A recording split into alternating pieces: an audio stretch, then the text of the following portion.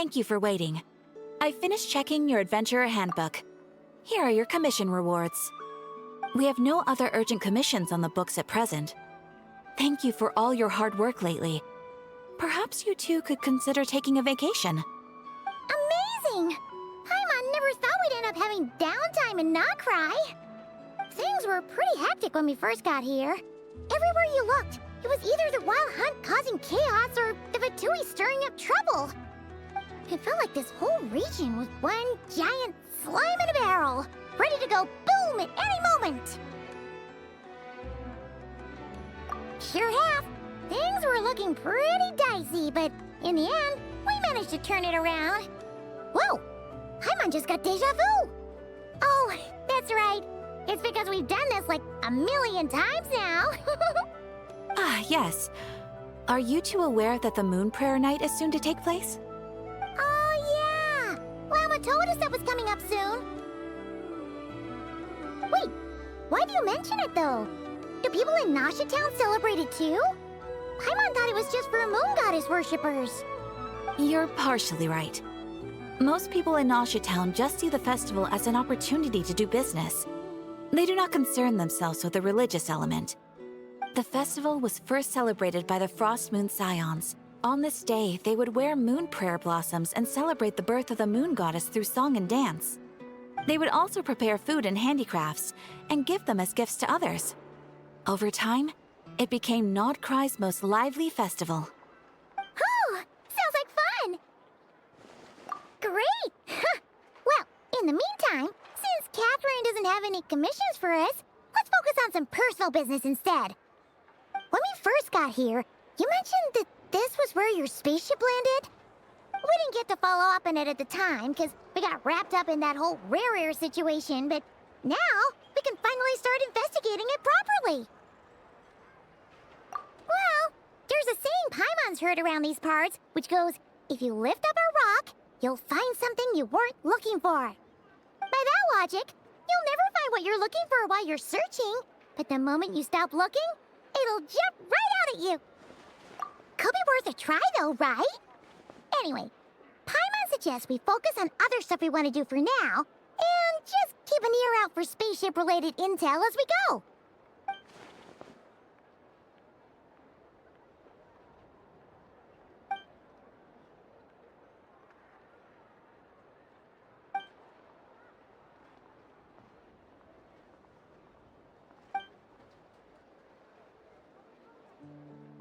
What's wrong? You look super serious all of a sudden. Huh? Paimon gets why you'd be concerned about Columbina, but what does the doctor have to do with anything? Oh, that's true. And now that you mention it, we're definitely overdue for a showdown with the Fatui. It is weird that he hasn't shown himself this whole time. What could he be up to? True. Paimon would much rather deal with Marionette anyway. She says the meanest things, but when it comes down to it, she doesn't seem like a bad person. Maybe it's the pressure of being a Fatuse? Especially as a Harbinger. Does she feel like she's gotta act tough to keep up appearances or something? But then, every time we headed out with Rarier, she always wound up having to repair Polonia and her other robots. That's gotta sting. Losing face always hurts more for people who care a lot about their image. She's probably still furious about it. What? Relax! She's not even here! Huh? What's the matter? Oh, nothing. Sorry, we'll be on our way now. Where are we again? Oh yeah, Columbina? Right, yeah, let's go see Columbina.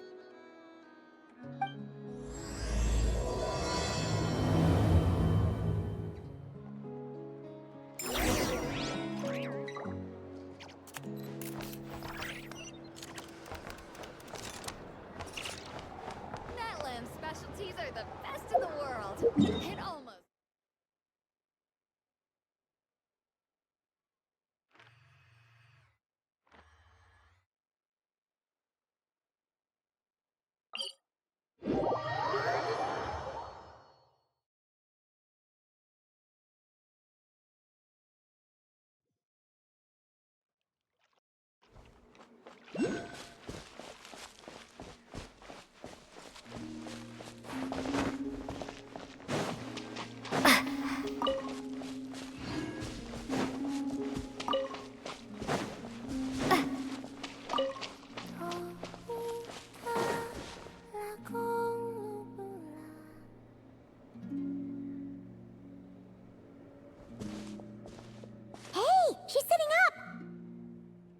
me sitting here a rare sight?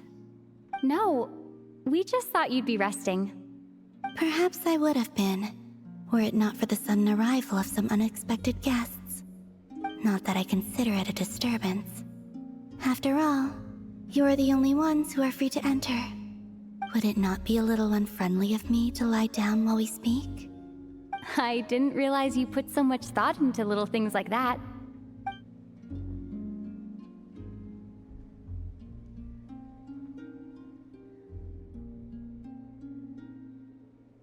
Only sometimes. There have been moments lately where I think about you and your companions. They are warm, mysterious, and cozy memories. Very few of my past memories are anything like that. They say that travelers return home bearing bags full of souvenirs. But my luggage was empty, and I believed it would stay that way. Return home? So, you're still planning on returning to the moon? Yes. This planet continues to reject me, reminding me that I do not belong here. If I remain into that, there will come a day that I disintegrate. And I don't mean reduced to dust, or turned into food for the flowers. I mean, I will cease to exist entirely. Alright then. Well, we're sure gonna miss you. But it sounds like we'll have to say goodbye. How do you intend to return? The moon prayer night is soon to arrive. On that day, the moon will be closest to Devat. The Kuvaki in this land will reach its peak at that time. I merely need to grasp the tide, and with relatively little effort. Oh, Paimon gets it! It'll work like a slingshot! You make it sound like she's gonna get blasted up to the moon. If I did that, I suspect I would crash into the false sky. I will be using a much gentler approach. But I do like the analogy. It's fun. You see? She gets Paimon's sense of humor. In the blink of an eye, the time has come to part ways. It does feel that way, doesn't it? Time seems to fly fastest when you are enjoying it. I have always thought of myself as a wanderer on this earth, and it has never expressed any desire to keep me here. Yet, just as I plan to depart, it tugs at my arm. Is this a gesture of affection? Or is the world mocking me? Oh. Were you hoping I can answer that? Yes. You are a traveler, so you must have a lot of experience in this area. Then, what I would say is, enjoy the moment. That's right! Don't overthink it! Happiness is happiness and joy is joy! The point is to enjoy it, not analyze it! I see. Then what I would say is, even though I am very tired right now, I am still happy. I can't tell from the tone of your voice. Oh, really? You don't think I sound happy? I'm just kidding. I could tell you were in a good mood today from the moment we saw you. Ah, a joke. Albeit not a funny one. Anyway, I assume you're here about you-know-what. Give me your hand. Actually, it's not that. There's something else we wanted to discuss with you. Oh, then do you still want to give me your hand? Or not? Sure.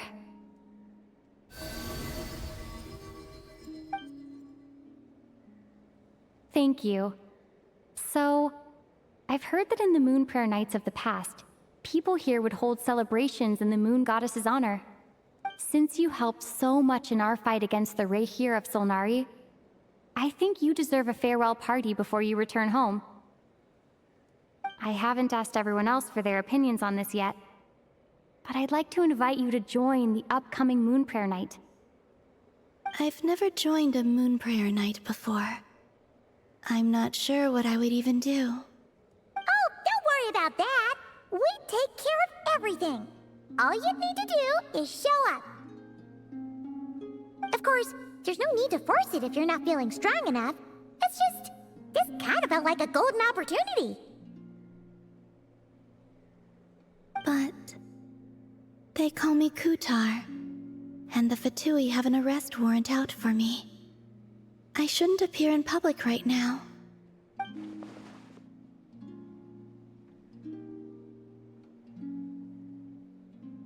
I'll make it work. You have my word. Yeah, we got your back. Well, she does. Paimon's actually not too sure what she's planning. All right, if you're sure. I will not refuse your invitation. I suppose it wouldn't hurt to pack a few more sights from this world into my suitcase before finally learning what my homeland looks like. Oh, if you see Lauma, please tell her that my answer to the question she asked me is neither yes nor no. Rather, it is, there is no need. That was kinda cryptic, but sure. Guess it's between the two of you. We'll pass along the message. Bye for now!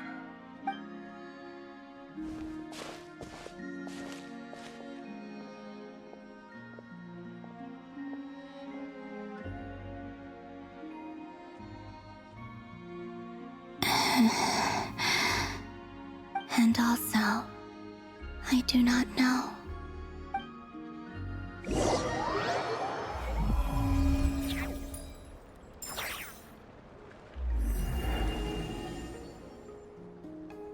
Since she's agreed to join the festival, let's go see who else wants to take part. Lauma's gotta be the person most familiar with the Moon Prayer Night. We should start with her. Also, what exactly is your plan to keep her safe?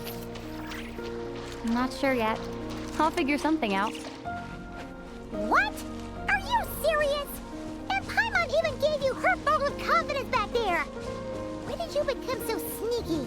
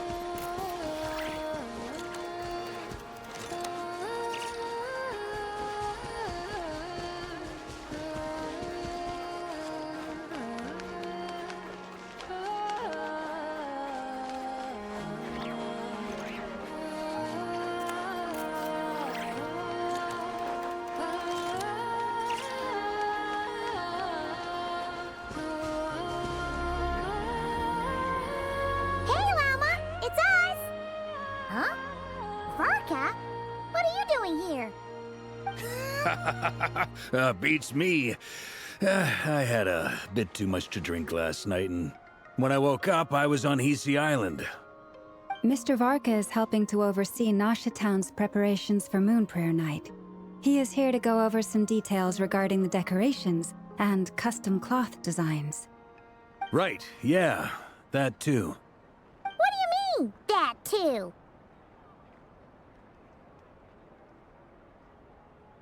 Yes. Celebrating this festival is a long-held tradition here in Nod-krai. On this day, the crescent moon at the top branches of the verdant crest turns into a full moon, and the moon prayer blossoms bloom with a special radiance. Our people take these to be blessed omens. It's an especially welcome event coming off the back of all that nasty business with Rerir. Everyone got put through the ringer recently, and now they're looking to turn their fortunes around. The big shots in town all agree that a big, lively celebration is just what we need to rebuild people's faith in this place. No wonder Catherine said the people weren't so bothered about the religious element. That's right. It's become more of a local custom by this point. The celebrations have little to do with whether the religious stories behind this event are true or not. Even the Frost Moon Scions are eagerly awaiting the coming of Moon Prayer Night, despite now knowing that their past beliefs were founded on a falsehood. That's fair. It's a bit like the Lantern Ride in Liyue. It's a chance for people to enjoy themselves, not debate the existence of the Adepti. Oh, one other thing! We just went to see Columbina. We went ahead and invited her to take part in the festival this time. Hope it's okay. Wait, so... you mean she agreed to it? Huh. That's quite a surprise. Then, I suppose that she intends to return to the moon on that day. Oh, yeah! It's kind of a complicated process, but basically, it's like a slingshot.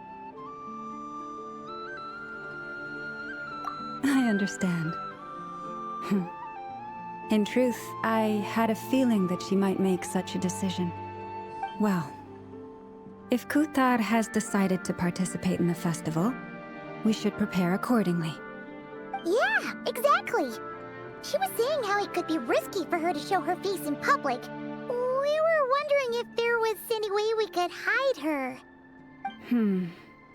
Unfortunately, the people who carved the statues did an excellent job of capturing her likeness. It will be very challenging to hide a goddess whose face everyone is so familiar with. Darn! We may have bitten off more than we can chew here. Nah, don't sweat the small stuff. We can handle that. Huh? Are you saying you have a plan?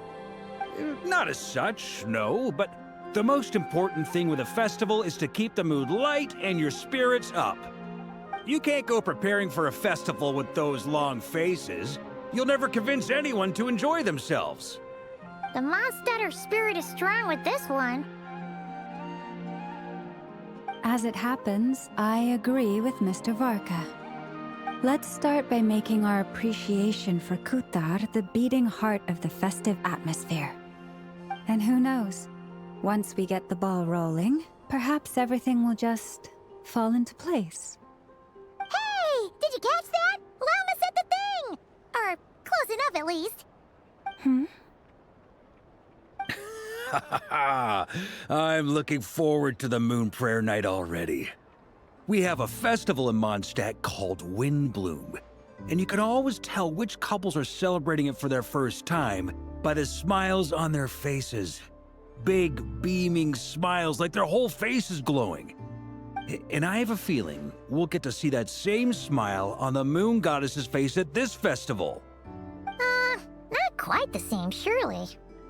Anyway, I'll take care of business in the city, but I'll have to leave the decor up to you and the Frost Moon Scions. No one else can capture that traditional aesthetic quite like you guys. But lastly, there's the final key element that brings the festival to life. Companionship. Before you leave, let me show you something that we've been preparing. Mr. Varka had asked to see it already, so you may as well tag along. Also, I have some further questions about Kuthar's decision.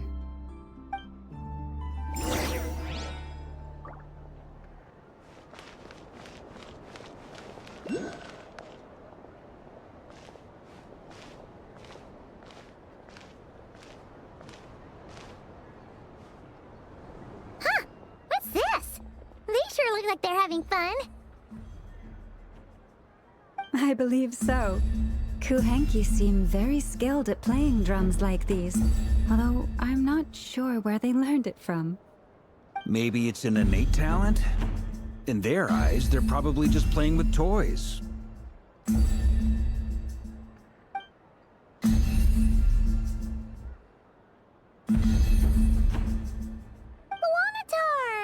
You want to play too?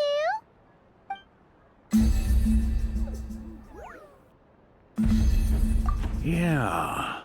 She looks more confused than anything. Maybe we can teach her next time if we get the chance.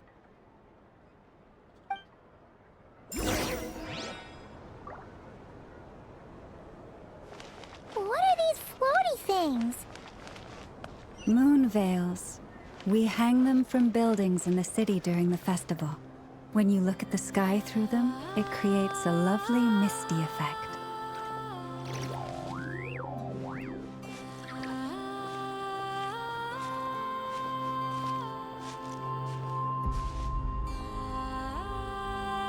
Everyone seems hard at work. They are preparing items for Moon Prayer Night. For instance, the sculpture being made over here, Mr. Varka and I were just finalizing the details of where it will be placed. Ah, there she is. I didn't know the finished article would be so large. Not to worry, though. All the necessary arrangements have been made. Just let me know once it's ready, and I'll get some people to ship it over. You have my thanks. And over here, we are preparing a very traditional confection. Oh, look at all these colors! It looks great! Can Paimon try one? Of course. I have a feeling you'll like it a lot. You bet! Sweets and treats are Paimon's favorite! If you included those in the Feast of the Moon, I bet Paimon would have joined the Frost Moon Scions by now. There will also be verdant crests like this present in Nasha Town during the festival.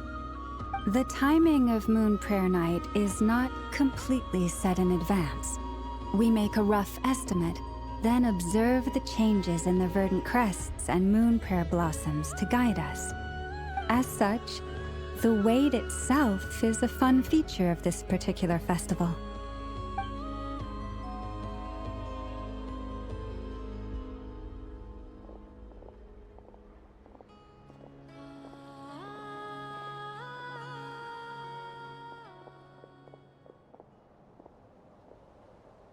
Let's talk here. To tell the truth, I am very surprised to hear that Kutar is willing to participate in the festival. I once asked her if she'd be willing to stay with the Frost Moon Scions. I could introduce her to everyone, and we could be a family to one another. She did not answer, but she has not appeared here since. I took this to mean her answer was no, but if that were the case, she would not have accepted this invitation. Ah. I see. Maybe she is right. Maybe the Frost Moon Scions of today no longer need a moon goddess. But my wish was not for her to come here and be worshipped as a deity. I simply wanted to offer her a place to stay. I'm sure she believes that showing herself here might invite Fatui intervention, and as such, she does not wish to cause us trouble. But what really pains me about all this is that this is her birthplace. She ought to belong here, yet no one has been able to grant her shelter. I think I'm qualified to weigh in here. When someone's about to depart on a long trip, what they need is blessings, not burdens. We should wish her the best, not make the journey harder than it already is. Anyway, she's agreed to attend, hasn't she? All we need to do is simply respect her decision. I see your point. Yes, she will soon depart after all. Our job is to leave her with some happy memories. Besides, who's to say her journey to the moon is a one-way trip? It's not like she can't come back and visit if she wants, right? Paimon agrees wholeheartedly. Festivals are all about having fun, so let's keep it simple. All right, I'm gonna head back to Nasha Town soon. Wanna come with? I'm guessing you have some other folks to visit there. Sure thing, let's go! Bye for now, Wilma! Thank you all. Goodbye.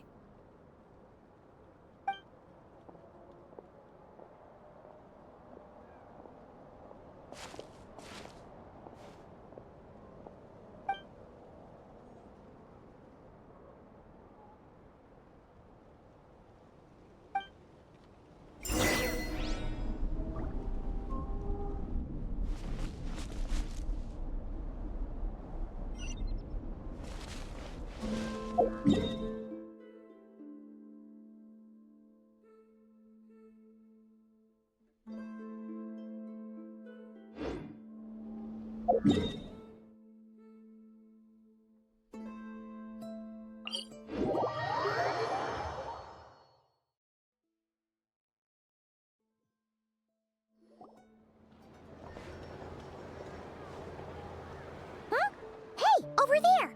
It's Durin and Albedo with Flints. What could they be chatting about?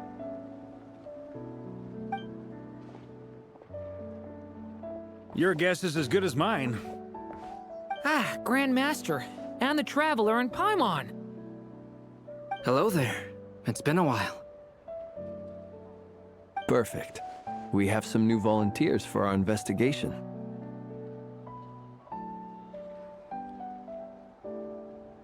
Wait, let me guess. The righteous Lightkeepers are finally ready to hunt down the Abyssal Dragon? Haha. Yes, that too. Yeah, right. Oh, wait. Why does everyone keep saying that too? Well, to be precise, the facts match, but not the causality. Wait, so I guessed right?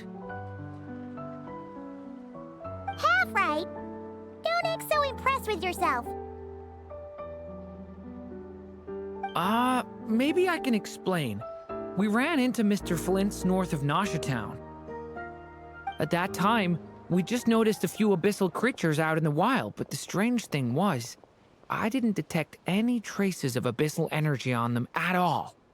On closer inspection, we realized that they were not real monsters, but something akin to reflections in the water, or perhaps a mirage. Huh? What do you mean? Like, you could see them but not touch them? Exactly. It was very peculiar. They roared and tried to attack us, but we could not make any physical contact with them. I think I've heard of things like that happening in nod-krai before, but I don't know much about it. Yes, it's a known phenomenon. Mirage-like illusions tend to appear in nod-krai in the run-up to Moon Prayer Night. From a distance, they appear quite real. I myself thought that Misters Durin and Albedo were locked in battle with abyssal monsters when I first arrived. But after sharing intel and investigating a little further, we can confirm that these illusions are harmless. There is no great cause for concern.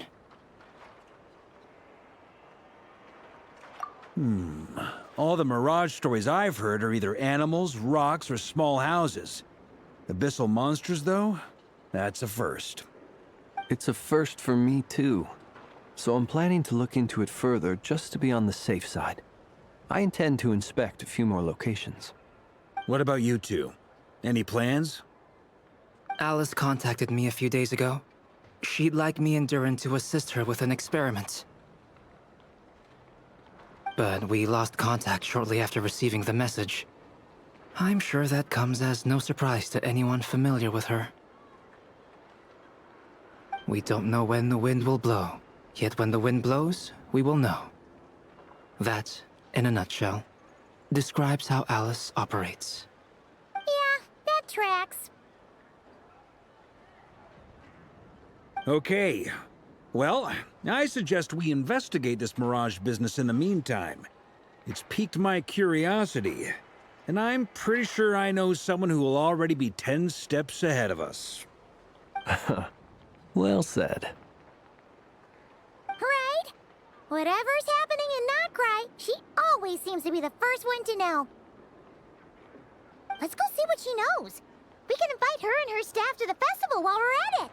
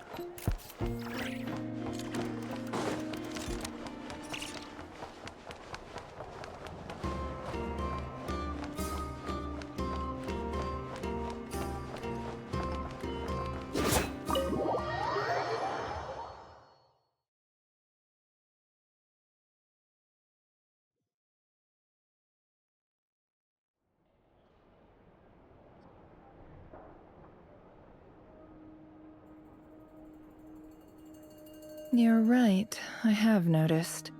There's certainly something a little fishy about this situation.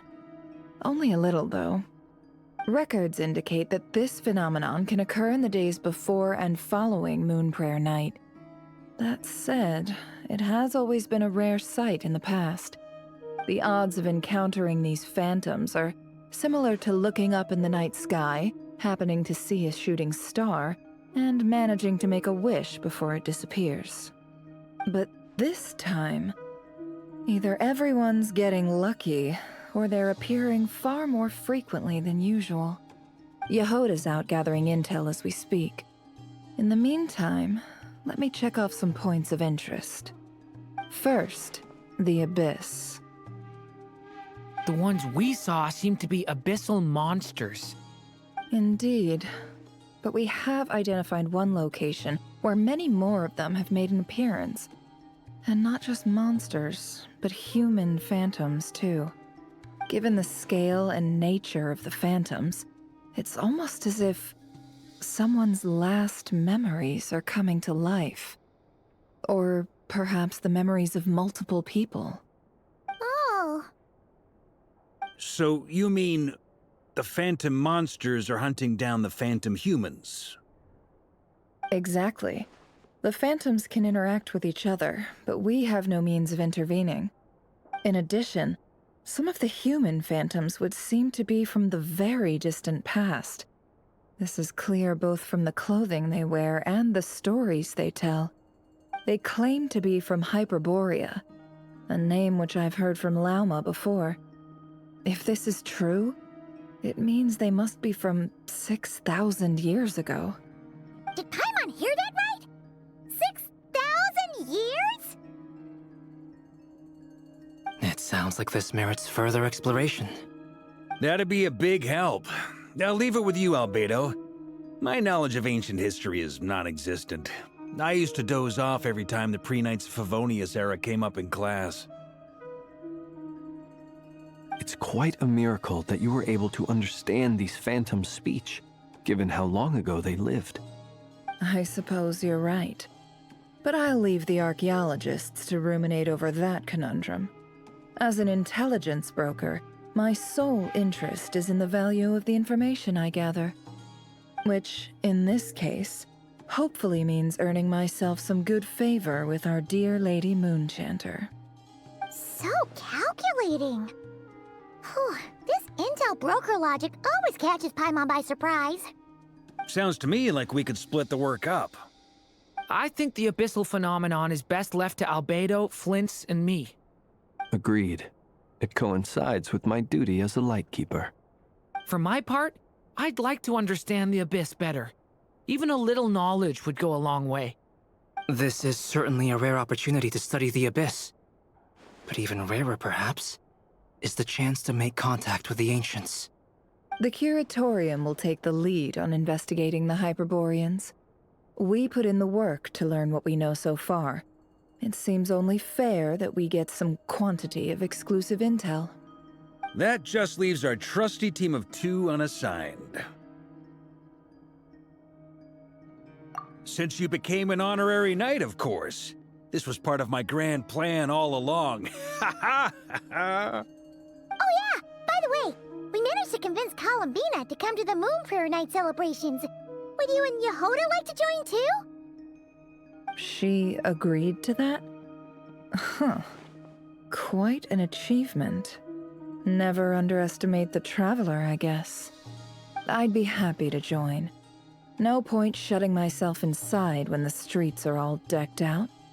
I doubt any clients will be visiting during the festival in any case. And Yehoda loves a party, so I'm sure she'll jump at the opportunity.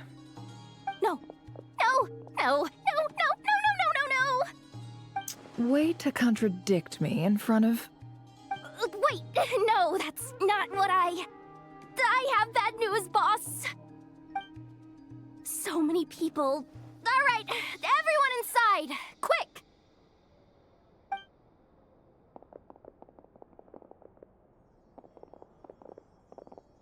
This is gonna sound crazy, but hear me out. I saw one of those phantoms at Star Sand Shoal. And it was some sort of flying ship. Like a spaceship? That's gotta be the one you came to Tibet in. You said you saw the same thing through the moon marrow, right? Huh? You already know about it? Ugh, I thought I was gonna blow people's minds. Turns out I'm the last to find out. Wait, back up. You came here in a spaceship? Now my mind is blown! What's it like on the inside? Was it like flying through space? I want to know everything! Yep, exactly. Huge discovery. You're the best. Second best intel broker in the world. After your boss, of course. Wow. Really? Well, I don't know if I'm all that, but... I guess that decides where we're heading next. Come on, don't look at me like that. I know the spaceship doesn't have anything to do with me, but you don't want to leave me as the only one twiddling my thumbs, do you? Please? Fair enough. You can tag along. In that case, let's meet back here to discuss our findings once we're done. I wish everyone a productive investigation. You too.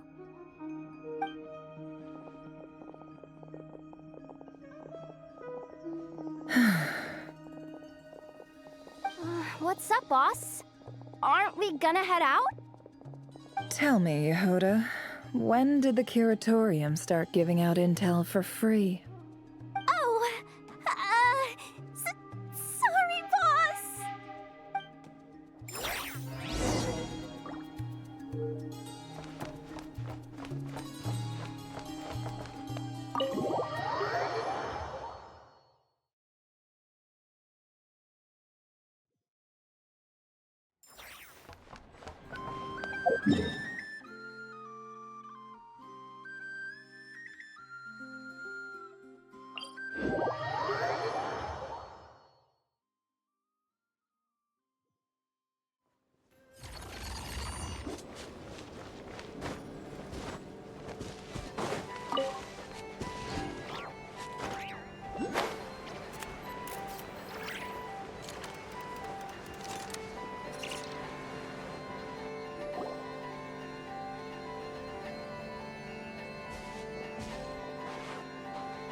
Well, what do you know? Yehuda was right on the money.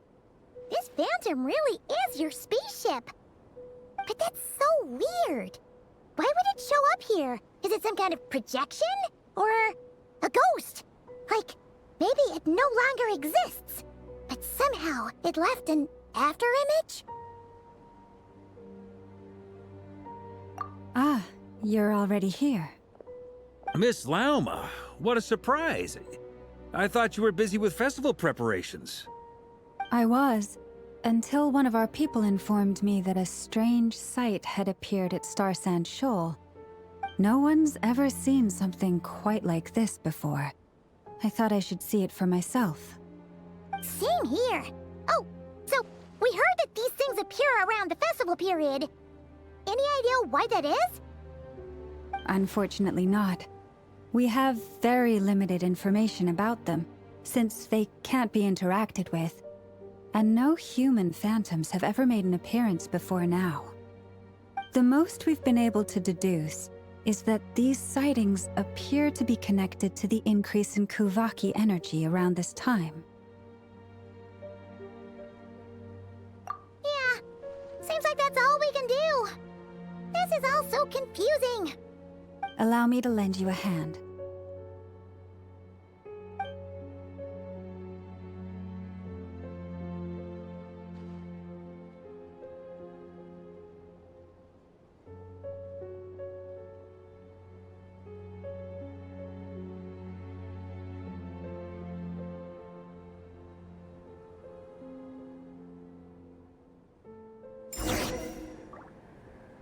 Everyone, our friend here should be able to provide us with some information. Is that a phantom rhymehorn deer? I've heard about how the Frost Moon Scions live in harmony with the animals, and can even communicate with them. That's coming in handy now, for sure. Okay. Yes, I understand. Then how about this?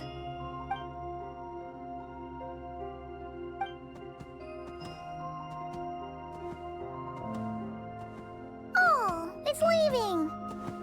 It appears to share our curiosity about this giant spaceship, so I asked it if it wouldn't mind investigating along with some friends. In return, I told it about some nearby spots where the wild fruit grows abundantly. We may live in a different era from these phantoms, but I trust that the terrain, climate, and ecology here are more resistant to the effects of time than some things are. Let's give them a moment and hope for the best.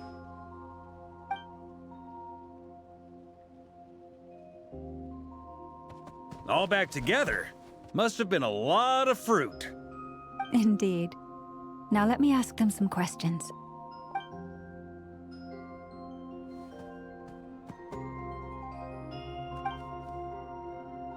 It did find a lot of wild fruit, enough for them to feast for a long while.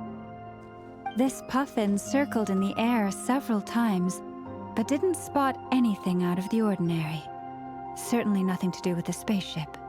Huh. Well, it definitely makes sense to get a bird's eye view. Indeed. Other than that, I was also thinking that the world these phantoms see is also different from ours. Oh, I get what you mean.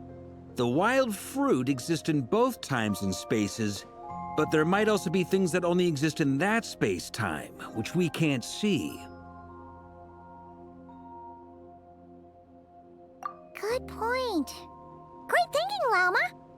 Blunthorn rhinos can use kuvaki to shift great rocks, but this one says it couldn't get that ship to budge by even an inch. The sniffer mole tried too, but despite being a skilled digger, it could not get through. They say that the spaceship looks robust and undamaged. It seems completely impervious to any and all attacks. Whatever lies within is well defended from harm. So, just like us humans, there was nothing they could do about this spaceship either. Yes, still, they deserve our thanks. We are grateful for all your efforts, dear friends. Now go, and enjoy your feast. I've noticed some other human phantoms gathered nearby. Come on, let's go talk to them.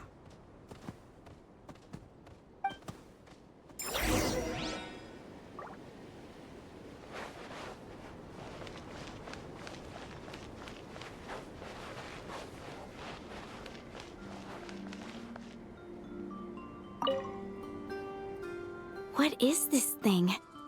I've never seen it move, and there's no way to get inside. Goodness knows. My grandpa says it's been sitting here at least since his grandpa was still alive. What about his grandpa? Did he say anything to your grandpa's grandpa about it? Huh? I don't know. In all likelihood, it was here back then too. Hard to imagine something this huge could move. Guess that means that as far as they're concerned, this ship's been around a long time.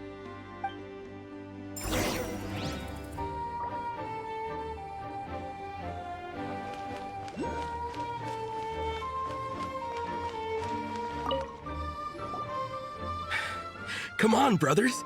If we can get even a small chunk off of this thing, it's gotta be worth a fortune. Today is the day we strike it rich. Huh? You mean Paimon? Yes, brother, I shall join you. Let's make our fortune. We should go with them. What the? This thing is crazy tough. I can't even scratch it. What's it made of? Sorry, brother. Looks like we'll have to seek our fortunes elsewhere. Enjoying yourself? I was just seeing if I could influence this phantom's perception by playing. But nope, no dice.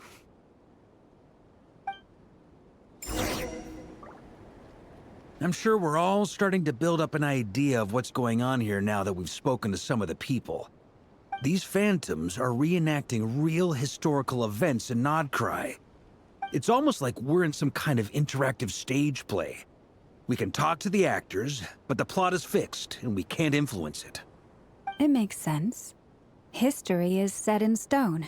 The objective facts of the past cannot be changed. Paimon totally thought you were just goofing around earlier. But actually, you were doing some serious investigating. Of course I was. Anyway, at this point, I think we're forced to conclude that although the Phantom spaceship is right there in front of us, we aren't going to learn much about it from these people.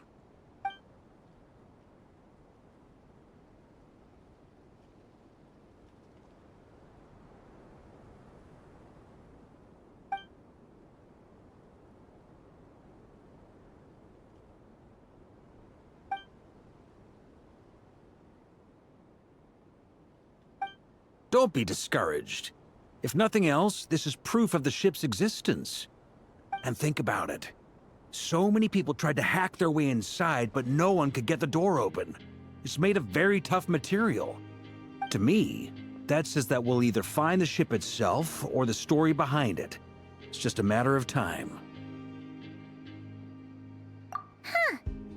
Every now and then, when Varka gets serious, he actually does seem like Grandmaster material for once.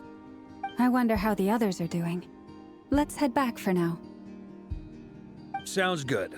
Also, drinks are on me if Team Knights of Favonius is the first to finish. Wait, we have a team name now? Am I in Team Knights of Favonius as well? You're very welcome to join. We've even got a cathedral ready for you. Isn't that technically blasphemy? You wouldn't dare make a joke like that if Barbados was in earshot. Nah, I'm sure Barbados doesn't mind a little harmless blasphemy once in a while.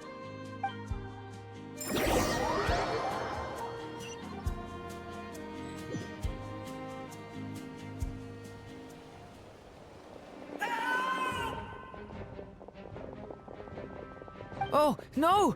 Get away! Oh.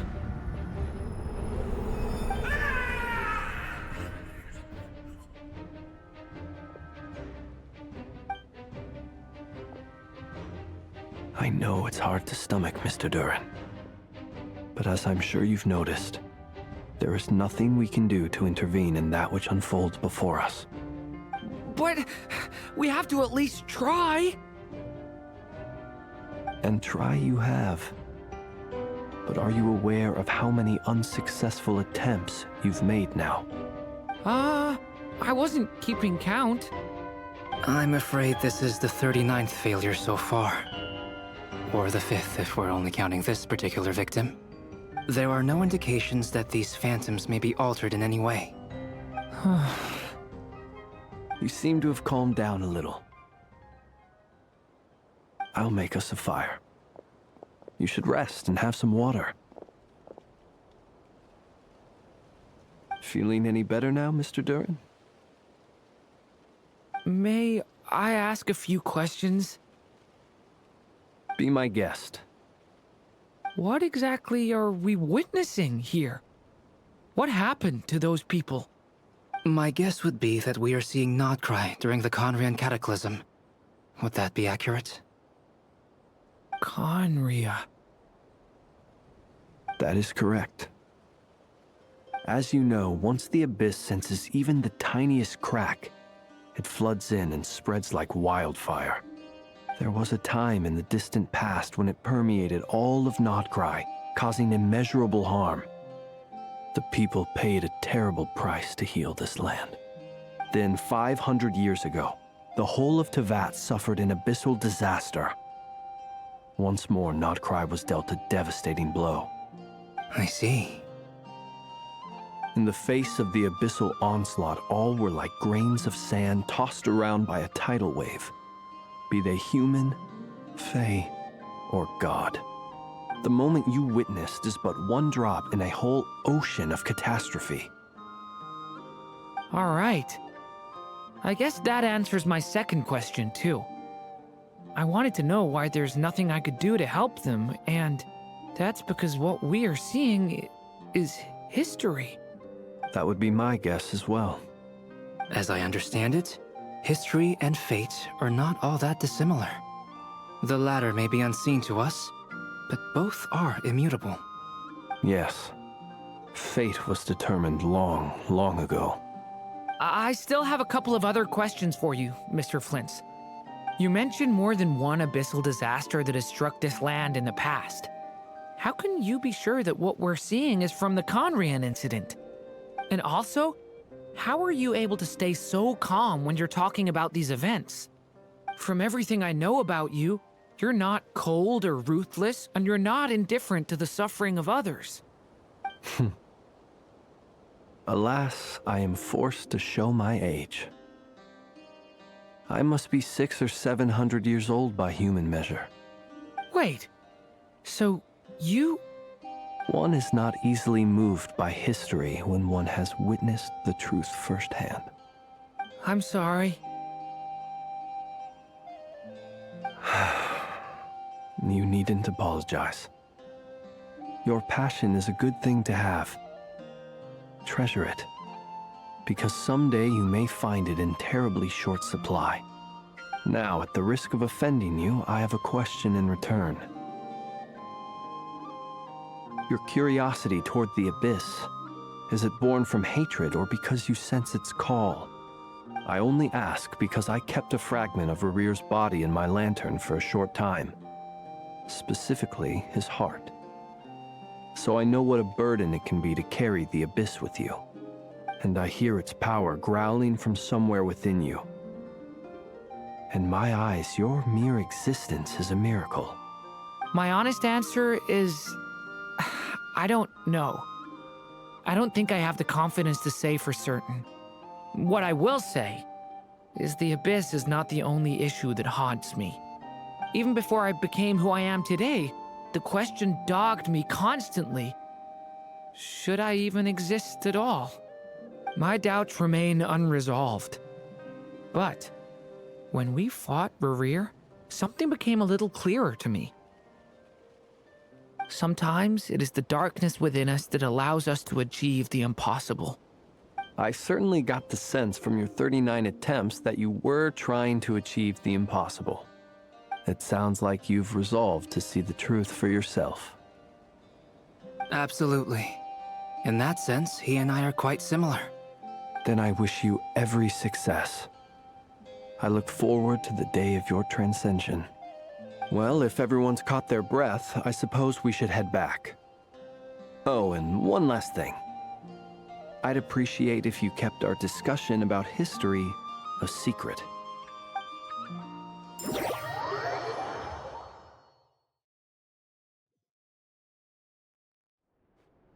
Incredibly, our separate investigations led us all to the same conclusion.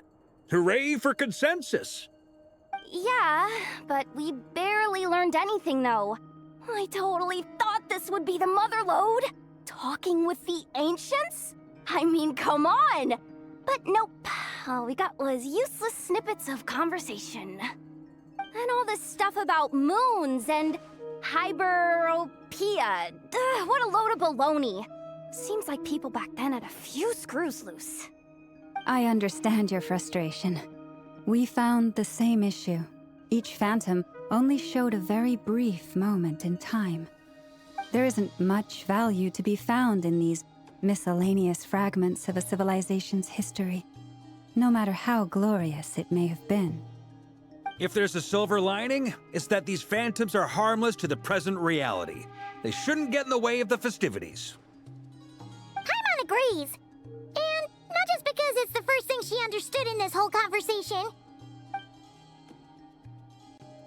You look disappointed, Nefer. Is something the matter? What do you think? We all worked our tails off, but the only one to gain anything from it was you, Lady Moonjanter. Well, please do share the Hyperborean records with me. I will gladly inscribe them in our people's documents. Oh, duh! Yeah! That was it! Hyperborea! Hyperborea. I'm serious. Only an expert in the Frost Moon Scions and their history can turn these records into valuable research material. The alternative is to let them gather dust on the Curatorium's storage shelves until the pages turn yellow. Nefer, you're wise enough to know that cooperating and sharing the profits is the best course of action here. Well, that goes without saying. Sure, let's do that. Huh? But didn't you say we aren't supposed to give out intel for free? Sorry. Shutting up. Now is not a good time to push Nefer's buttons. Anyway, back to Moon Prayer Night. I'm thinking that we should prepare something a little special, aside from the usual decorations and so on. You mean a parting gift? Can't go wrong with food. Although, does food go bad on the moon? Perhaps a lantern would be a better choice. It might be dark up there. It could prove difficult to light a lantern on the moon. Magical stones might serve that purpose better. What about a clockwork mecha model from Fontaine? I've got a whole bunch at home. I use them for fighting practice in my free time. None of these sound like things she would be even remotely interested in. But we don't interact with her enough to know what she likes. Yeah. It would really save us the guesswork if someone could find out what she's into. Wait, what the? Traveler? They're all looking at you. Great! Haha, problem solved. Now, I need to stop by Dory's. Gonna need her help sourcing a bunch of stuff for the festival. Then let's leave it there for now. We all have our own business to attend to. Traveler, if you find out what Kutar likes, let us know right away.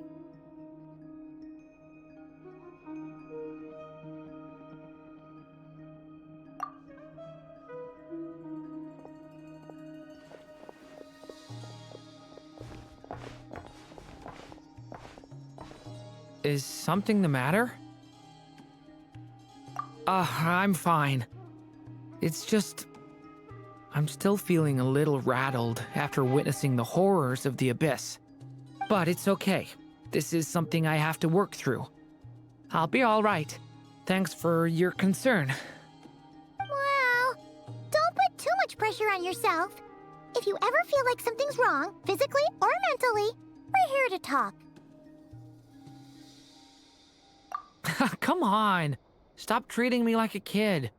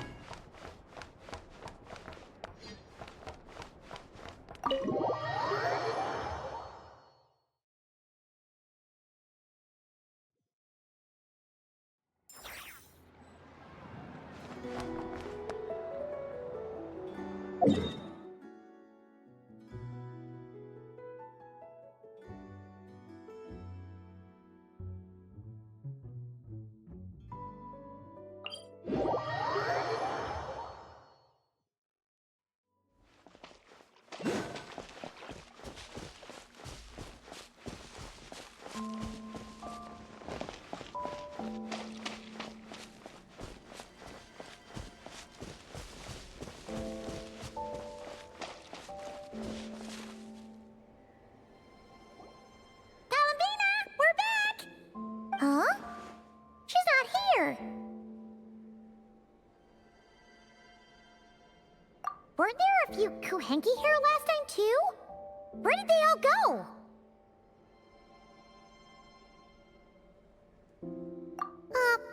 Walkies? For Kuhenki? You're not pets, you know. Oh well, looks like we just came at a bad time. Let's try again tomorrow. There's still a few days until Moon Prayer Night, so we're in no rush. Besides, she needs time to rest anyway.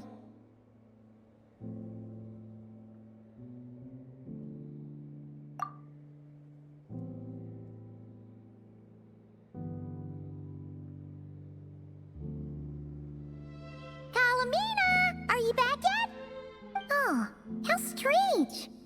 Looks like she still isn't here.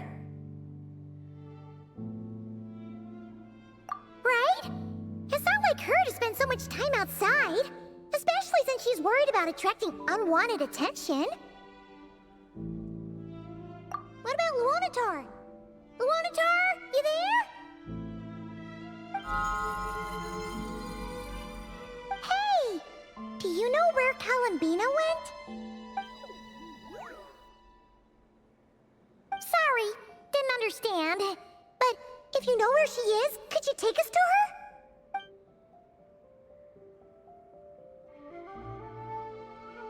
Yeah, that's even stranger. What about him? Oh, that's not good news. They change color when Columbina gets weaker, right? And they look super pale right now. Good idea. She might know what's happening.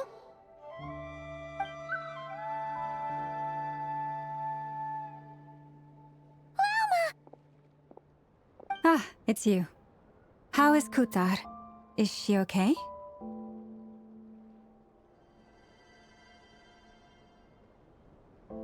No, she hasn't. I came here to check on her after I noticed the flowers had changed color. Based on past precedent, she must be very weak right now. Even getting up to walk would be a struggle. It seems unlikely that she wandered off outside. Not to mention that she doesn't do that at the best of times either. So yeah, this is super weird. No. Very few people are in the know about Kutar's whereabouts. And if anyone suspicious had visited, they'd have left some sort of evidence. Come on, let's go to Nasha Town. If anyone has seen her, someone there will know about it. It's nod-krai's information hub after all. Makes sense. Let's go!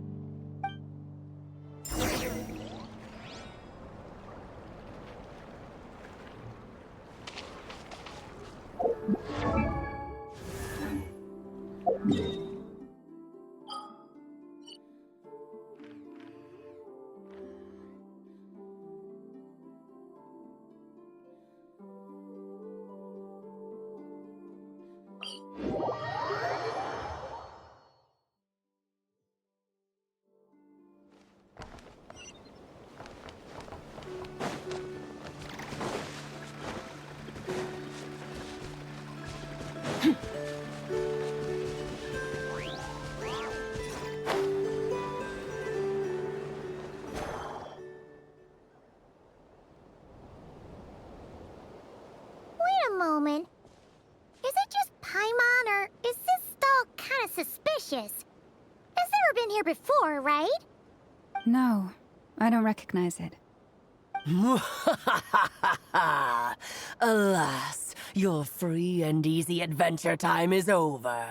Now, prepare to face the final boss of nod-krai. Whoa! Where'd that voice come from? Not sure, but it's definitely hostile. No, no, no, not that way. The final boss is right here.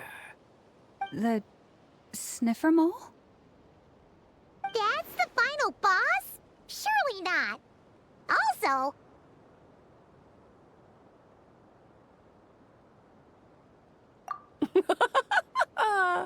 Okay, the jig is up. I'll stop teasing you. Turn around. I'm right behind you.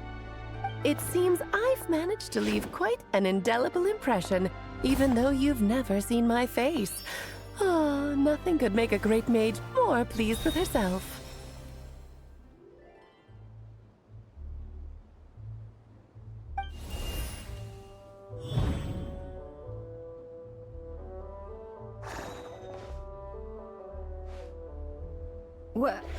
What is going on? I've heard that all the big shots in Teyvat have long, wordy titles that stun people speechless when they make their entrance. Unfortunately, none of them are affiliated with the Hexen Circle, and we ourselves keep a very low profile. The notorious name-dropping doesn't quite work for us. Still, I, for one, think I'm really quite amazing. So that didn't stop me from coming up with a title anyway. Alice! It's really you this time? Not a lantern or a dodo, but Alice in the flesh? Oh, that's right. So, what do you think? How does it feel to finally meet me? You look like... Oh, that's the first thing you thought. A little surprising, but that actually makes me very happy. Because that means that when Klee grows up, she'll be just as stunningly beautiful as her mother. So she's a friend of yours? Kind of. This is actually the first time we've seen her in person. I see. Madam Mage, that was, quite a powerful entrance. I certainly won't be forgetting it anytime soon.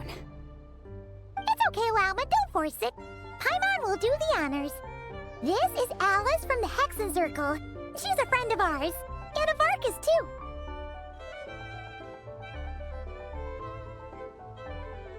That's right! She's a good person, just kinda... unpredictable. Well, what is the human heart if not unpredictable? Hmm? If we could not do as we please, how would we differ from machines?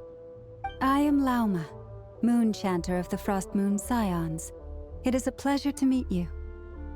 Oh, I know. Before you got here, I spent a good, 15 minutes getting up to speed on nod-krai's present situation. In other words, I've read the whole in the last episode part, so we can skip the pleasantries. Fair enough. Well, Miss Alice, I can already tell that you have quite a unique personality. He'll get used to it. Paimon sure is. So anyway, what are you doing in nod-krai, Alice? Oh, I thought I told you already. This time, I'm the final boss. And what a formidable foe I shall be. Powerful, confident, decisive, and good luck finding my weak spot. You will never succeed. Oh, drat! My one weakness, and you found it in an instant. Fate has been dealt a devastating blow. Thus falls the great Dodo King. Why are you playing along with this nonsense? For funsies, of course. What's wrong, Paimon? Are you disappointed in me? Am I a gigantic letdown? No, it's just... you seem like a busy lady. And this is the one time you've shown up in person. Paimon figured it would be for something more high stakes than just goofing around. You're quite right. I'm here in nod-krai because something big happened. Something big enough it caught the attention of the Hexen Circle. It concerns the 3 moons, Tevat's borders, and of course, the moon goddess you are currently searching for. Kind of. Why don't we discuss this over a pot of tea? My main reason for coming on this trip to Tevat was, of course, to have some fun. But I do technically have a job to do as well, namely, maintaining the stability of Tevat's borders. I'll skip over the complicated parts, but to sum it up, abyssal energies are all that lie beyond Tevat's border. We'd find ourselves in a real pickle if they ever made it through. And the phantoms you've been seeing are a sign that the border has been disturbed. No wonder they tend to show up around Moon Prayer Night. Is it because the real moon is now so close to us that its power can cross the border? In part, but only a negligible amount passes through. Just enough to influence the verdant crests and so on. And as you've noticed, there has been an unprecedented number of phantoms appearing this year. The influence of the moon beyond the border cannot explain this. No, there is another far greater factor at play. The trilunar syzygy. A trilunar syzygy? Eons ago, before the heavenly principles came to Tevat, it was the then 3 moon goddesses who controlled the laws of this world. Oh, that's exactly it. The three goddesses split these powers amongst themselves, promising never to consolidate them into one singular body. This was meant to keep the world stable. But, fast-forwarding to the present, the eternal moon's marrow is with you, while the iridescent moon's marrow, which should never have appeared in this world, has been retrieved. Add that to the presence of a moon goddess in the flesh and... the power of all three moons is gathered here in Nod-krai. There hasn't been an event like this since the War of Funerary Flame. And it's having a noticeable effect on Tevat's borders.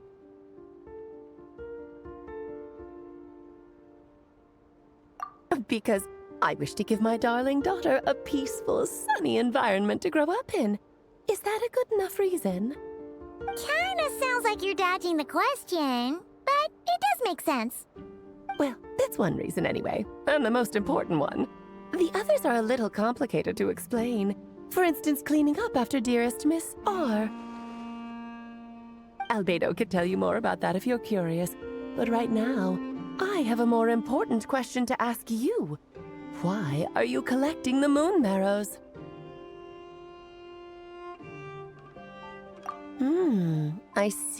I see. Nicole told me about that legend once. Nicole? You mean meet Anne? Oh, so you remember.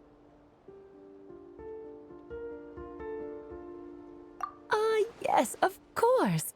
That was the story about Fate, her area of expertise. But back to the story of our dear moon goddess. I'm afraid her intended method of returning to the moon is unlikely to work anymore.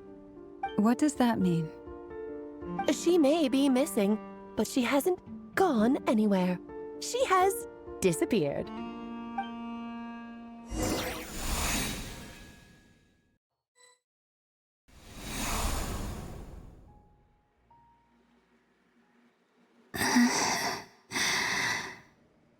My body is so heavy.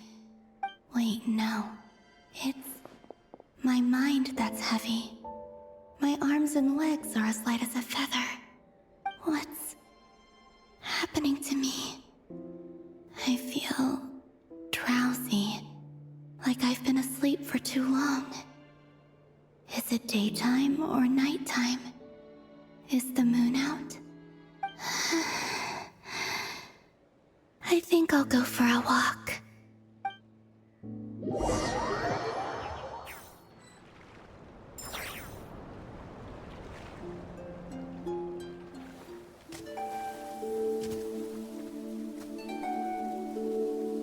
Are you out for a walk too? Huh?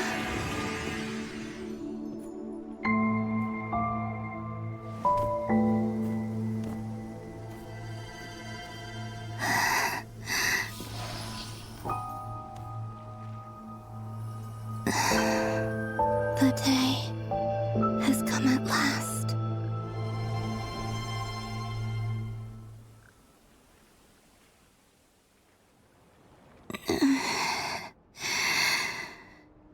Have I grown so weak that I can't even sustain my physical form? But Moon Prayer Night is nearly here. I was so close to returning home.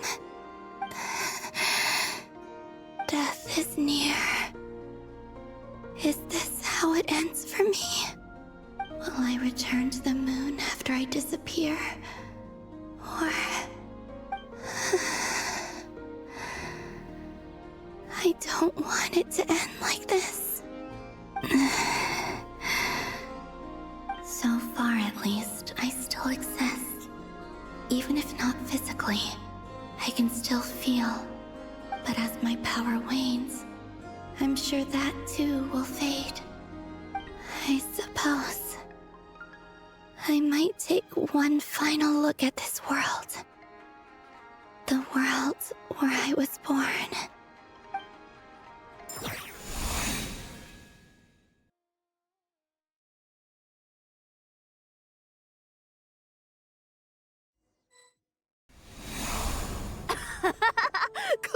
Come on! Wait for me! enclave. How much it has changed since I was born. These decorations, they're so heavy. It's times like this when you kind of wish men could be priestesses and acolytes. How fascinating. I've never had the chance to be privy to people's private lives in this way. In the past, people would get so solemn and serious the moment I showed my face, like they were frozen stiff. Karina, Lametti, it's time to eat. Coming! I want to watch them a little longer.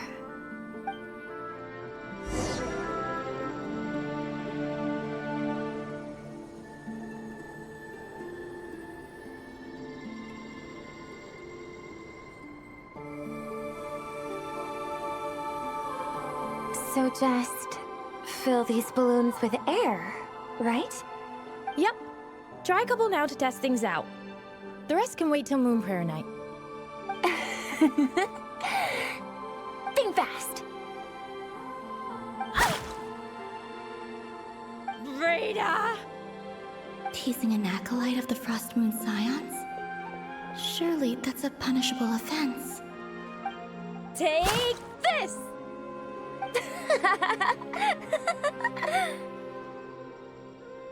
Huh? All right, enough horsing around. Lady Lauma gave us a task. We should get back to it. The task is just to check that the balloons don't leak, right? Doesn't matter if we fill them with air or water. Yeah. Okay, you got me there. And you got me there. But still, we can't use all the balloons before the festival even starts. We won't use all of them. And as long as Lady Lauma's trusted acolyte doesn't snitch, this can stay as a little secret between friends. A couple more can't do any harm, right? Oh, you menace. Then, think fast! Is pumping a balloon full of water really so much fun?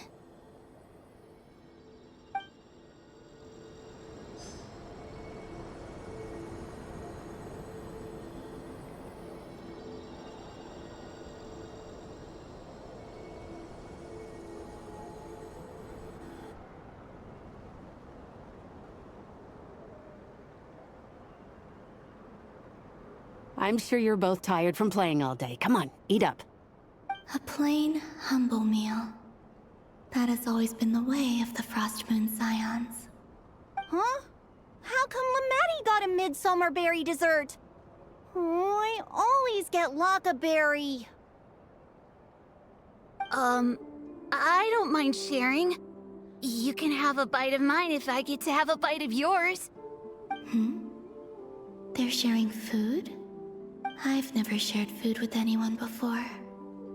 Even at the Harbinger tea parties, everyone just ate off their own plate. And when I couldn't finish my food offerings from the Frost Moon Scions, they'd leave the leftovers out under the moonlight for the animals to claim. Hey! That was 2 bites! Oh, then you can have another bite of mine. Oh, you too. Oh, don't fret now.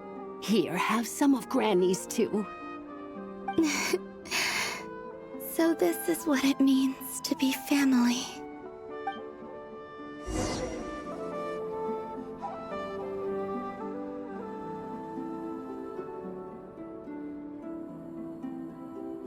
I'm seeing so much that I'd never usually get to see. They'd never act like this when I was around. It's nice, being able to just watch people in peace in these final moments. What a rare opportunity. I think I'll go take a look around Nasha Town, too. Maybe the Traveler will be there.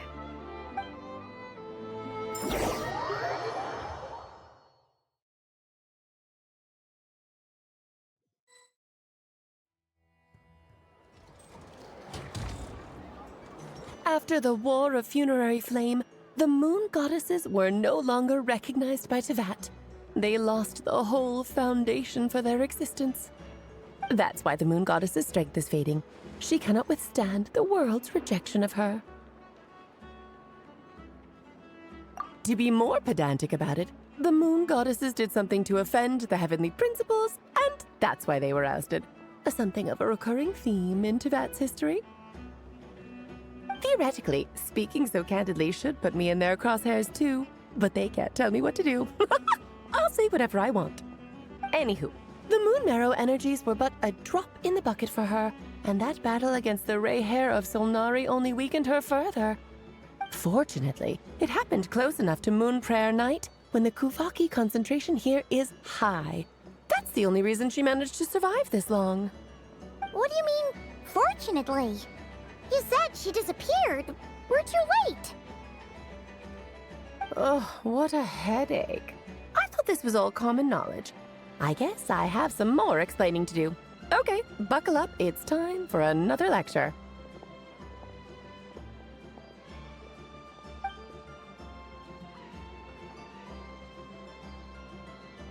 Now, I said earlier that the moon goddesses lost the foundation for their existence. The reason for that has to do with the natural order. Basically, the rationale for their existence in Tevat was lost.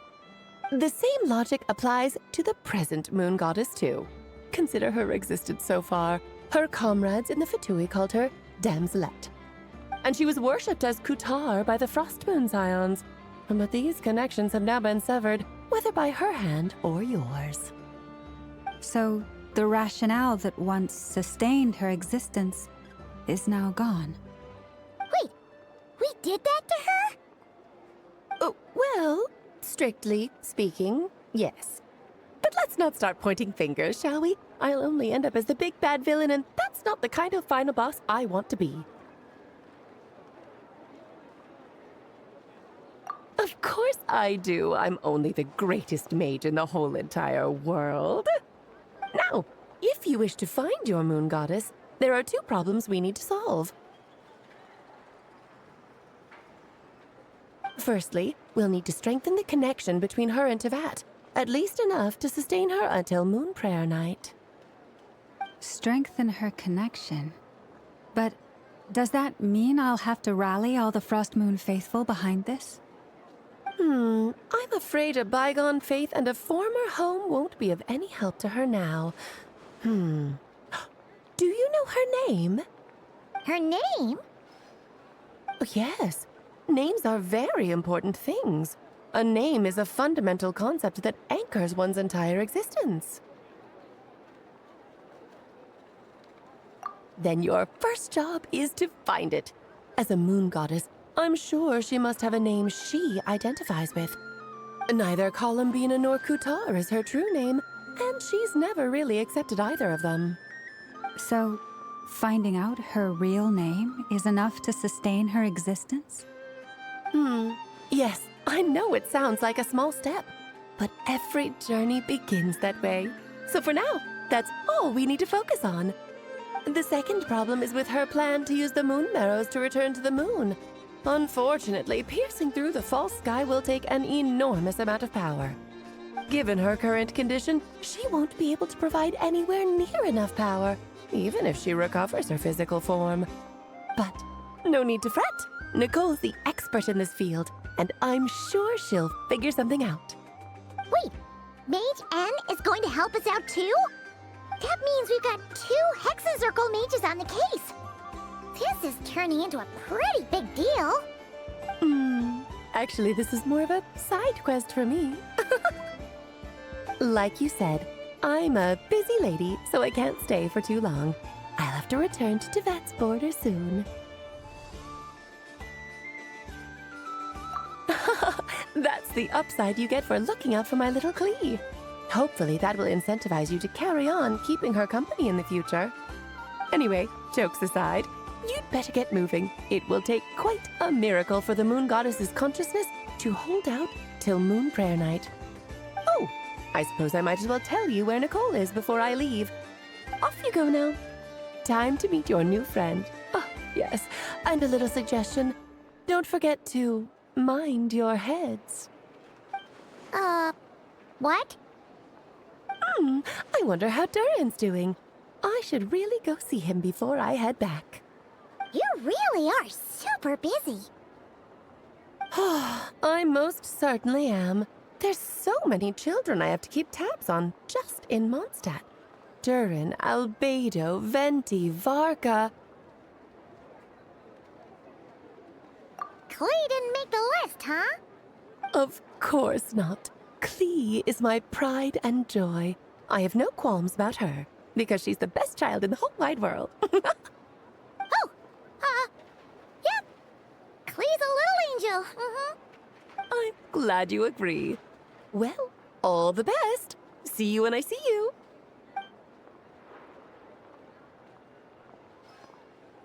She left in a hurry. Yeah, she didn't pack up her stall. Should we handle it for her? I must say, I'm now very curious about her daughter. Klee, wasn't it? What's she like? That's a long story. Come on, we'll fill you in as we go.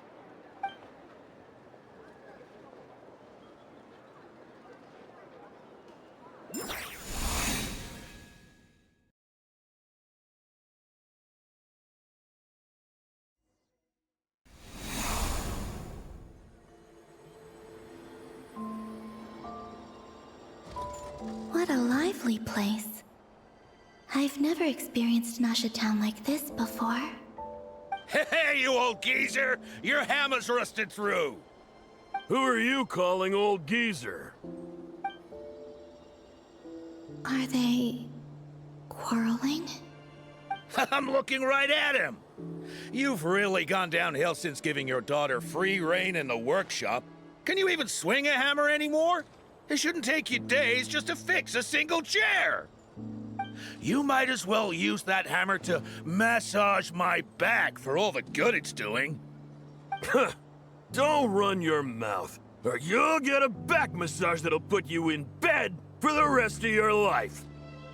Look, the materials haven't arrived yet, all right? You know how busy it gets in the days before Moon Prayer Night. I'll bet you send all the materials to your little princess. Blood's always thicker than water, huh? All right, you've made your point, Uncle Koski. As soon as the materials arrive, fixing your chair will be the #1 priority. And Dad, if you've got time to chat, why don't you lend me a hand, See? Lolka knows what the score is. I guess they're friends. But the way they spoke to each other was so ugly. Then again, it wouldn't be the first time I've seen something like this. Columbina! Sing outside my door in the middle of the night one more time, and I'll unscrew your vocal cords. You hear me? Oh, Zandrone. So that was her way of trying to be friends with me. What a pity. I won't get the chance to say any ugly things in reply.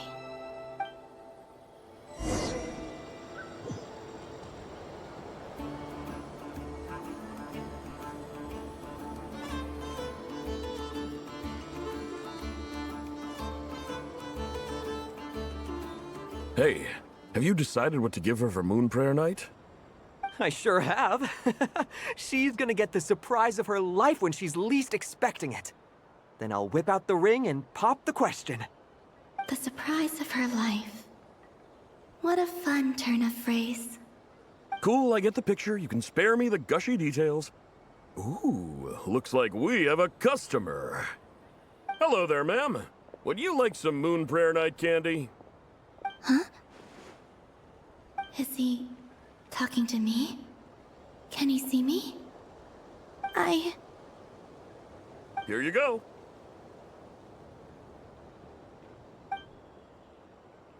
Oh.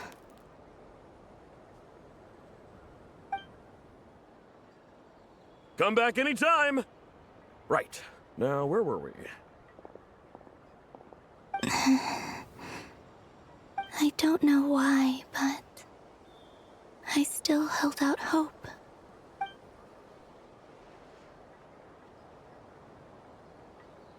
The most important thing right now is to find that mage. This name thing seems super important too, but where do we even start looking? I'd better go pay the Fatui a visit.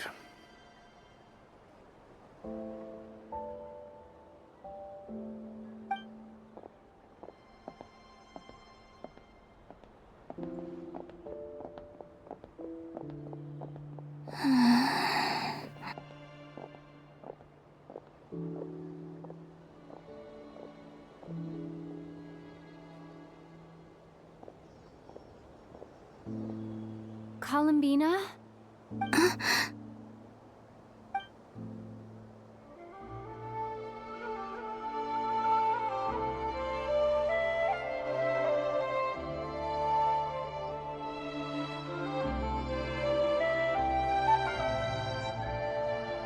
Traveler?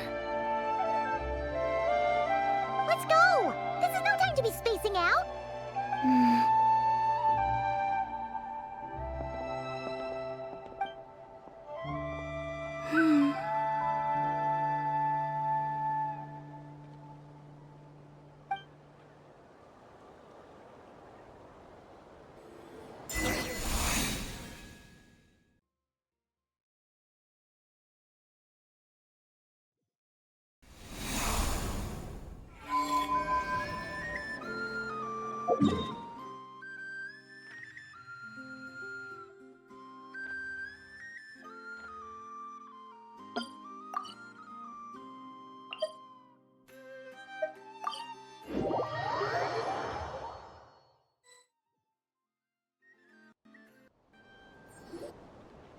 Where are they going?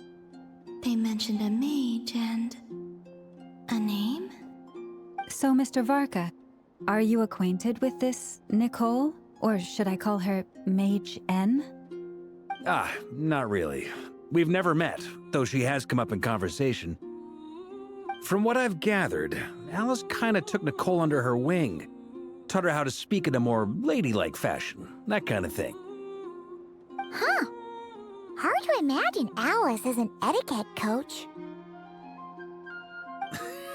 Yeah, Alice is a larger-than-life personality, I'll give you that. But then again, that's why she's able to draw such an eclectic mix of people into her inner circle. If I remember correctly, being an interesting person is actually one of her main entry requirements. So, if you ever wanted to join the Hexencircle, I'm sure you'd both be eligible to apply. Hey!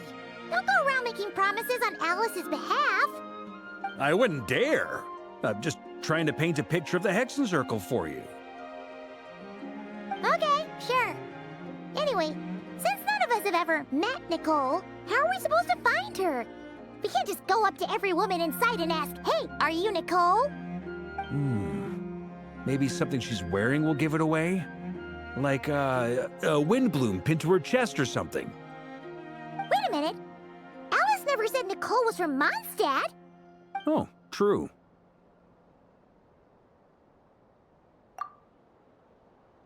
That would be...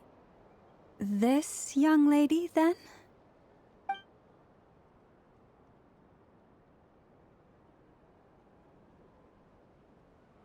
Hey there! Sorry to disturb you, but... are you Miss Nicole? Varka, Knight of Boreas of the Knights of Favonius. Alice might have mentioned me before. Ah! Have we got the wrong person? Sorry. Well, this is awkward. When I shook my head, I meant, no, Alice hasn't mentioned you before. Huh? Where is this voice coming from? My apologies. For certain reasons, I am unable to speak. This is the only way I can communicate with you. It might take some getting used to, but I hope you can understand. Hey, it's fine. I'm more shocked by the fact that Alice never speaks about me. I mean, As for you two, we have crossed paths twice before. But it is nonetheless a pleasure to finally meet you. Oh, it's really you! Thanks for all your guidance in the past! You're quite welcome. This time, things are different. We have reached the unwritten pages of the story. You might say that we stand at the crossroads of fate.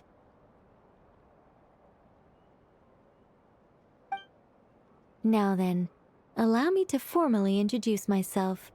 My name is... No, stop! Alice! I can't believe it! I had a whole speech prepared. I'd agonized over every single word. She always picks the worst moments to ruin other people's plans. I'm so sorry about that. Alice took the liberty of devising some bespoke self-introduction magic for each member of the Hexen Circle. But I could have sworn I deleted all of the triggering conditions for it. How did it bypass everything? Oh gosh, this is so embarrassing. This is a very different side of Nicole than what we're used to. Is she not used to face-to-face interactions? Don't worry about it. We've seen that introduction magic once already, so it wasn't too much of a shock. Please go on, Miss Nicole. We'd love to hear what you have to say, or, well, communicate. Huh? Are they talking to this lady? But... Will you all promise to forget that horrendously embarrassing introduction? Sorry? Embarrassing? When?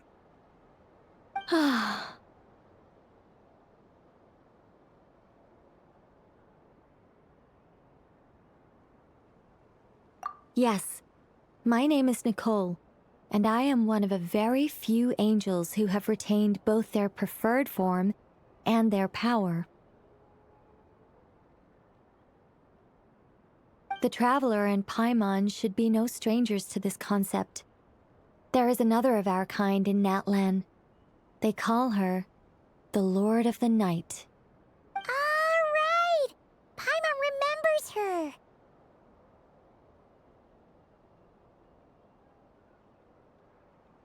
Yes. Well, I have retained more of my power than she.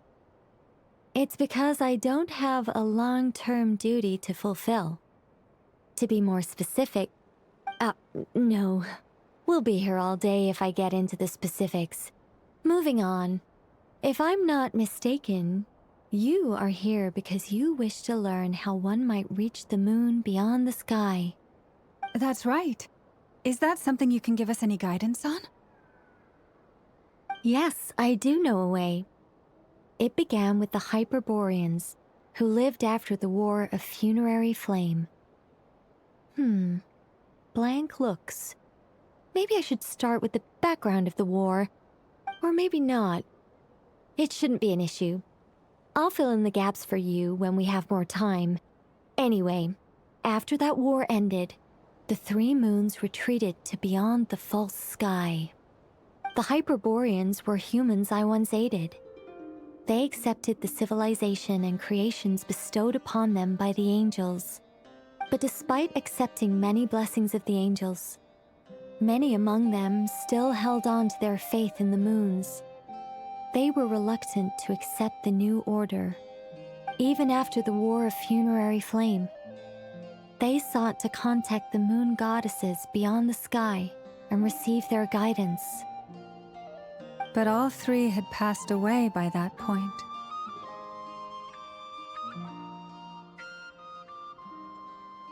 This mage has a unique method of communicating. Is she talking about the moons? Yes, but they did not know. And so, still they prayed for the moon goddess's mercy. After building titanic structures that consumed vast amounts of Kuvaki, at last they glimpsed the moons and heard their voices. But of course, they were gravely disappointed. For it was then that they realized the three moon goddesses were dead. Oh, that's such a sad story. It is. Humanity was in a very sorry state at that time. The angels who had once aided them were gone, and the war of funerary flames had left them homeless and destitute. Just a second, I gotta ask. How relevant is all this history to the task at hand? Well, I mean, it's... Okay, it seems we've drifted into irrelevant narrative waters. It's been a while since I've had the chance to speak inside someone's head.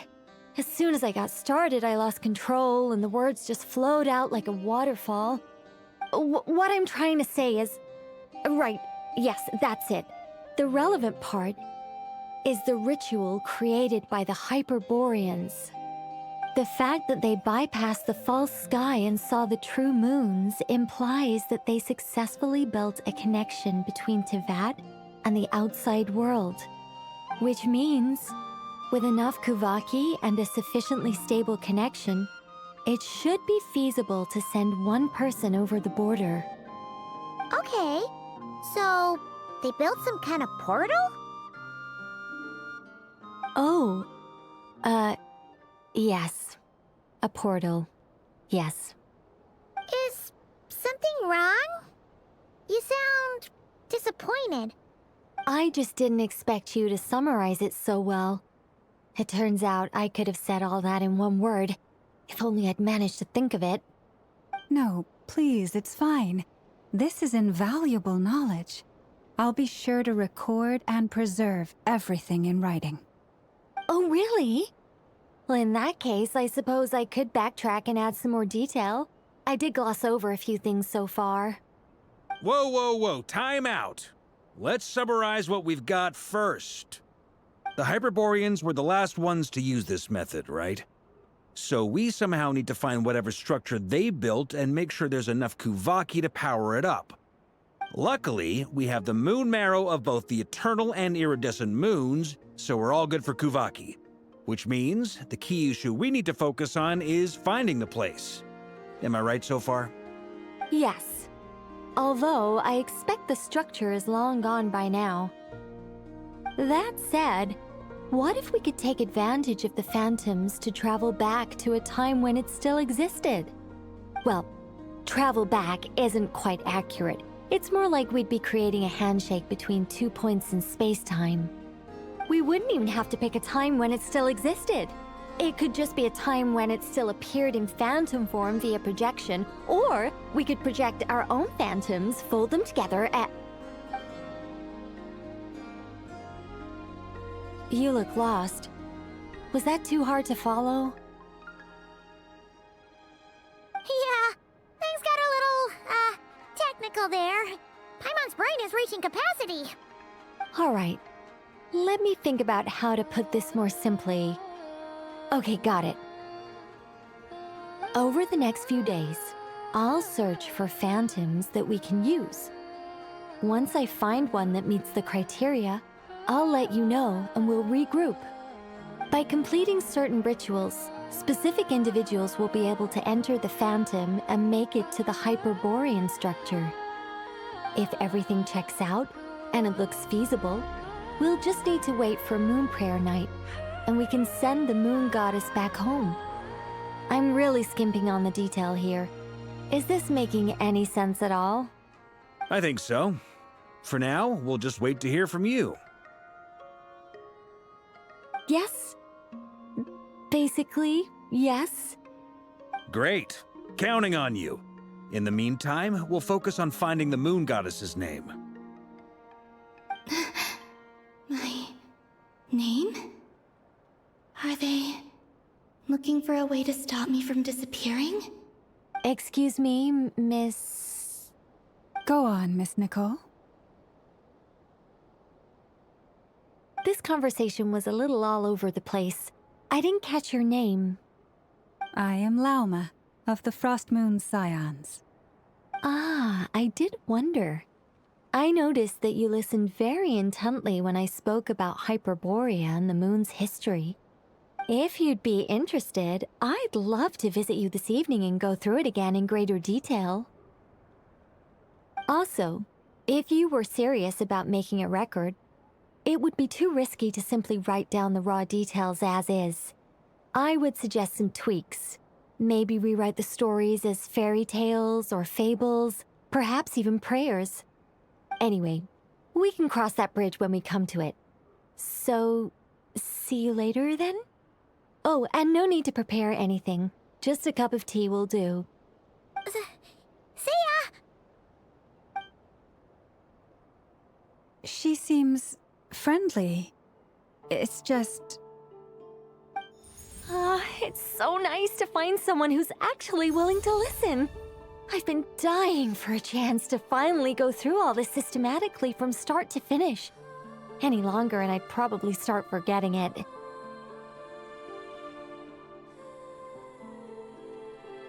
Now Paimon gets why Alice told us to mind our heads. Ha ha ha ha! What did I tell you? A lot of quirky people in Alice's orbit. Now then, the next order of business is, where do we start looking for the moon goddess's name? Maybe the rest of what Nicole has to say might give us some clues. Once I've heard her out, I'll summarize the salient points and share them with you all. I'm also inclined to review our other documents. Yes, our faith was first established by our Hyperborean ancestors, but many of the more factually accurate records are from after Kuthar's birth.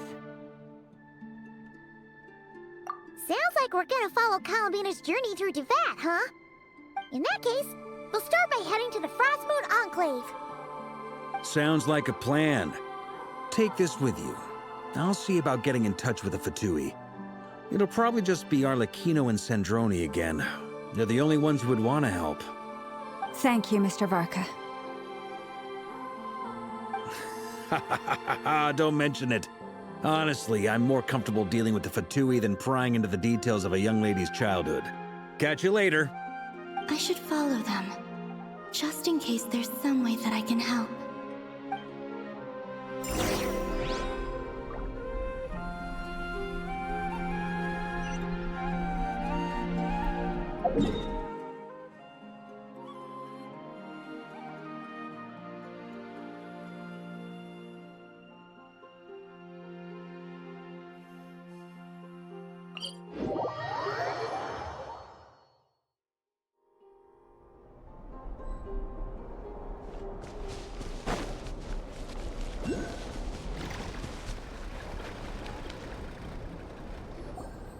A while ago, I took the time to organize all documents in our possession that pertain to Kuthar. What you see here is the material I consider reliable. You're saying there's unreliable material too? Yes. Most of the information we have was transmitted through an oral tradition. Inevitably, some of her stories were mythologized and deified over the years through countless retellings. That's why I organized them into reliable and unreliable. There's no sense seeking answers in history unless we can ensure the veracity of the historical record. Makes sense. All right, let's take a look through.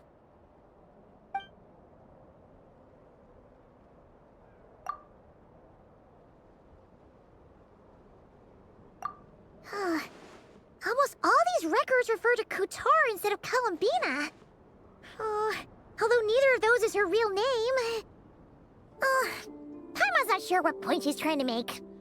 What we can gather from these records is that the Frostmoon Scions worshipped her as a god, placing impossible expectations upon her. I cannot fault them for their earnest faith, but for all their devotion, worshipping her day in, day out changed nothing. I imagine that none of it resonated with Columbina. It wouldn't surprise me if, even back then, she had already begun to reject the name Kuthar and everything it represented.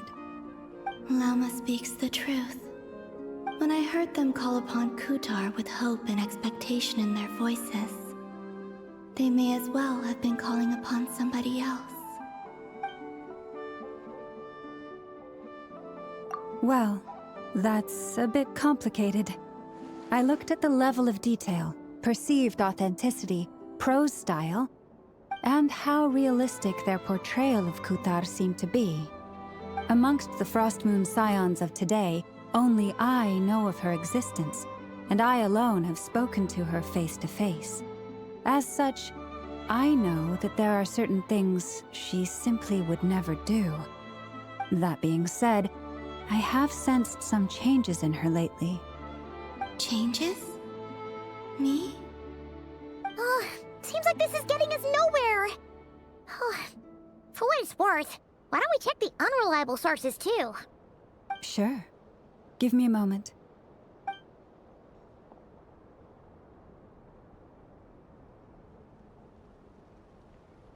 Exerting but a fraction of her divine might, Kutar sheared a great mass from the snow-capped mountain and cast it into the sea, upon whose surface shone the mirror image of the moon. Thus was formed the island of Hisi. Yeah, right. That doesn't even begin to pass the sniff test. The 3 moons are naught but lies through and through. Only one moon has ever shone for us, and Kutar is her name. The vast majority of ancient texts are filled with fanciful tales like these. I trust you understand my criteria a little better now. Kutar did not speak, merely gazing into the distance in silence. And where her gaze landed, this was her prophecy. Clearly, whoever wrote this text never even met Kutar. Otherwise, they'd know that her eyes are always closed. What about you, Traveler? What are you reading? Come on, let Paimon see. The child wished to build a wooden nest with which to shield a fledgling bird from the cold. But being so young and lacking in strength, the child could not snap the branches from the trees. Kutar was passing by. Upon seeing the child, she summoned forward the Kuhenki, who built a beautiful nest for the child. I remember that. Not knowing the meaning of Kutar's divine intervention, the child dared not to respond, and thus ran home to call their parents. But Kutar was gone. The Moon Chanter declared the event a miracle and took the nest as a relic, placing it on high for all to see. The child was named as one favored by the goddess, and was greatly respected amongst the people. Yet, no further miracles were bestowed, and this matter was forgotten in but a few years. Huh. Any thoughts after reading that? Yeah, Columbina probably just wanted to join the kid in making nests. Ah. I had originally considered this a fabrication, because Kutar did not perform any similar actions in subsequent records. But now that I think about it, it does seem like something Columbina would do. It's just that... She didn't know how other people would interpret her actions. She was probably worried about making things difficult for people. And so, she gradually stopped joining in. Yes. Oh, that's so sad.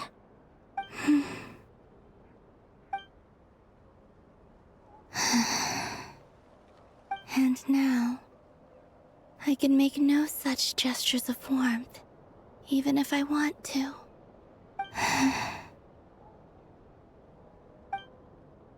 Still no name. That's a bit of a shame. But we...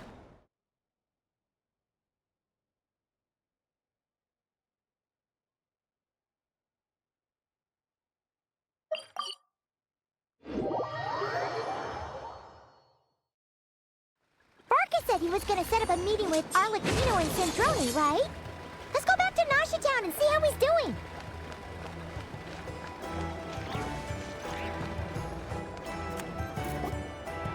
Let's see. There's Barca. Oh, and it's Durin and Albedo too.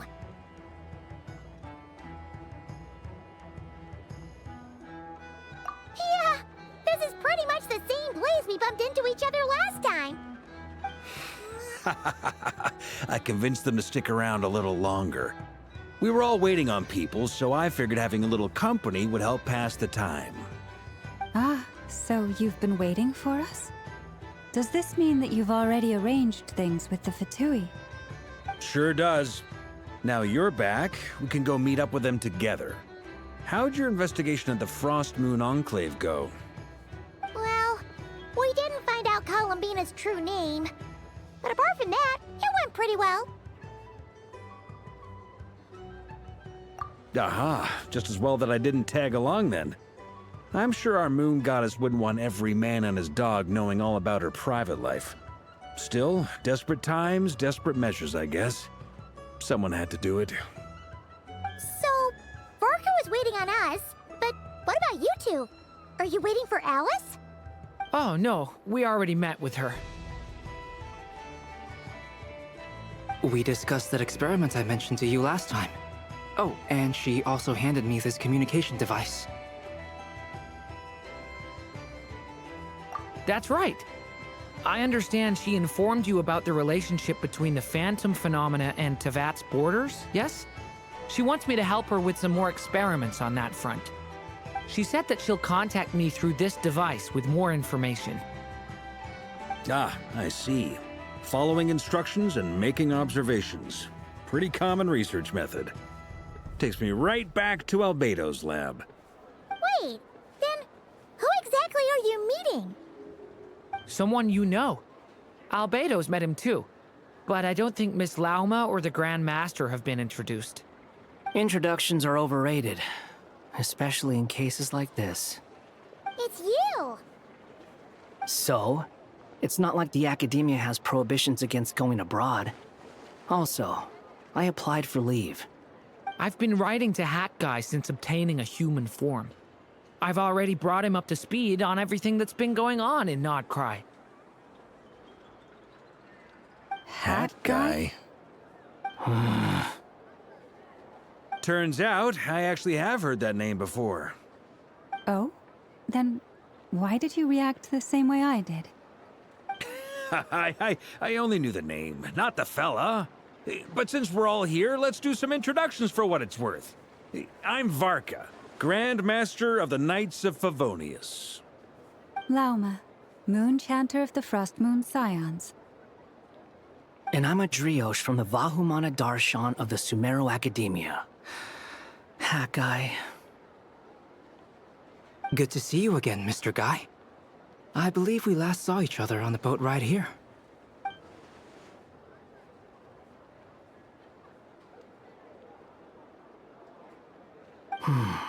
Mind you, the only reason I came here is because there's someone I want to look into. Who's that? The Doctor, also known as dottore, second of the Fatui Harbingers.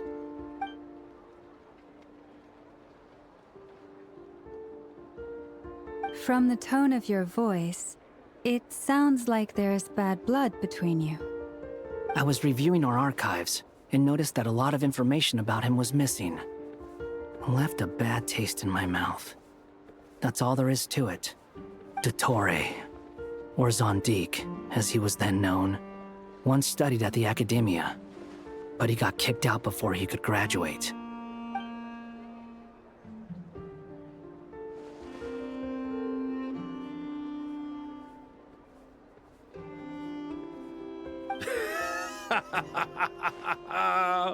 So the Harbinger's #2 man is a college dropout? How embarrassing for them. Last we heard, he was planning something. We actually heard that a few times before, even coming to nicole, but we haven't seen a trace of him since we got here. He only appears when something interests him. For all we know, he might have left already. But the fact he did something here at all is worth noting. It'll fill a couple extra lines in his file. Why does it sound less like a file you're writing and more like a criminal record? Anyway, we were just about to meet 2 of the other Harbingers. Want to come along? You might learn a thing or two about him there. Sure. Even though they're Harbingers, well, they're old acquaintances of ours, so, you know, when you talk to them, try to be... I got it. The Frost Moon Scion's relations with the Fatui remain tense. Forgive me if I do not attend. In that case, we'll continue assisting Miss Alice with her experiments. Good stuff. Everyone's having a fruitful time. All right, we better get going. I'll lead the way.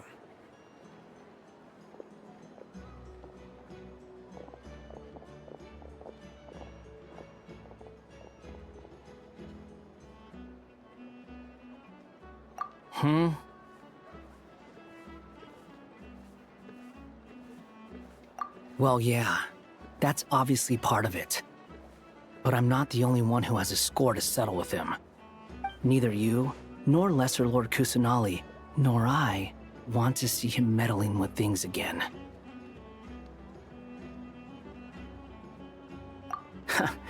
What's the hurry? Don't worry. Pigeons always know which way home is.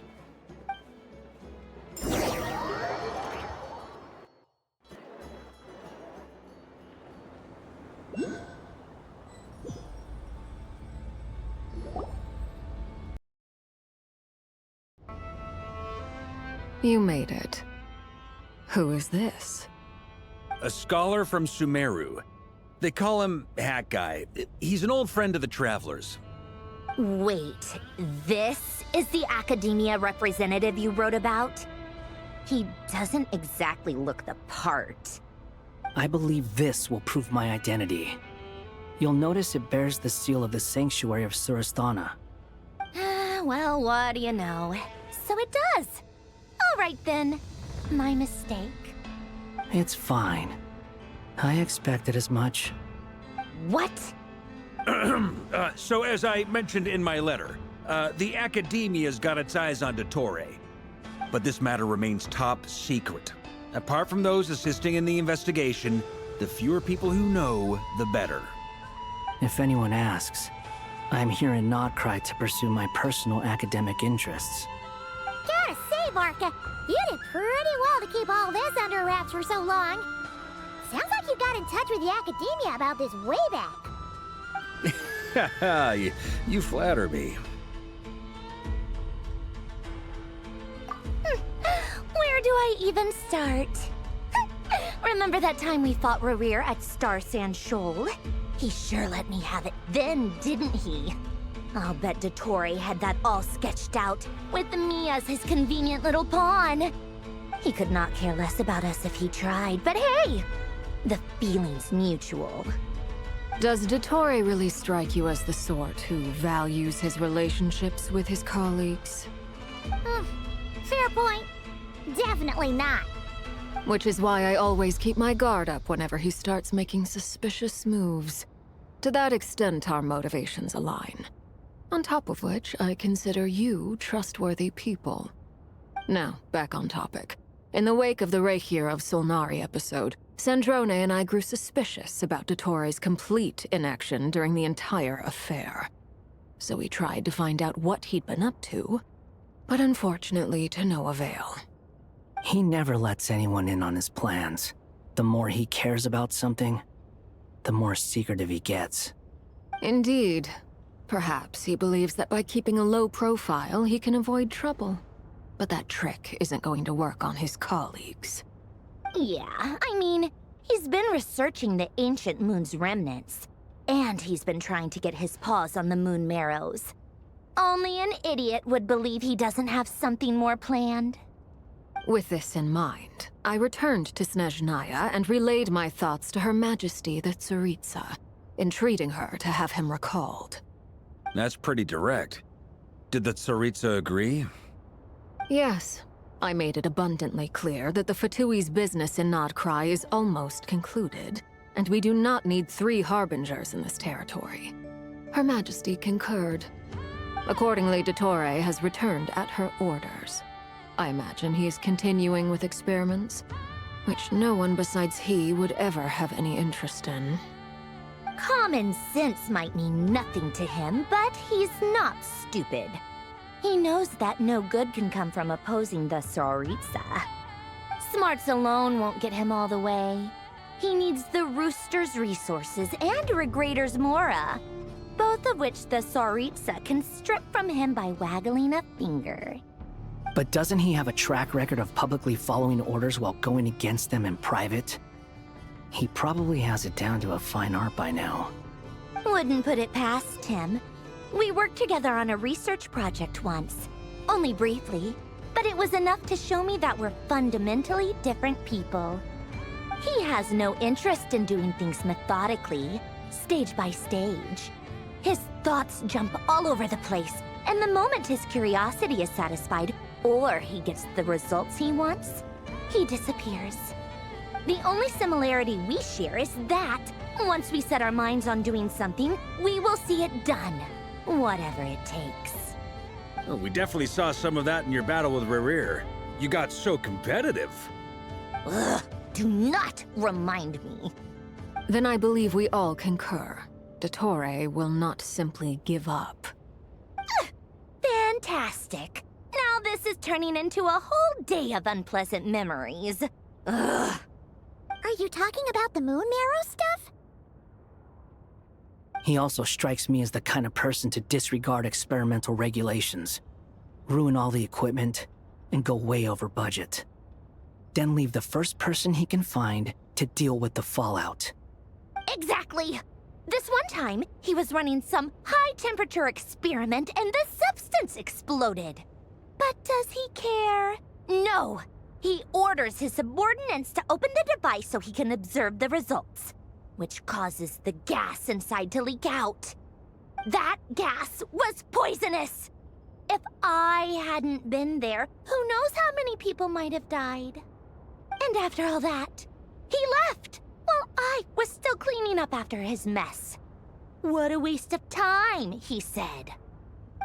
Waste of time? The nerve! He wasted my time! You've been bottling that up for a while, huh? Hat guy, I must say, you seem awfully familiar with internal Fatui affairs. Especially when it comes to Dottore. Thank you, Lady Harbingers, for providing such valuable information. I have no other questions for now, so I'll be on my way. Wait, what? You're just gonna leave? You're welcome to join if you want. Ugh. Just when Paimon thought he'd finally mellowed out. He makes quite the impression. I'll say. I've met tons of headstrong people, but not many of them would join me in bad-mouthing Dottore. Anyway, back to the main agenda. Barca, you said that Columbina has gone missing? Or rather, disappeared. Yeah. We're working on building a connection between her and this world. The simplest method is to find out her real name. I've actually asked her that question before, but she said she didn't know. Considering our relationship, I doubt she was lying to me.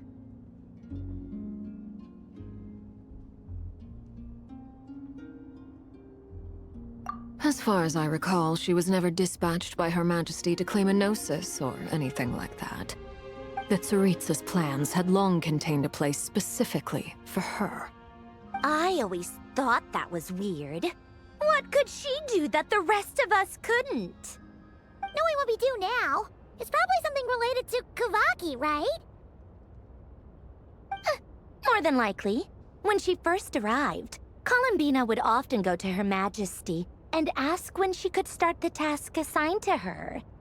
But Her Majesty always gave the same reply. The time has not yet come. So she spent her days in Snezhnaya doing basically nothing. The Tsaritsa has summoned a beautiful blind maiden to be a harbinger, giving her the third seat by virtue only of her enchanting voice. It was a dumb and stupid rumor, but the reality of the situation made it hard to refute. And what happened after that? I imagine she stopped caring.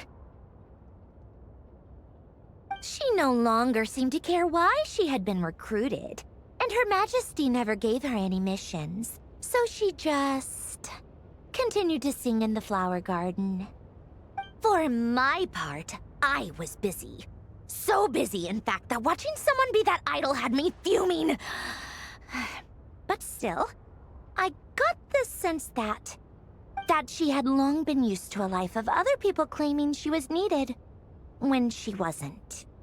I just felt that having a place to stay would cost me something eventually. And so I waited quietly for the day that I would have to pay the price. And on the other end of that spectrum, you had me. Someone once told me that I had the lousiest work and the toughest luck. That's a good way of putting it. I forget who said it, but those words have always stuck with me.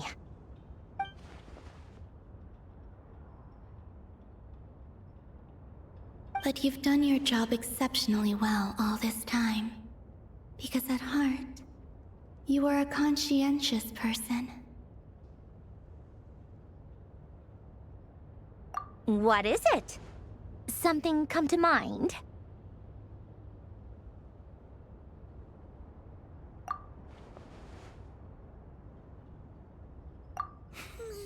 That makes sense.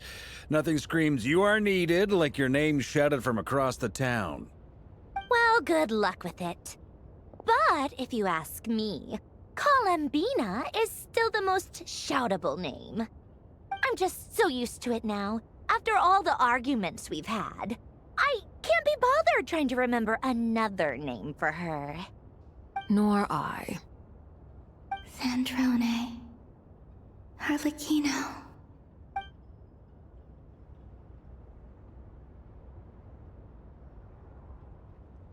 Huh! It's a Sealy! Does that mean Nicole has news for us?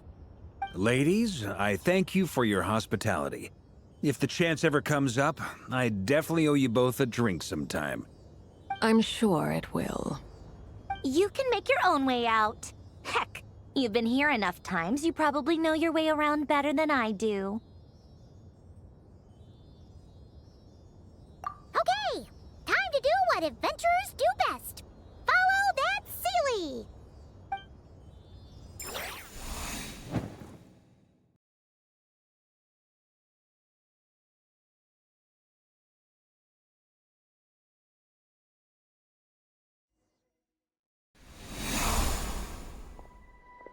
Here you are.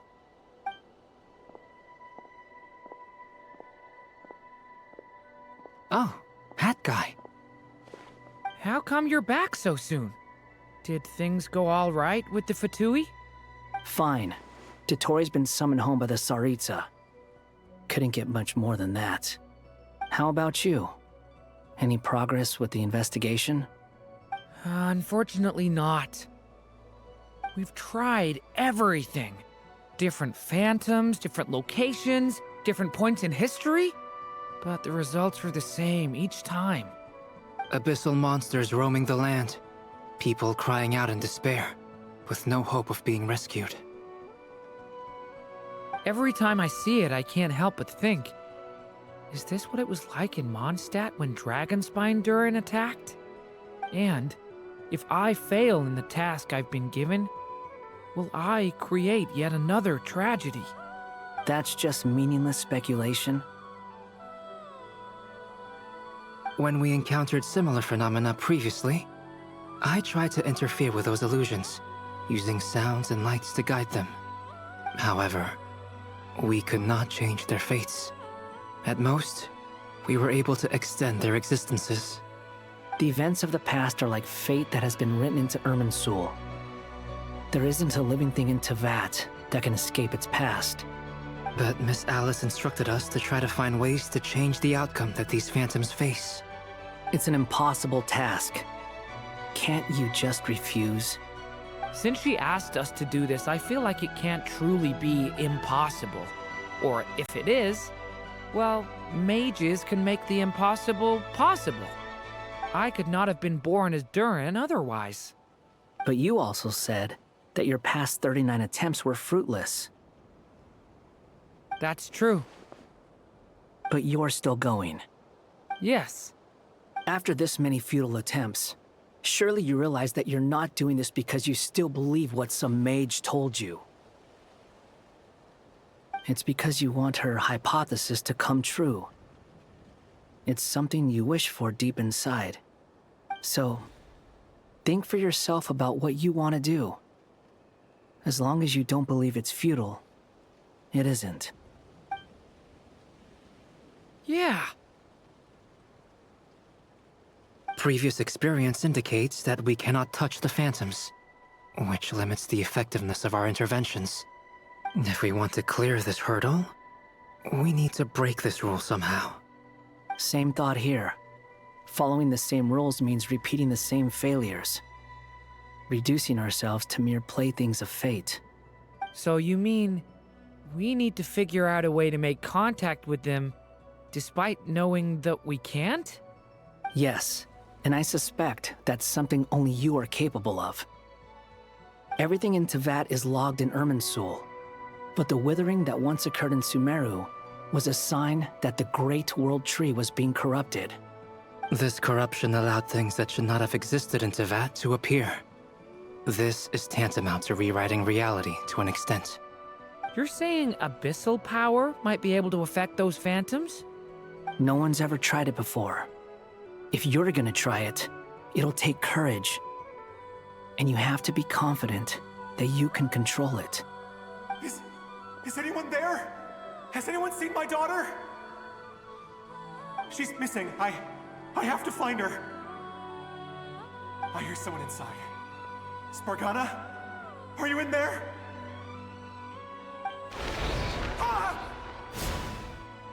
If I can use my abyssal powers to warn him that there is danger here, maybe it'll change his decision. Maybe he'll stay away. Yes. The important thing is not the nature of the power, but rather how you use it.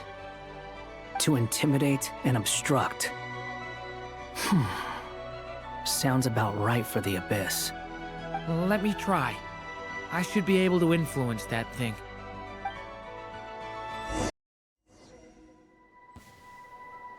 Have you seen a little girl?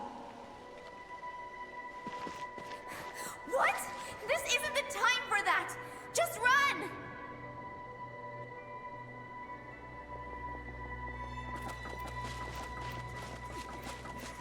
I hear someone inside. Spargana? Are you in there?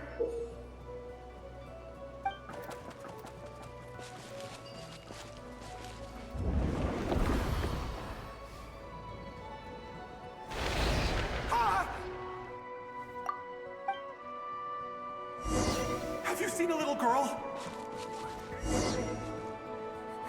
What? This isn't the time for that! Just run!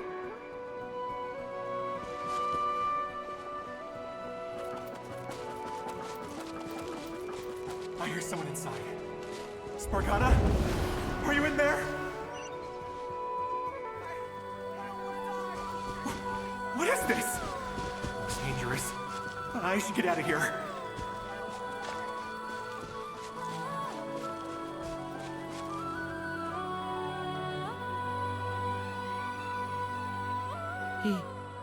He really left. Ha! We did it! Don't celebrate too soon. Follow him. See what he does next.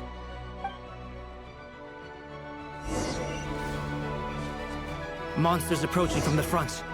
You need to stop them and create an opportunity for him to hide.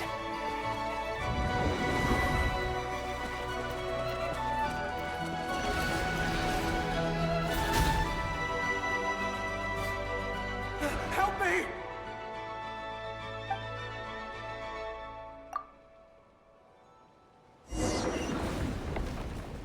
Monsters approaching from the front.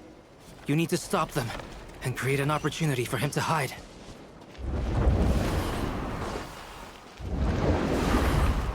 No! There's monsters ahead!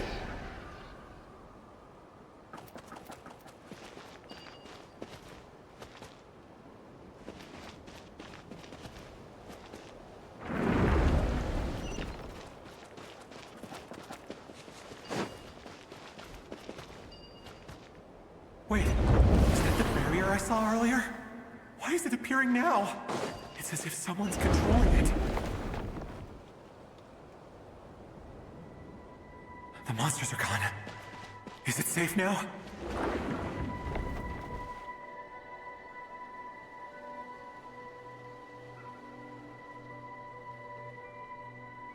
The barrier's gone too. How odd. Anyway, I guess I'll keep going. Quickly, let's keep up.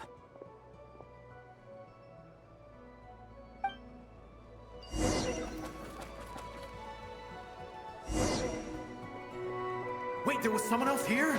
Don't go any further. We've got anti-monster traps laid out everywhere. But my daughter must just be up ahead. I have to go. This way's blocked.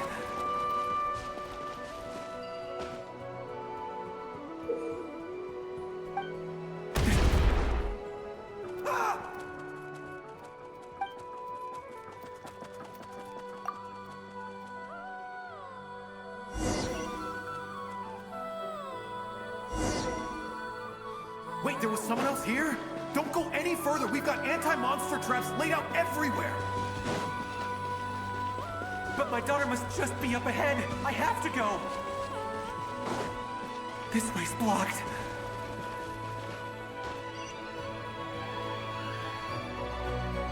We might be able to use the explosives over there, but we need to take care not to hurt him.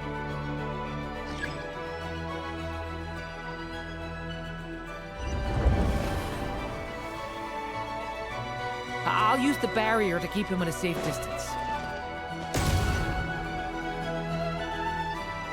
This barrier seems to be helping me somehow. Hey, wake up! Oh, no good. Gotta keep moving ahead.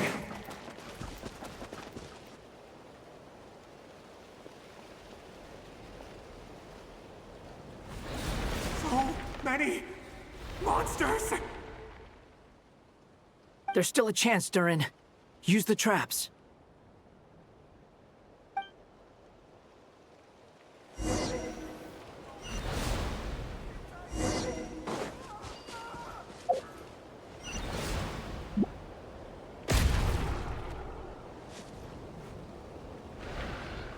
Help me!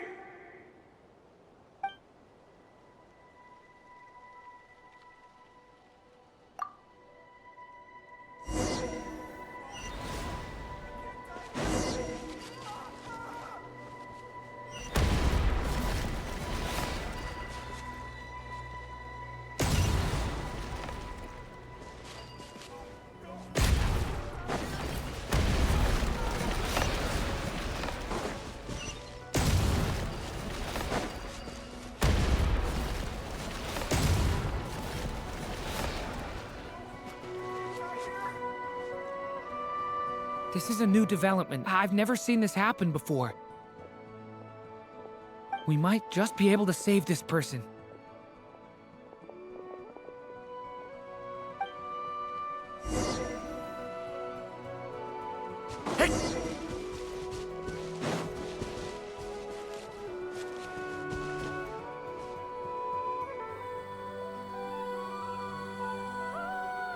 Hello there. Have you seen my daughter? Spargana's her name. She's carrying a large backpack. Get out while you still can, you fool. You won't find any survivors here. But I can't just leave her here. She must be so scared right now. Sorry. Wish I could help, but I haven't seen her. You'll just have to keep looking. Okay, thank you.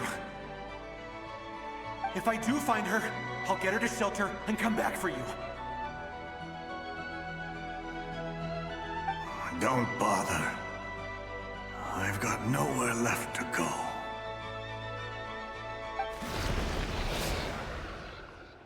What's that noise? Monster!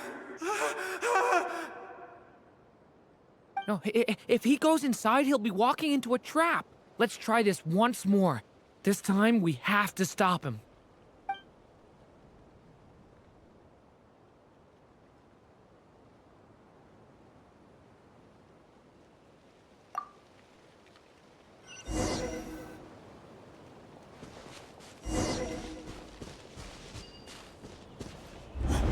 Why? How will I know where Spargana's gone like this? You know what? I'll trust this strange barrier. It's gotten me this far after all.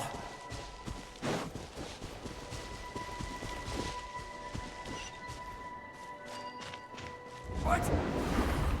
Spargana? Are you there?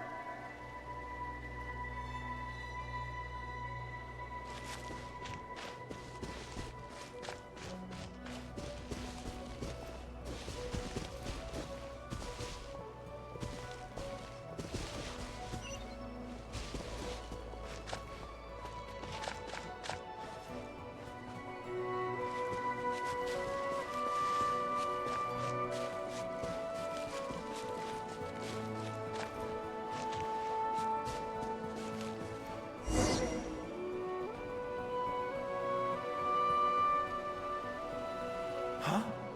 That looks like one of my daughter's books! Oh, thank you. Thank you! Yes, it's one of hers for sure. That's her name on it right there. She left her backpack here.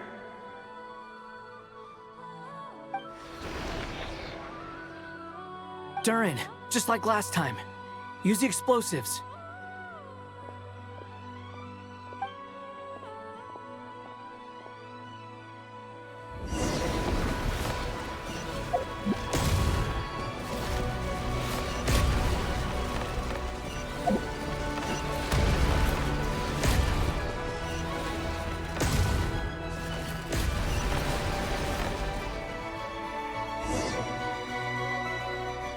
It won't work. There's not enough left. If he makes it in, he'll die. But then, this clue could be the key to him finding his daughter. It might not be the only one. Better he misses that clue than loses his life. I guess so.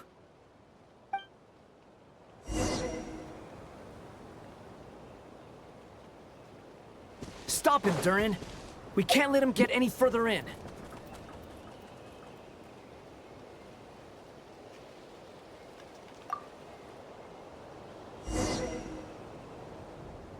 It won't work. There's not enough left. If he makes it in, he'll die. But then, this clue could be the key to him finding his daughter. It might not be the only one. Better he misses that clue than loses his life. I guess so.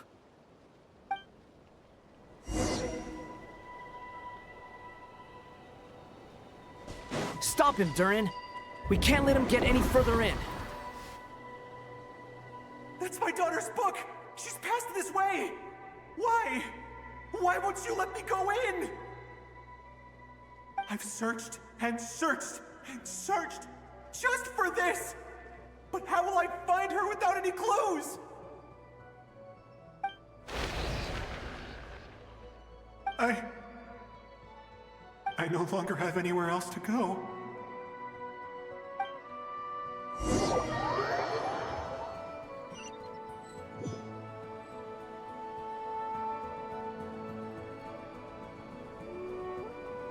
I'm sorry.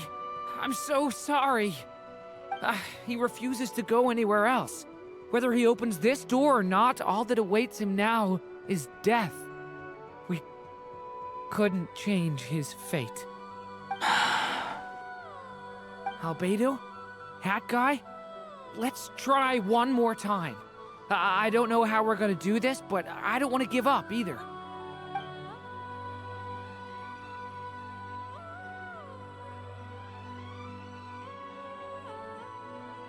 Why am I here? What's going on? All these scenes running through my head. Where are they from? Huh? What's going on? His reactions have changed. How many times have I... What's happening to me?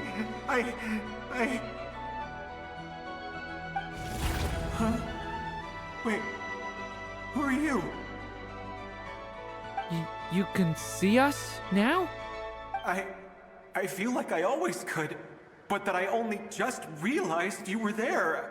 I'm sorry, I don't know how to describe what I'm feeling. But you were the ones guiding me using that marked barrier, right?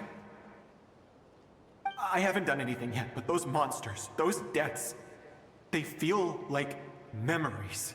Like things I really did experience. I won't find my daughter. In fact, I'll ultimately die trying to find her. Isn't that right? Well, no, it isn't. Yes, it is. Even so, we're trying to find a way out of this. You've not seen my daughter either, have you? It seems she really isn't here.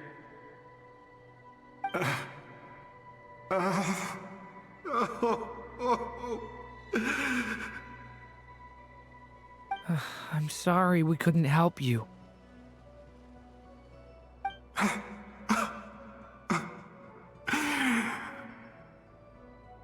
I'm just tired.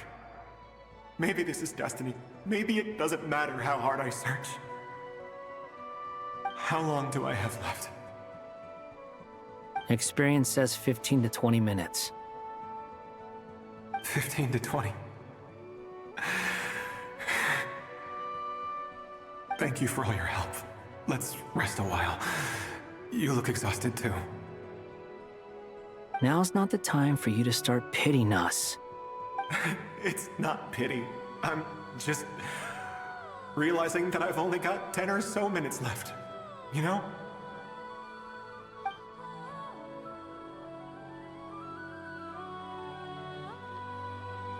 You say you're from Mondstadt, yes?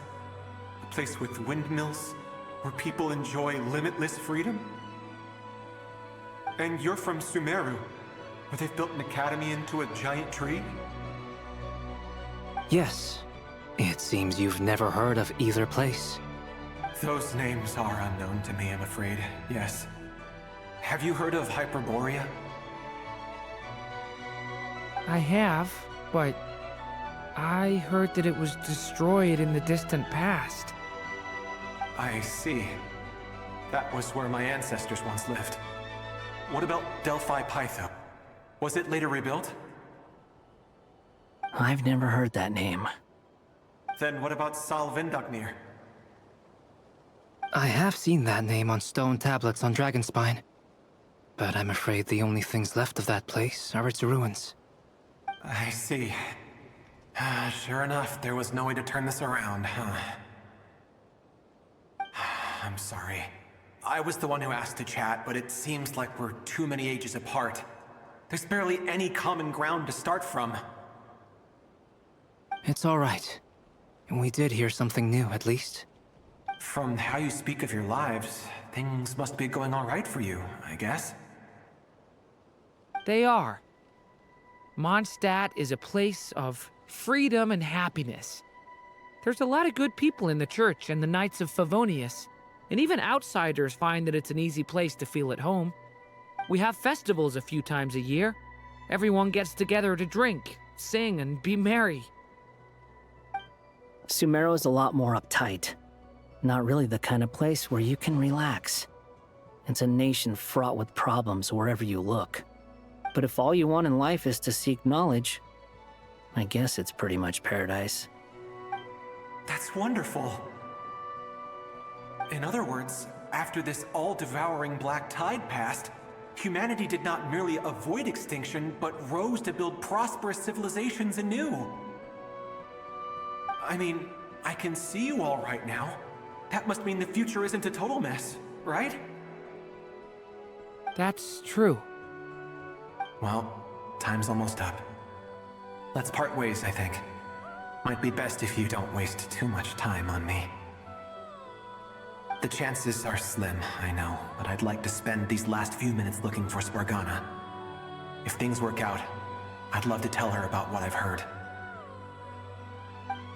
May we meet again. Well, or not, most probably. In that case, may your wishes come true.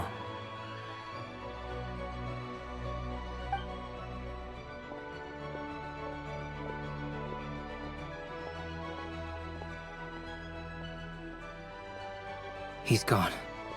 In a few minutes, he will meet the end that was his to begin with.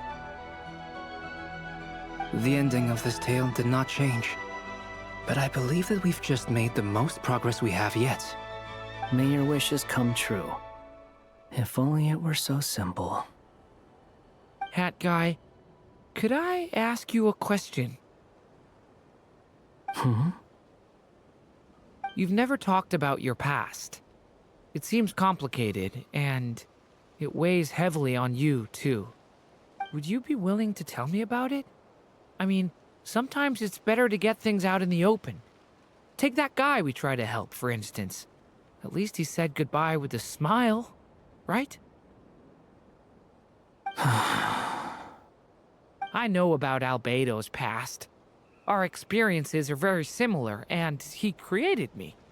As for you, you're my first friend, and you've witnessed every step I've taken. But by comparison, I know nothing about you. Either way, I mean, we're still best friends. But if I knew more about you, I might understand your thoughts a bit better. I've told you about myself. I'm a student at the academia. And what did you do before that? Prepared for the entrance exam? All right. If you really don't want to talk about it, I won't press you any further. I was a puppet built from the branches of a white tree, using technology left behind by the Conrian schools of mechanical engineering. A white tree? You mean an Irminsul tree? Yes, a branch of Irminsul that was once connected to the main tree. So you had a human creator too? Yeah, but my creator abandoned me after deciding that I was a failure. After that,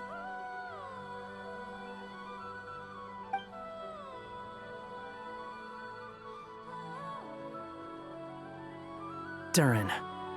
Resisting the influence of the Abyss, suppressing the urge to destroy, trying to do the right thing.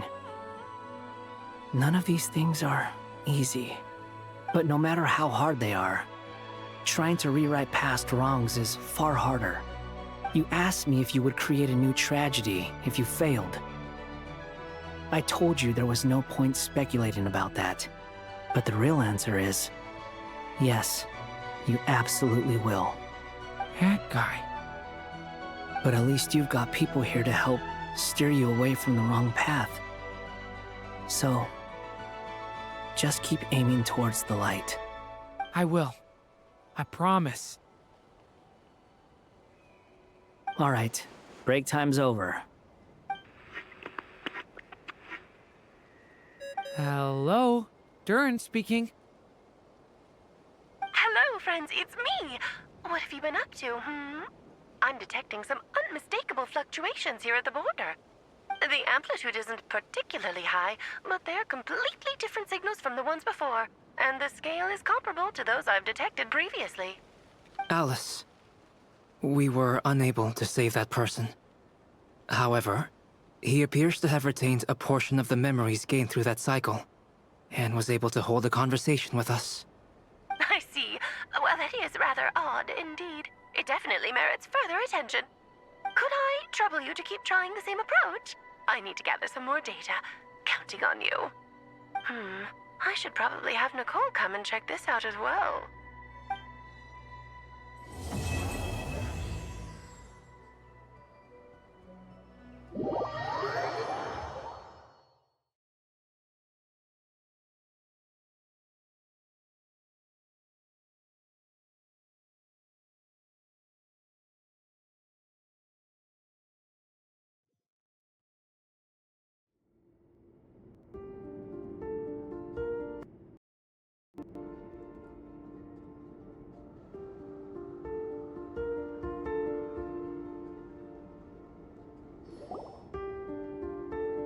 There you are.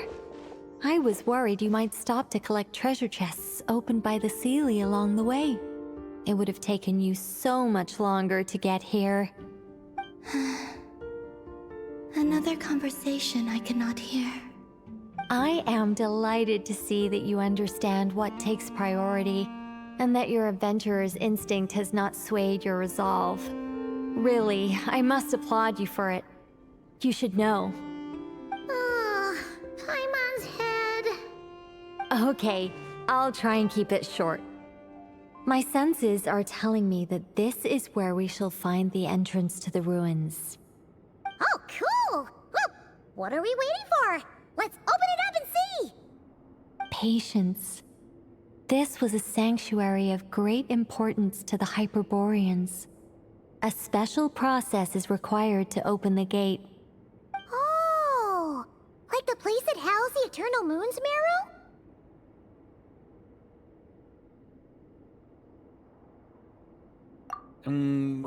Okay, so what's the plan? Need us to do anything? And just the short version, if you can. Ah. Alright then. I was planning to start with some background on the invention of these techniques.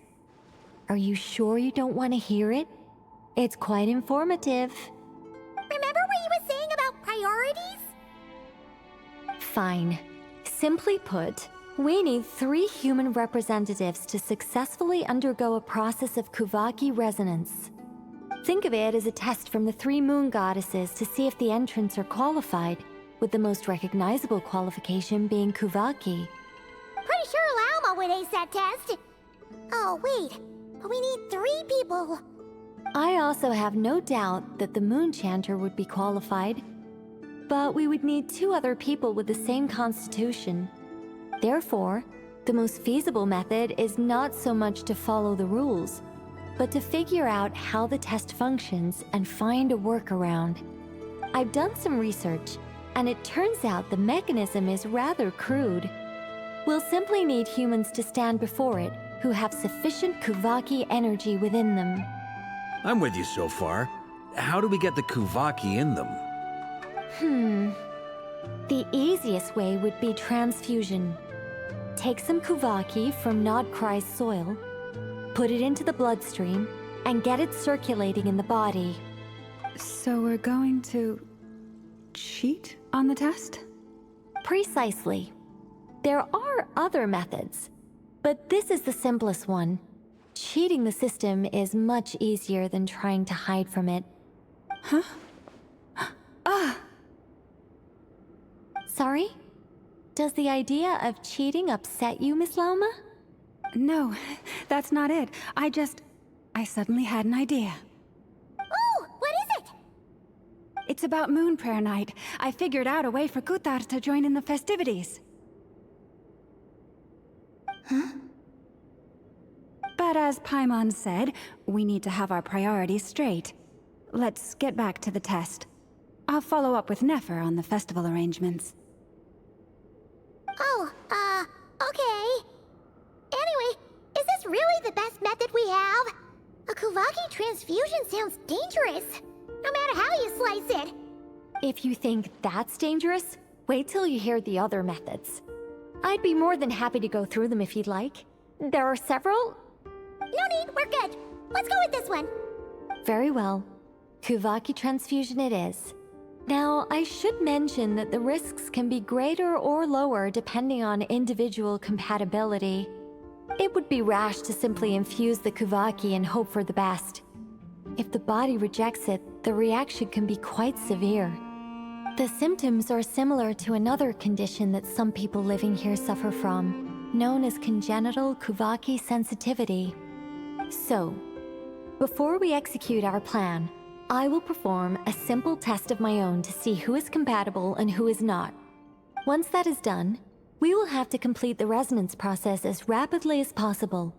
The participants must remain stationary while the Kuvaki circulates and bonds with them, and they mustn't eat or drink anything. What? No eating or drinking? That's some hardcore fasting. They'll all be monks by the time they're through. 3 days. Oh, it's so long! And we still need to find 2 more people people who are not just compatible, but also willing to volunteer. Fasting? What are they talking about?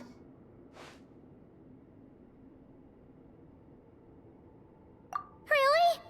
Don't you want to think this through? Haha, count me in too. 3 days without food? I can handle that. Miss Nicole has made it clear that this is the easiest way. The way I see it, there's nothing else to discuss. It's time to step up.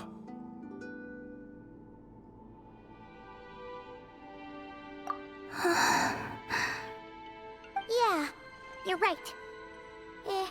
In that case, Paimon volunteers to be Captain of Logistics.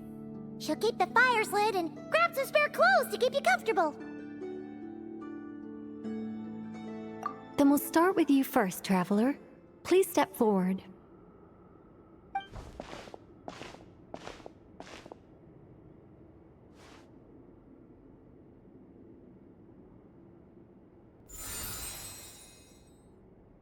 How's it going?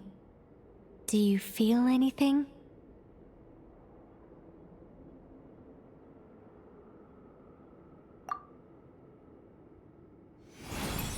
How about now?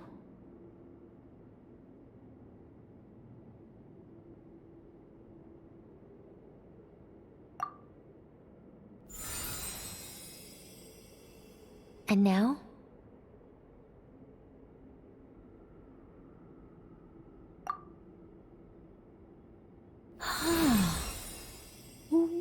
What about now?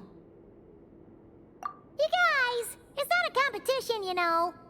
All right, I'm officially impressed. Even as a descender, you can withstand far more than I imagined. It's like I summoned a giant stone titan to arm wrestle you, and your arm hasn't even moved an inch. In my last attempt, I infused 5 times the amount of Kuvaki required. Yes, safe to say, compatibility won't be an issue for you. You're eligible to join. You're next, Mr. Varka. Sure, here goes nothing. All right, I'll start where we left off. 5 times the required Kuvaki dose. Whoa, whoa, whoa, hey, wait a minute. How's it going? Ooh, no, not great. I kind of want to puke. Feels like I've been drinking too much. A few bottles of wine, then a big stein of Dark Horse, with some hard liquor from Liyue mixed in. You think this is funny? I just lost to a young lady in an arm wrestling contest. I'm never gonna live that down. My apologies. I'll lower the concentration and try again. Oh. How's it going now? I'm not as dizzy as last time, but I can still feel it pulsing around. In that case, you wouldn't be an ideal choice, Mr. Varka. Let's try someone else. Okay, let's go ask some of our other friends then.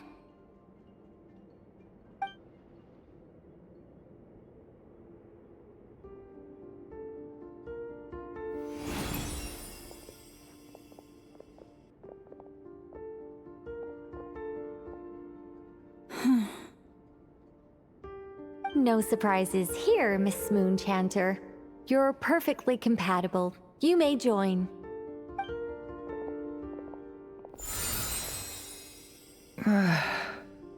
I'm getting a slight headache. Shame. You were so close. Whoa! I'm itching all over! Allergic reaction. We can't have that. Huh? Well, are you gonna start a what?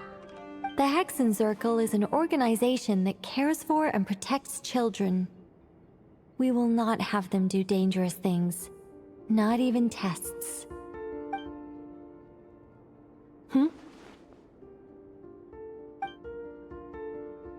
Is something the matter? the candidates have to be human. I guess that rules me out too. Huh.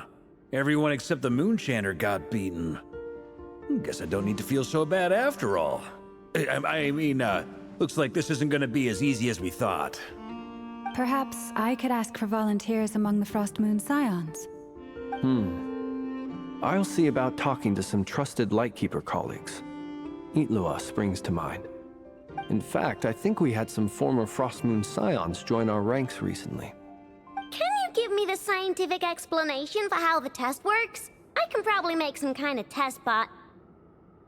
Then we can just zip through Nasha Town, going up to people and pressing a button to check their status. Wouldn't that be way easier? No. Wow! No elaboration for once. How about I contact the Knights of Favonia's garrison in the Wave Chaser plane? Shame that Lohan's already left. And that guy's even tougher than I am. Strange. The moon goddess is clearly revered by many people. So why is she on the brink of disappearing? She mentioned that the world has rejected her from the very beginning. And when we fought the Raker of Solnari, it seemed like she exhausted her power for our sake. Also, Paimon's not sure revered is the right word for how people feel about her. Gratitude, certainly. For my part, anyway. It's basic reciprocity. She helped us, so she deserves our help in return. Yeah. Even though she looked like she didn't care, she still saved a ton of people, including me. A review of the relevant data leads me to conclude that Miss Columbina is a good person. Yep, you bet! They really think so? I'm super surprised that Columbina isn't her actual name, though. I think it really suits her. It's light and graceful and... yeah, just a really pretty name. I know, right? Unfortunately, that's not our decision to make. Columbina. That was the code name the Fatui gave me. But it also came up in the song I heard when I was born. But... is that really all there is to it? What do I truly think of my own name? Is there anyone left who will still call me by that name?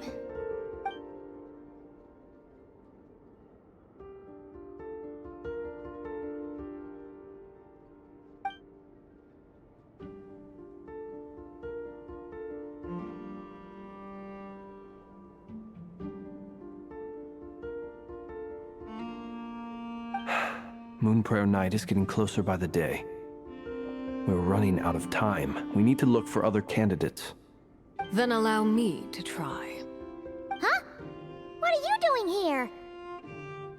You contacted your friends via the Adventurers Guild. Sandrone has been keeping an eye out for something like that, so she informed me.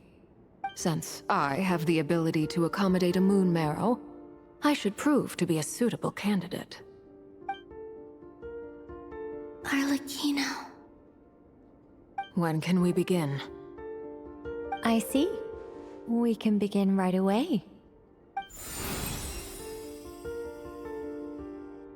How was it? Did you feel any discomfort? None at all. Then it seems we shan't need to look for additional candidates after all. Great! Cool.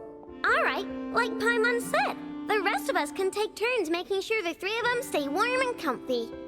Then, my job is to take care of the caretakers. I will ensure everyone receives food and accommodation.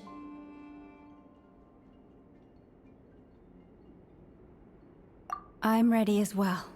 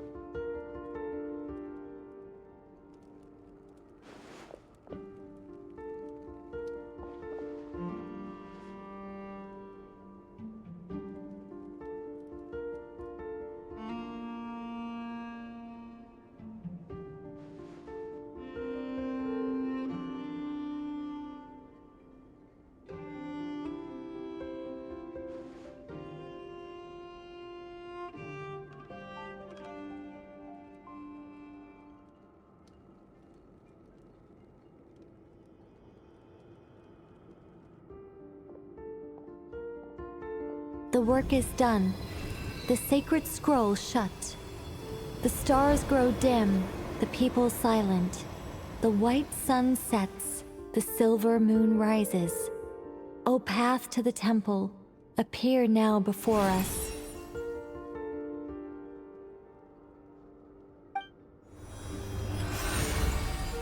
Wow! It really opened! So that's what all this is about. They've been trying to open this gate. Come, let us enter.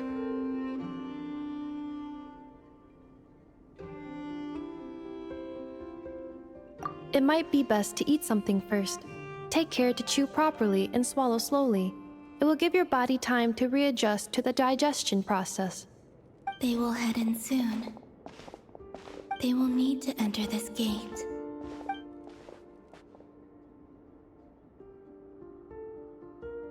Huh? I cannot pass through. Is it because I have no physical body? It has been 3 days. My strength has all but completely faded. Can I really hold on until Moon Prayer Night?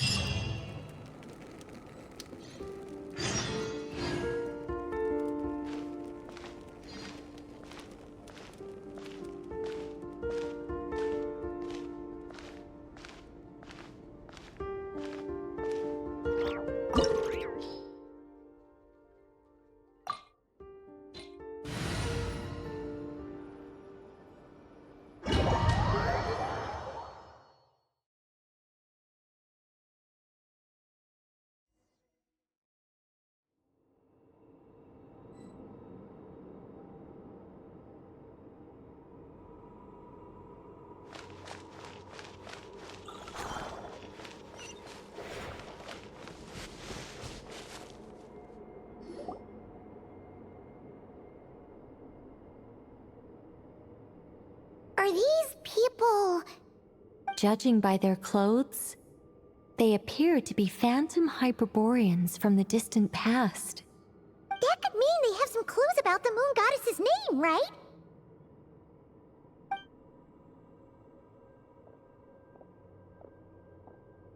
Hey there! Could you tell us what the moon goddess's name is?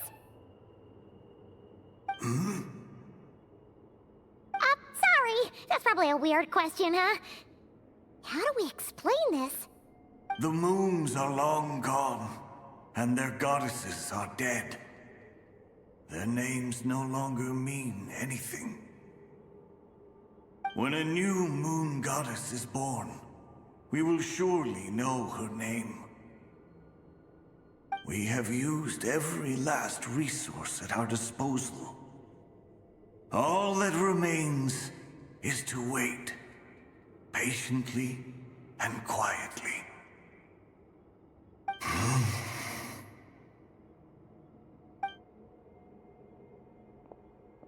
Were the people of the past all this devout?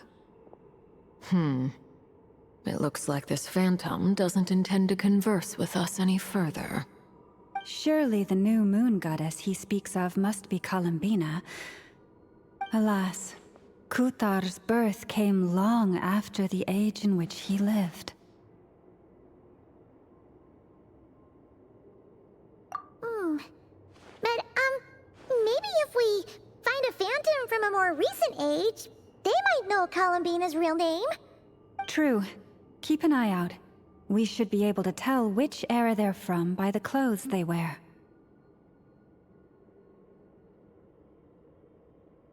Yeah, you've been pretty talkative this whole time. What changed? Oh, nothing. I'm fine. You all make good points. When the Hyperboreans speak of moon goddesses, they mean the three from truly ancient times. I can't imagine they would know anything about our current moon goddess. There once was a time when the moon goddesses blessed them greatly and protected them from harm. So, when the war between the gods and dragons plunged the world into chaos, It seems they looked once more to the moons for help, praying for a new goddess to be born. Yeah, that checks out. Let's continue on. Who knows what else we may discover?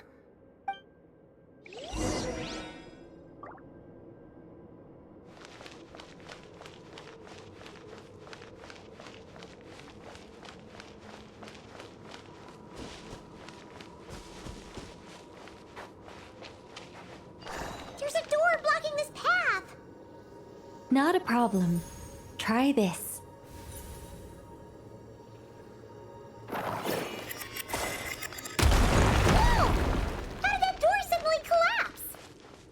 This device was maintaining the door's integrity. Remove the core, and the device stops working. Is this our destination? Impressive. More precisely, this is a device that will help us reach our destination. Let's go. We still have a long distance to cover.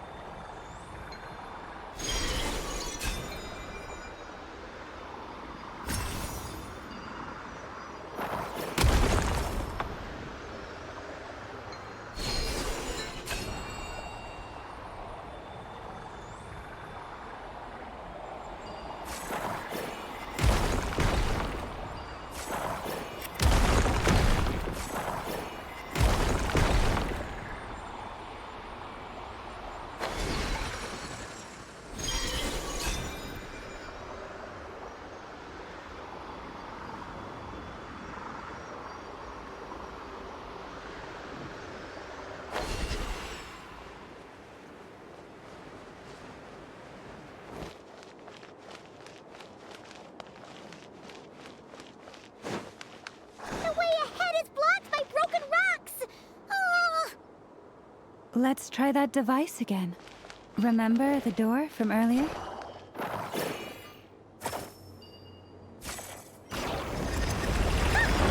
works in reverse, too!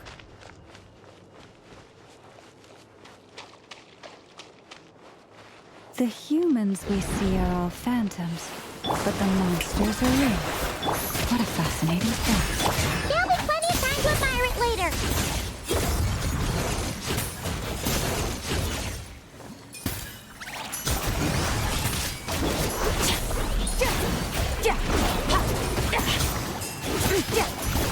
Up to the freezer!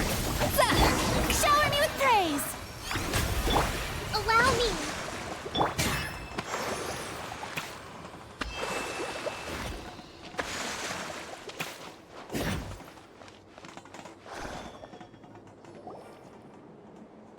Ooh, there's a whole bunch of artwork in here. Seems pretty old. Nicole, this is probably your area of expertise. What do all these paintings mean? Let me see. To understand these murals requires some knowledge of the history surrounding the War of Funerary Flame. I shared a little of this with Lauma before. Yes. I think I follow. The Oh no, it's no trouble. I'd be delighted to share the tale again. Alright then. Tevat's 3 moons and their goddesses were brought into being by the will of Nibelung, the then ruler of Tevat. But when the heavenly principles came, they changed the world completely, down to its very foundations. The moon goddesses were nowhere near strong enough to challenge this entity. But the heavenly principles did not view them as heretical entities that had to be removed. Essentially, the 3 moons existed to keep this planet alive and operational, which did not directly conflict with the heavenly principles' aims. Nevertheless, the inherent precariousness of this arrangement would soon be revealed. Nibelung returned. Yes. He did, and thus began the War of Funerary Flame, a battle for dominance between Nibelung and the heavenly principles. Discord would soon emerge between the 3 moon sisters, One would voice the opinion that they should follow Nibelung, for it was he who first hung the moons in the sky. Another would argue that taking sides in the conflict would only bring the world closer to ruin. There was no telling where it would lead, especially since their creator had returned, bearing the perilous power of the abyss. Nibelung would eventually discover their disloyalty. He had all three imprisoned before transforming the moons into weapons with which to fight against the heavenly principles. What? Weapons? Yes. The very moons that had once defended the planet became instruments of death and destruction, striking terror into the hearts of all living things. And although the heavenly principles and the three moon sisters had once been at peace, it now seemed that the moons posed an unacceptable threat to Teyvat. It is possible that the heavenly principles did not know of the goddess's imprisonment. If so, the weaponization of the moons would surely have been viewed as an intentional breach of the peace agreement. Regardless of who knew what, when, the heavenly principles shattered two moons and flung the other beyond the skies. Whether the goddesses managed to escape Nibelung's captivity after his fall, nobody knows. But this much is certain. From that day on, the moons no longer belonged to Teyvat. The rejection slowly drained their power until eventually they passed away.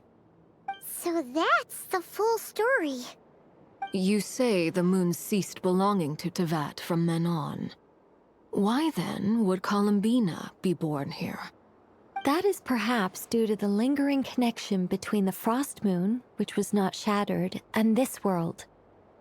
You could see it as the three sisters' dying wish. They never desired war. All they ever wished for was to protect this land. I see. If the final fate of the three goddesses is as you say, then Columbina faces the same grave danger. Our investigation has yet to bear fruit. We must hurry. Yeah, you're right. Let's keep going.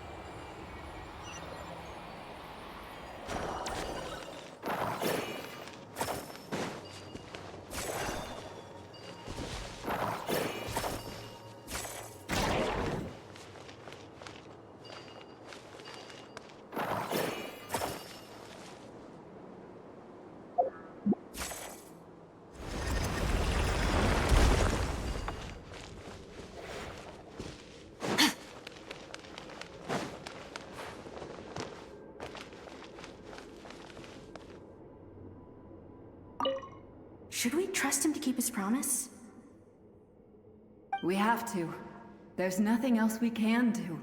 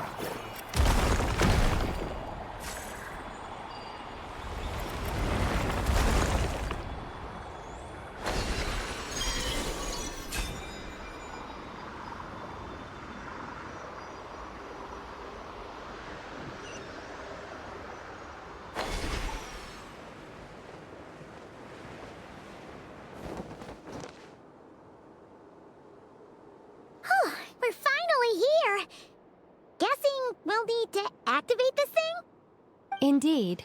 I was a little worried about that at first, but as we got closer, I sensed that the Kuvaki within it flows unimpeded. It should be functioning normally. The only issue is how to activate it. It's looking a little worse for wear. What about the cores from some of the other devices we've seen? Can we repair it using those? In all likelihood, yes.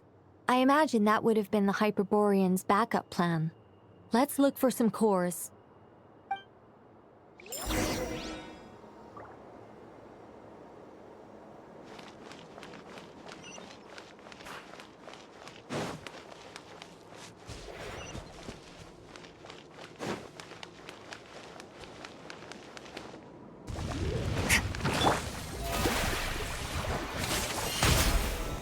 Adaptive frosting!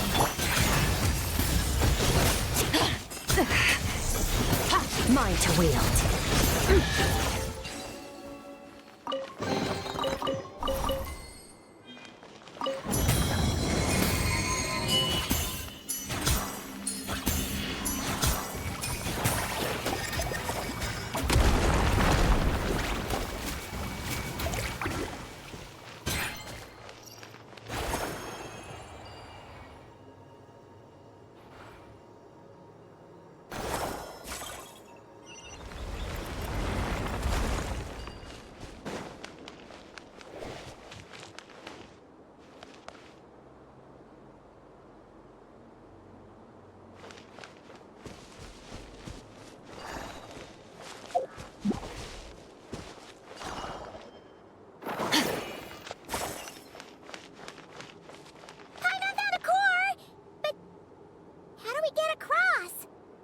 Walk up, then jump down.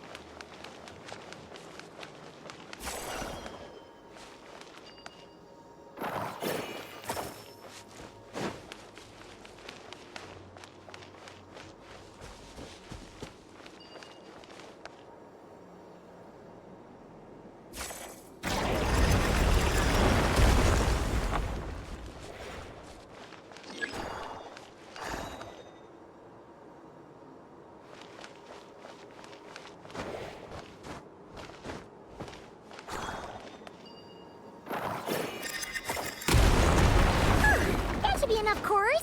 Let's head back.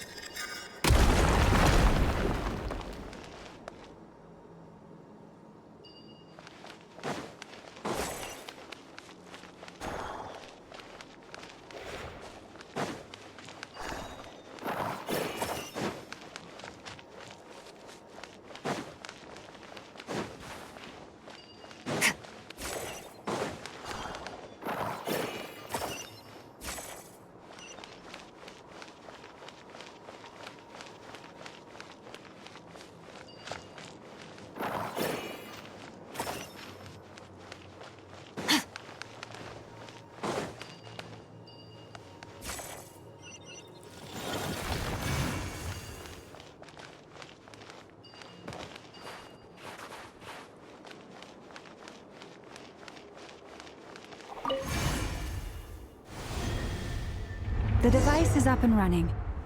It's hard to believe that the ancients were capable of constructing such things. Paimon sees our destination! It's right up ahead! Yes, let's go.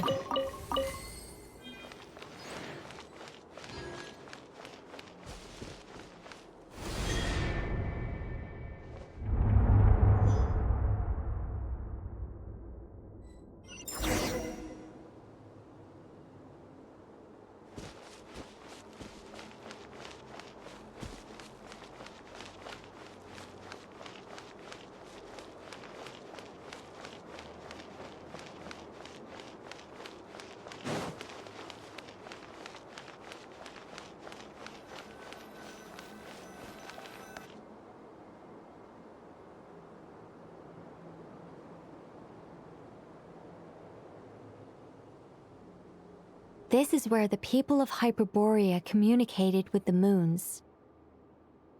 We need only place the moon marrow upon this platform on Moon Prayer Night, and we shall be able to open a portal to the moon and send our moon goddess back home.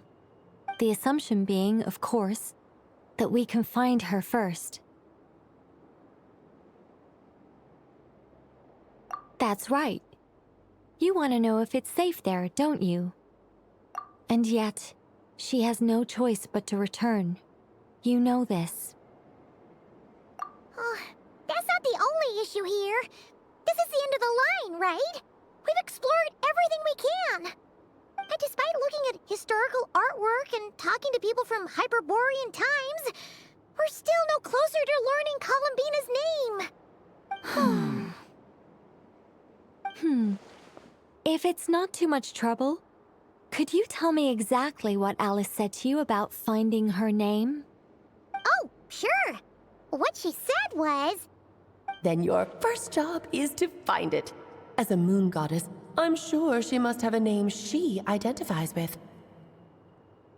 Neither Columbina nor Kutar is her true name, and she's never really accepted either of them. Is it not also possible that she has never had a true name? Not at any point in history? That would be a hard pill to swallow. But at this point, we may have to accept that that is the truth. No one knows how she came into being, and she certainly doesn't have parents in any sense that we're aware of. Perhaps she was never granted a name at all. But does that mean there's no way to get Columbina back? She's just gonna disappear and there's nothing we can do about it? Huh? Wait, why all this pessimism? Was it the way I phrased this question? You all seem to be taking this in completely the wrong way. Well, just because she's never had a real name in the past doesn't mean she can't have one now.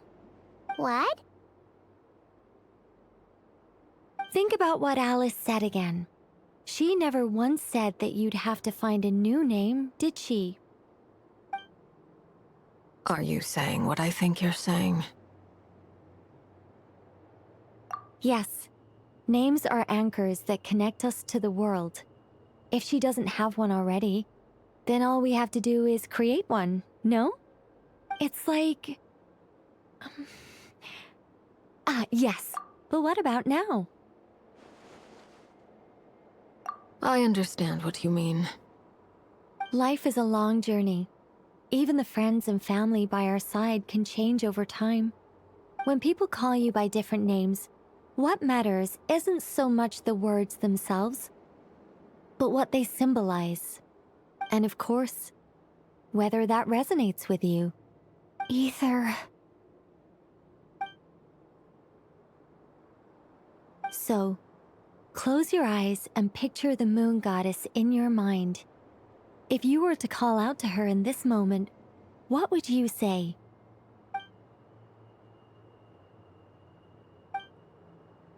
Columbina. Columbina. Paimon would call her Columbina too. Well, she has long forsaken everything that Kuthar represents. I think from now on I should call her Columbina too. Well, it sounds to me like you found your answer. Are you sure? Is it really that simple? We haven't found her this whole time, and not for lack of trying. For a journey like this, the process is every bit as important as the outcome. Had you not searched far and wide, rejecting every other answer you were offered? How could you have come to an answer you felt was finally correct? Oh, it all makes sense now. This has Alice's fingerprints all over it. Are you suggesting that Mage knew from the start that Columbina never had a real name to begin with? I can't say for sure. But I can definitely imagine her chuckling in satisfaction somewhere right now, saying, "Ah, what fun." Lauma! Your antlers! You should hurry.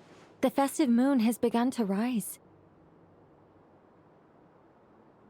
Do not worry, for when you called the name Columbina just now, I could sense that the power within was enough to summon back the moon goddess.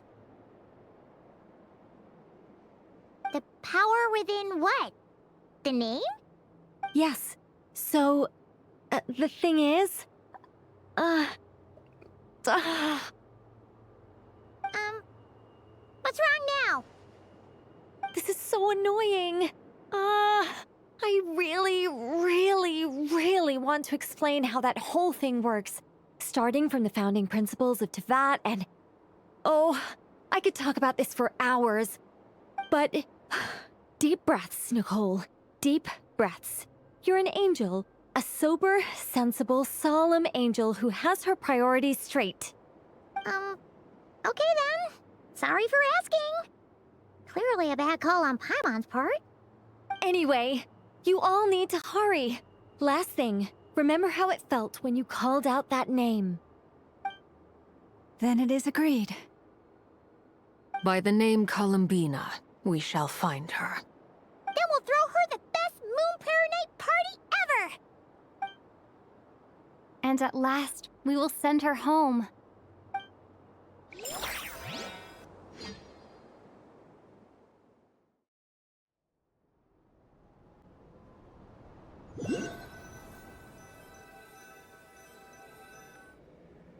I can barely move anymore. My consciousness is fading away. Have they come back out? I'd love to see them one more time.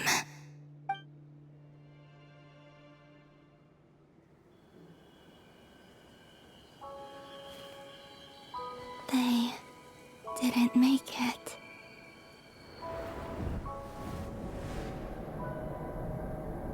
Could you tell me your name? My name is... Columbina!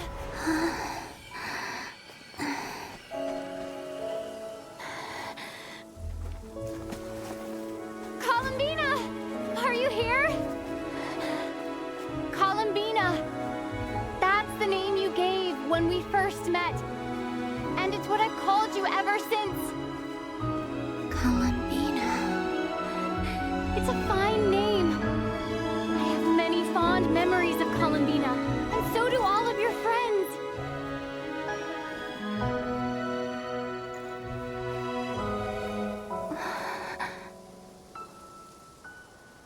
If you like this name,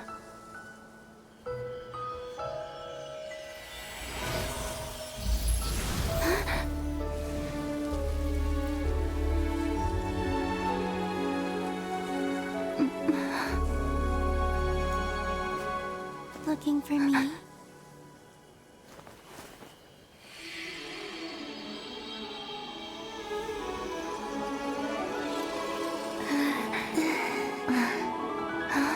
I like it. You can carry on using it. My name is Columbina Hyposelenia.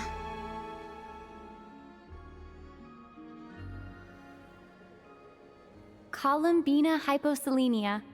That's a wonderful name. I never thought that Columbina would become my real name. But after I met you and my other friends, the things that this name stood for slowly began to change. It went from being a Fatui code name to something my friends call me.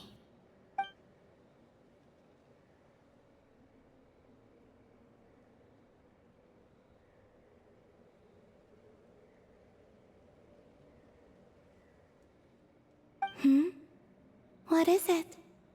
Why aren't you saying anything? I'm just so happy for you. Thank you. So, where's everyone else? We can go and meet them very soon.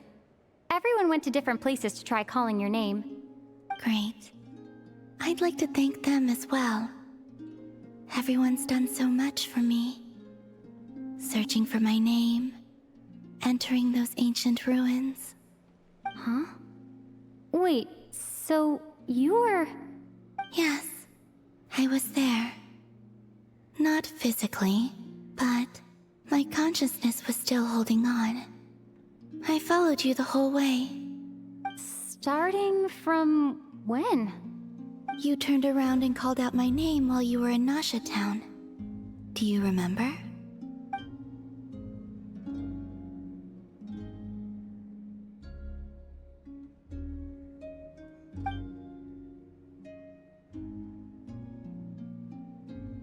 Let's go. We don't want to keep them waiting. Sure. In that case, come with me. But... Hmm? Before that, could you call my name one more time? Sure. Come with me, Columbina Hyposelenia.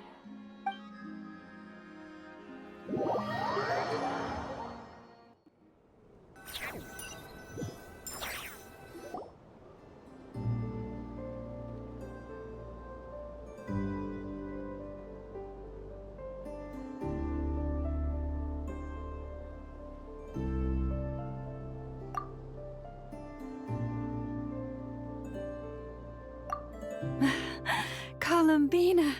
Oh, this truly is wonderful. Llama, I can't breathe. Ha ha! Just in time for Moon Prayer Night! It's good to have you back, Miss Columbina. Yeah, we were worried sick. Thank you, my friends. With your help, I now have a name that belongs to me. Columbina Hyposelenia. Where's the second half from? You added it yourself? That's right. It means... Born beneath the moon. Yes. And by extension, it can also mean born beneath this world. A fine name.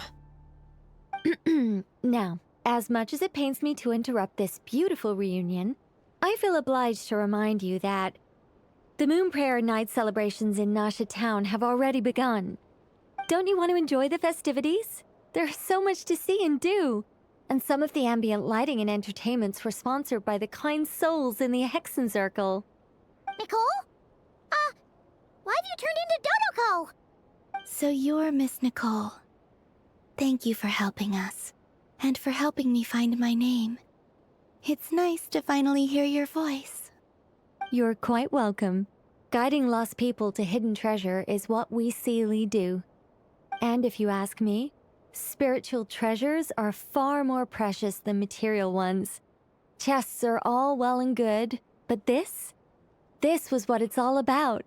Ah, so satisfying. Anyway, I had to go help Alice. It seems like she ran into some trouble. That's why I couldn't be here in person. But don't worry, we're with you in spirit. We'll be celebrating right along with you. Keep an eye out for the Hexen Circle's festive stalls in Nasha Town. I think you'll like what we came up with. Alice said she even managed to rope B in this time. The Frost Moon Scions have also prepared various attractions. I believe Aino, Ineffa, and their crew are setting things up as we speak. On that note, Nefer, about that request I made. It's all in hand. Yehoda is on site to ensure that everything goes off without a hitch. Wonderful. In that case, Traveler?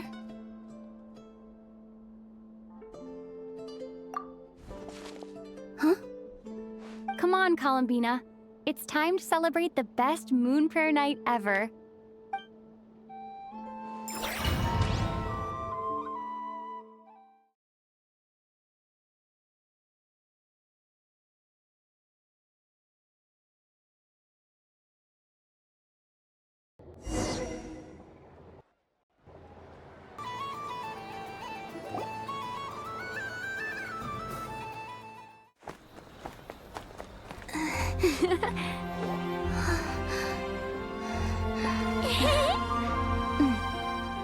Hey, young lady. Would you like some Moon Prayer Night candy? Happy Moon Prayer Night. Oh, yeah. I almost forgot to say. Welcome home, Moon Goddess.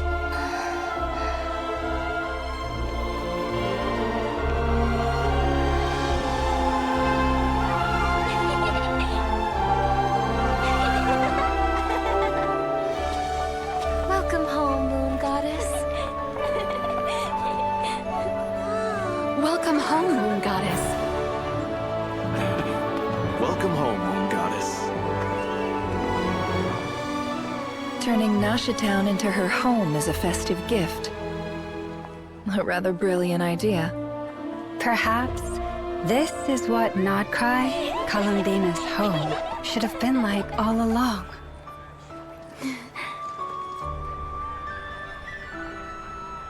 Thank you for the gift. I like it a lot.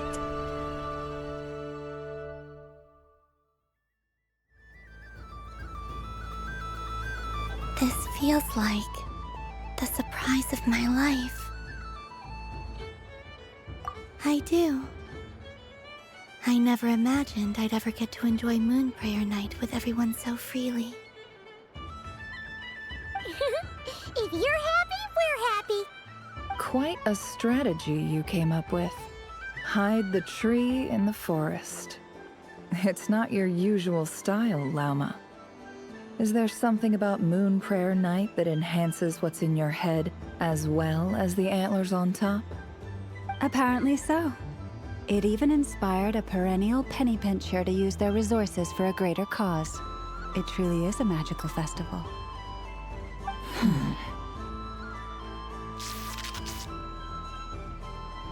I see it now. This bickering is actually a sign of a strong relationship. Huh? What's everyone doing here? Oh! Miss Columbina, you're back! Yes, I'm fine now. Thanks for your concern. How's your progress with Alice's assignment? Very well indeed. I've never heard her sound so excited. Not like this. This time, her excitement seems more serious. Seems like she's had a major breakthrough. She said she'll contact us once she knows more. In the meantime, we're free to relax and have some fun. Enjoy the time off while it lasts. I have a feeling that our next task won't be so simple.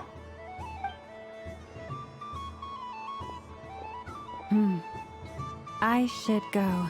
I still have a few things to attend to at the Frost Moon Scion stall.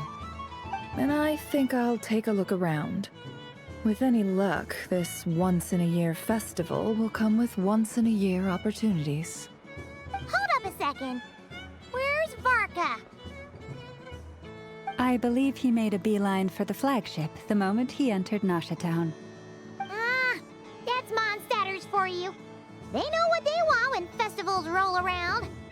Goodbye for now, Columbina. I hope you have a wonderful night. I will.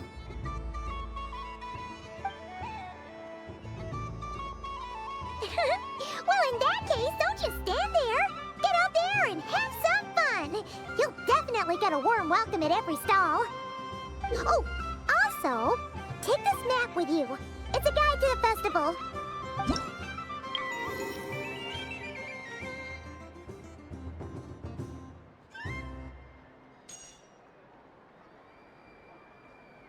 The Frost Moon Scion stall is over here.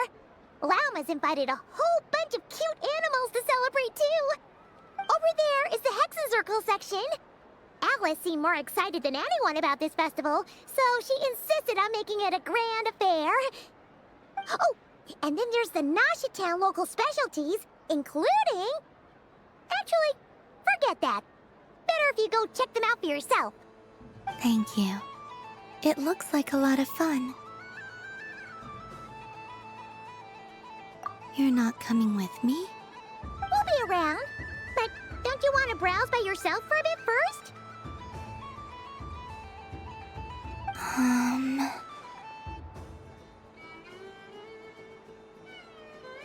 Yep. If you find something you like and want to try it out together, just give us a shout. We'll be right with you. Otherwise, just relax and enjoy yourself. There's so much on offer, so try to experience as much as you can. And don't forget to stuff yourself with all the delicious festival food!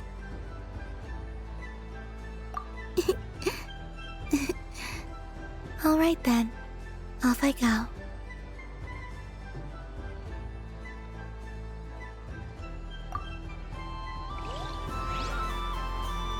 Where should I go first?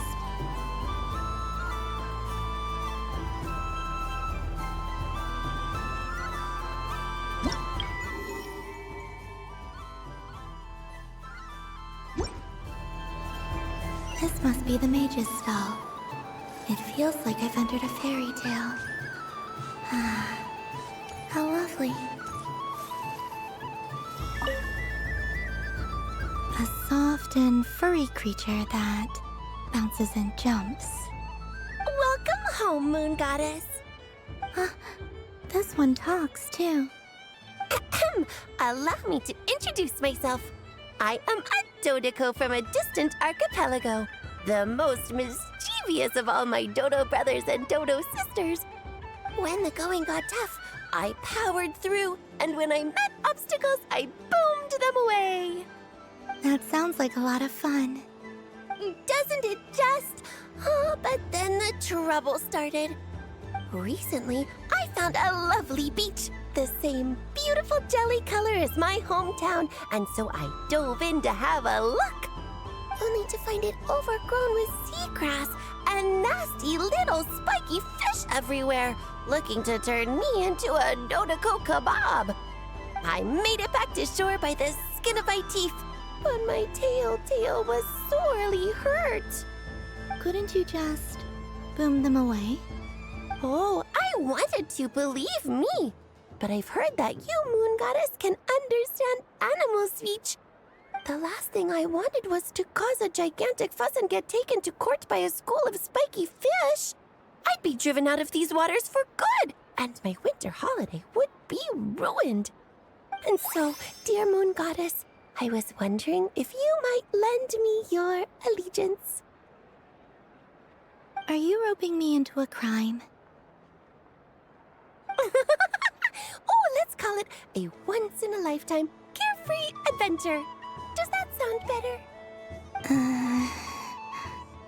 All the festival goers tonight are dressed up as the Moon Goddess.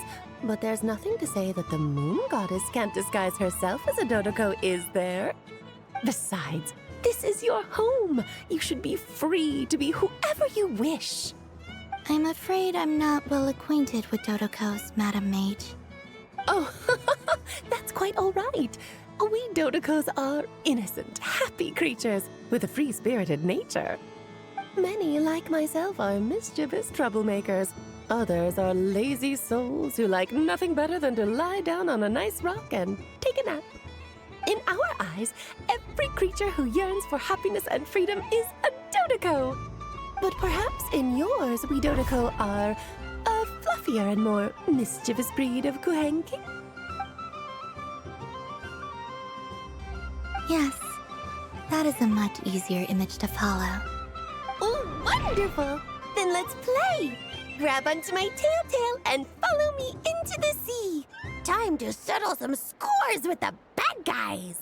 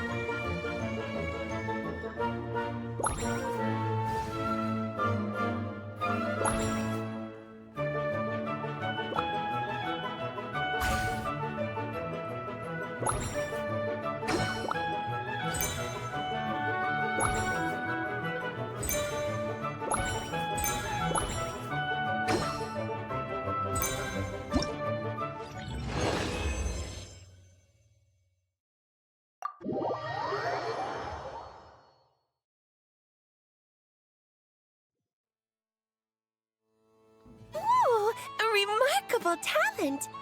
So, what do you make of it? The use of Jumpy Dumpties doesn't come as naturally to me as Kuvaki, but their unpredictability makes it fun. I think they call this... novelty? Indeed! And how did it feel blowing those pesky nuisances away? Not bad. Any guilt? What do you mean? Oh, wonderful! Lovely answers to all 3 questions. You've passed the safety test. Now I can give this special bomb to you as a souvenir. Remember, if you find any meanies living on the moon, you can use this to boom them into oblivion. I will.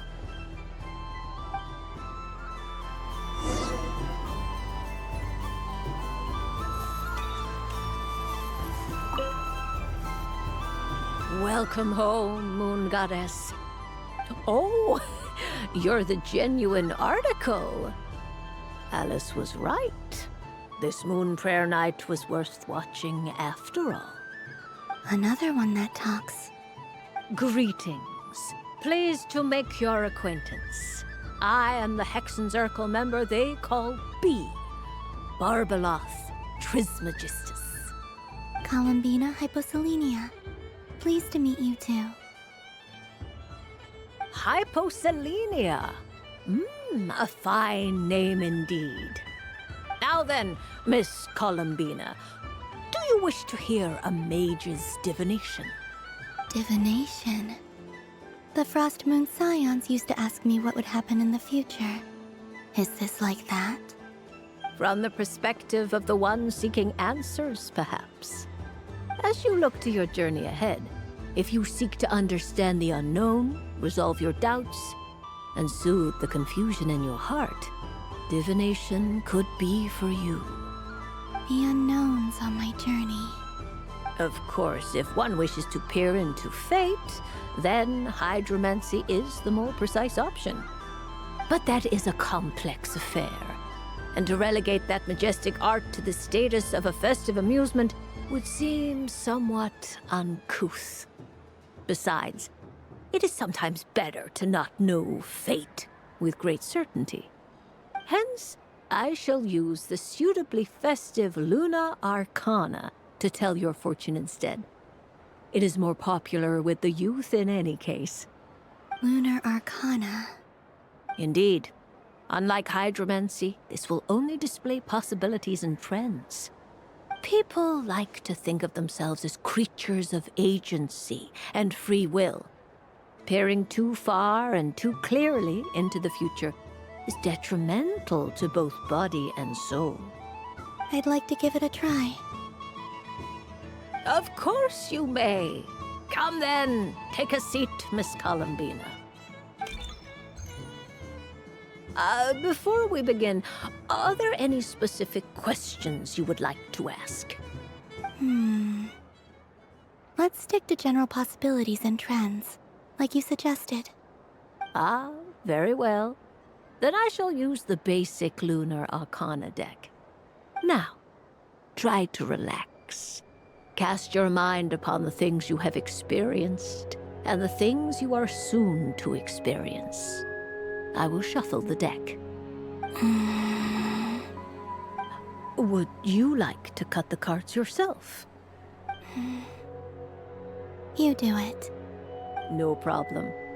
Now then, to make things easier for the seeker, that is to say, you, I shall decipher the cards from your perspective.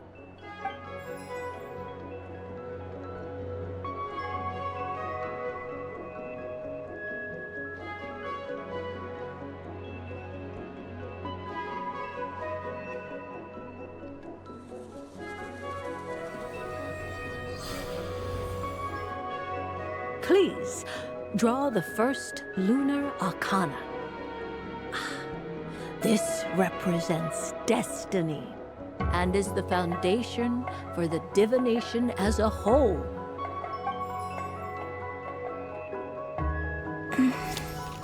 Now, draw your second card. This will stand for the past, the sum of all your experiences that have come before. And now the third Arcana. This is the present, your interpretation of the current moment.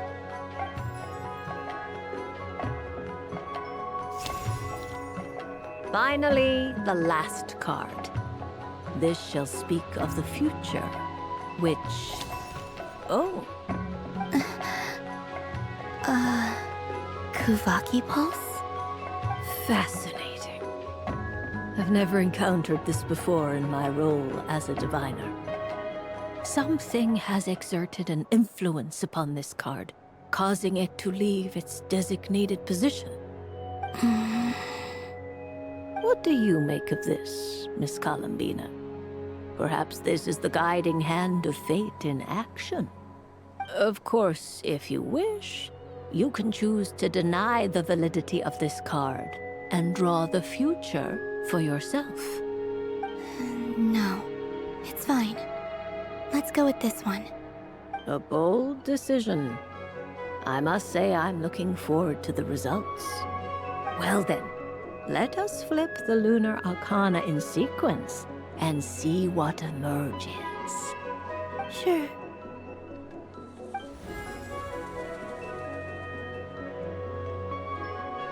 First, Destiny. No surprises here. The card that represents yours is the moon. The moon. Indeed.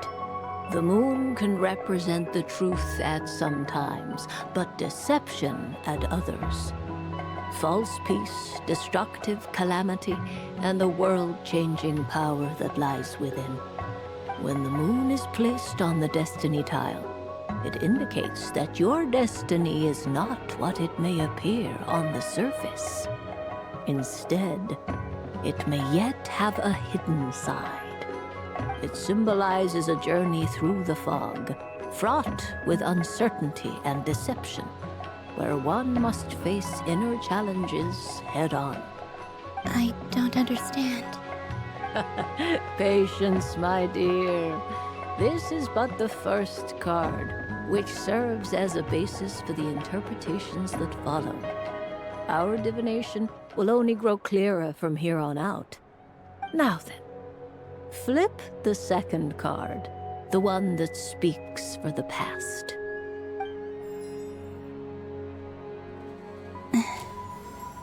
Ah, the Hermit, but inverted.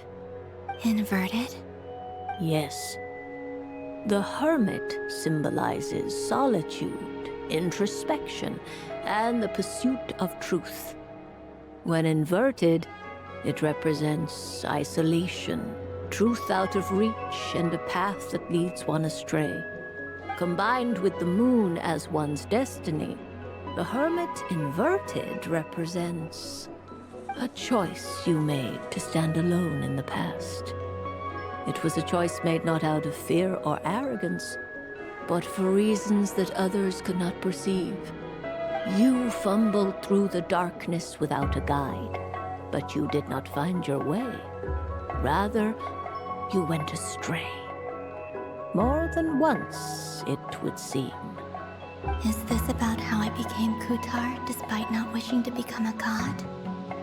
And how I joined the Fatui because I yearned for a place to belong? I suspect only you know the answer to this question. All is not lost. The past is in the past, and so it shall remain. Shall we look into the present now?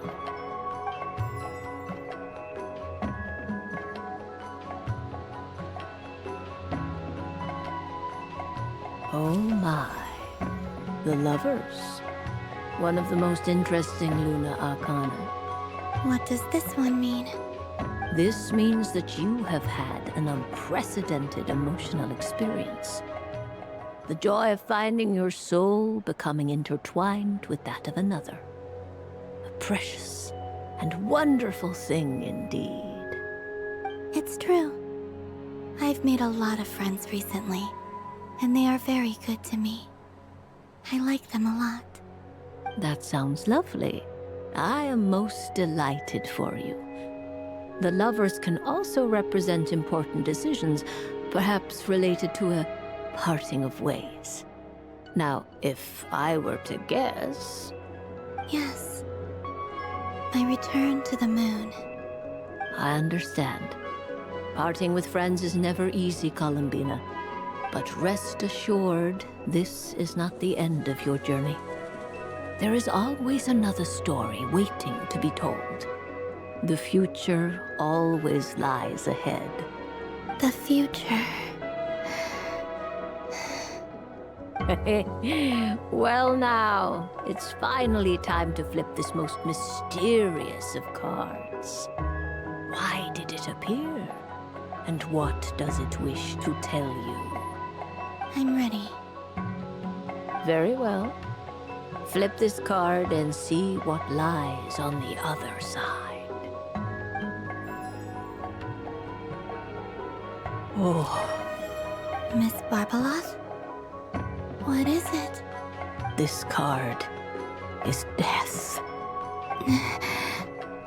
That doesn't sound very good. It depends on how we interpret it. It is true that it can represent an agonizing death, a complete and utter end, but at the same time, it can also represent rebirth. Do not forget that your destiny card is the moon. That lends your future many different potential meanings. If death spells the end, Is it unavoidable? As I have said, divination can only display general trends. It is a rough guide, but it does not show predetermined outcomes. Allow me to summarize it for you.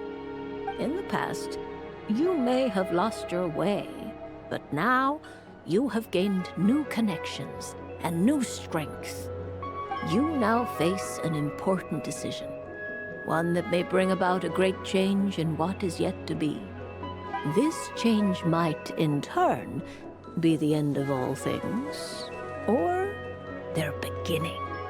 But remember, everything is subject to change because of the moon present in your destiny.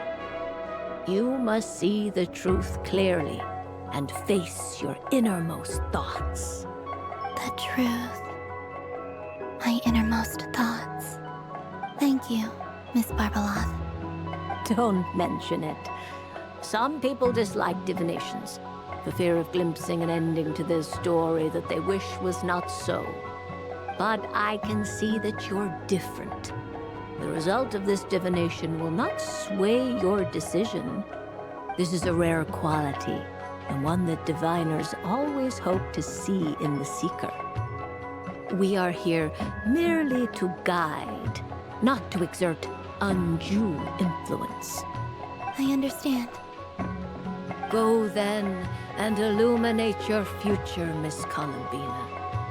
The moonlight that shines from you now is most captivating.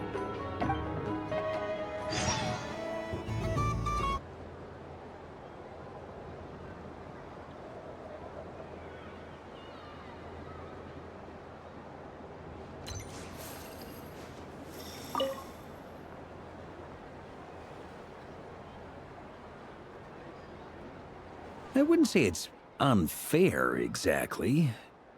I mean, your voice goes right into people's heads. How would you explain that to the kids? You can't just explain it away as magic. Is something the matter? Ah, Miss Columbina! No, nothing you need to worry yourself about. Ah, impeccable timing. Stick around for a second, Miss Columbina. I need your input on something. This self-proclaimed Knight of Justice has yet to give me a satisfactory answer. I, for one, would like to hear your verdict on the matter. Hey, now, I left the flagship just to help you out, Miss Nicole. What's going on? So Alice and I are both using long-range remote control spells that work on similar principles, allowing us to attend this festive fair in Dottore form. Sorry, let me backtrack a little. While similar, there are some key differences. Alice, being a great mage, wanted her Dottore to reflect something of her own charm and mystique. So she adjusted the way its tail moves when it spins around. An entirely gratuitous move, in my opinion. I hardly see how anyone is going to notice that. If anything, I'd say that anyone who stares intently enough at a Dottore's tail to notice such a small detail is someone we ought to be highly concerned about. I only say this to emphasize that my question has nothing to do with tails. Now that we're clear on that, why is Alice's Dottore permitted to interact directly with the children celebrating Moon Prayer Night, while mine is not?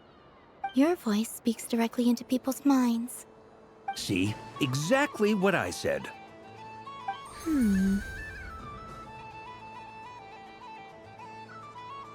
Miss Nicole? Ugh, I can't stand it. I know that probably makes me sound like a whiny child acting out in front of their parents. And it's a little embarrassing now that I think about it. But hey, I've said it now, I can't take it back. That would be even more embarrassing.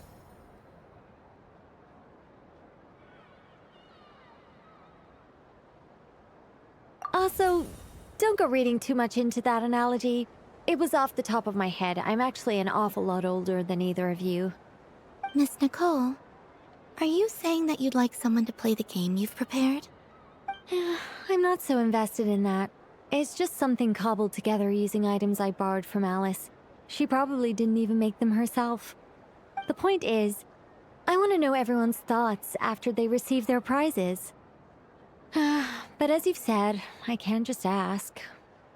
I've been biting my lip for so long, and I've had no one to vent my frustrations on. I thought this was going to be a nice, straightforward festival where I'd get the chance to guide people to treasure. Well, can I play? I can't guarantee that I'll win a prize, but... You will? I'd like to try. Then what are we waiting for? Let the game begin! It's like they forgot I was ever here. Ha!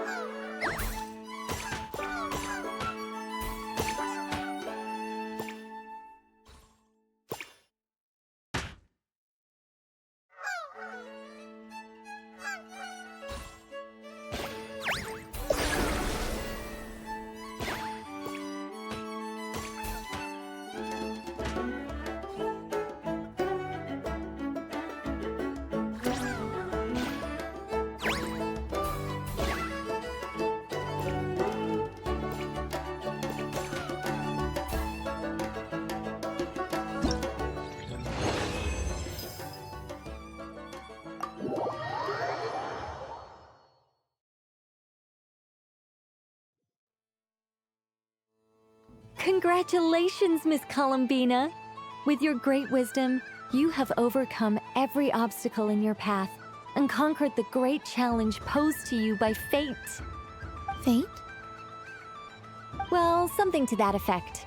If you'd prefer something more poetic, it could be the icy winds or the dawn. Anything you like, really. You could even go with the challenge posed to you by Dotoko, if that's what you're into. Anyway, you can take or leave my suggestions. Moving on. All my hopes are now resting on this. Can I open it now? Stop teasing me! Please, I'm begging you. No more talk. Just open it. Wow. What a lovely sculpture. Classic and cute at the same time. Thank you, Miss Nicole. I'll always treasure it. Ah, there we go. Music to my ears. You have my sincerest gratitude, Miss Columbina. Thank you for sharing your precious time with me and fulfilling my wish. Don't mention it. You've all done much to help me. And still, I'm the one receiving all these gifts.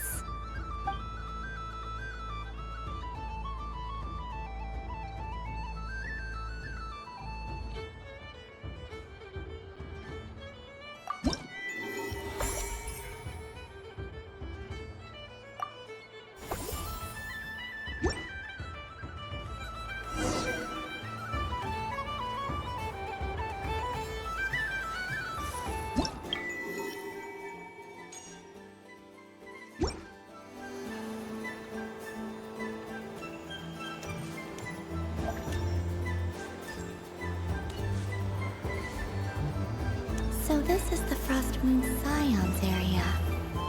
It feels very familiar. But everyone looks much happier than usual.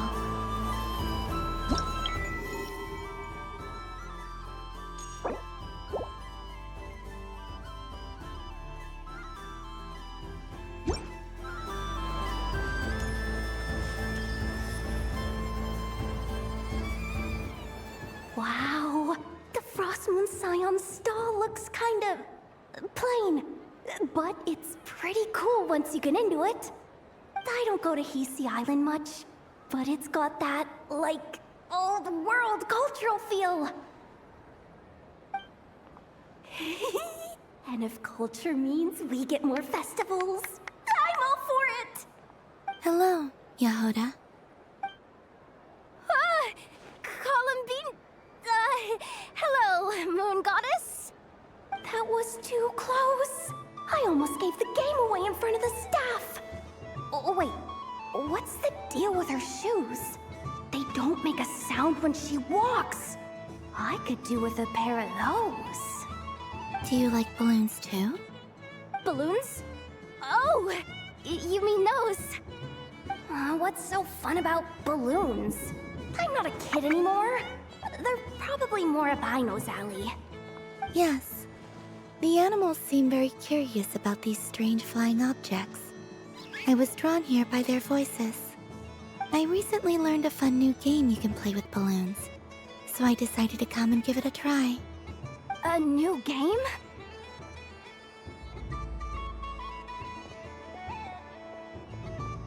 Hello.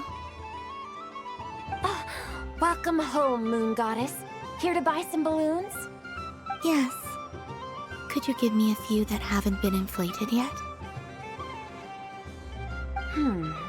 Are you sure? I guess it's not a problem, but... Yes, please. Thank you. Uninflated balloons? But those are just little rubber pouches. What does she want with those? Would you like to play the balloon game, Yehuda? Huh? Sure. I guess. How do you play it? Wait here a moment. Oh. This is so weird. What have I got myself into now? I thought I saw Columbina nearby. Uh-oh! Oh, she's helped us out quite a bit. She's good people, right? Is she looking for Columbina? Oh, guess that's my ticket out of here. I'm not sure my heart can take being sandwiched between two harbingers.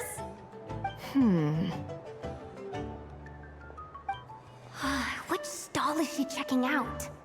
Oh, it's that other Frost Moon Scions one. Try on the headgear, see what it's like having antlers or animal ears for a day. Oh, I wouldn't be caught dead wearing that stuff. So embarrassing. I have enough gear to carry as it is. Wait, what? She put it on? How peculiar. This would take some getting used to. I wonder if this is what it's like for Lynette. It really suits you, ma'am. What is this? She was so intimidating a moment ago, but now, dang, she's really rocking those ears. How does she make them look so cool? I suppose I may as well keep them on for now. All part of the festive experience. She's coming this way. How do you do, Miss Yehoda? Oh, jeez. Don't talk to me while wearing that thing. Where am I supposed to look? Oh, hey there. I'm looking for Columbina. Have you seen her? She just... Huh?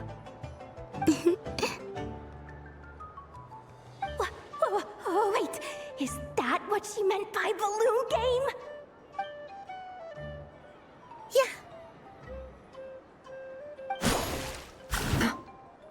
Huh?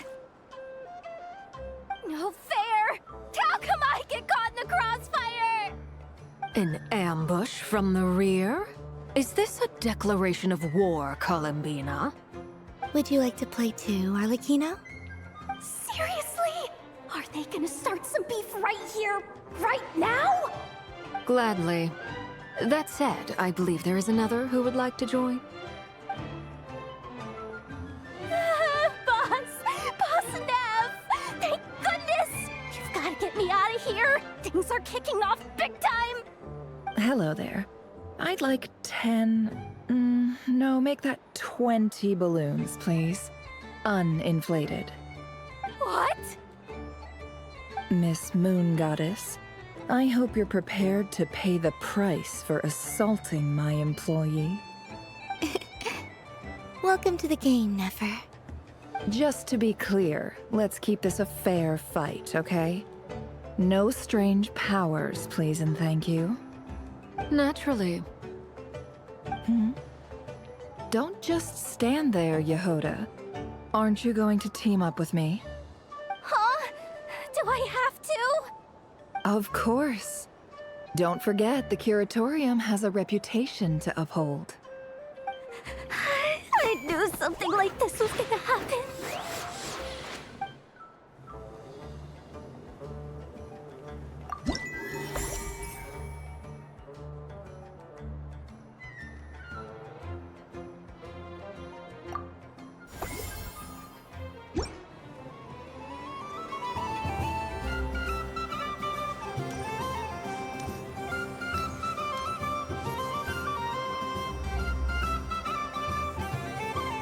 I wish for a never-ending supply of laka berries. What a humble wish. Probably written by a child.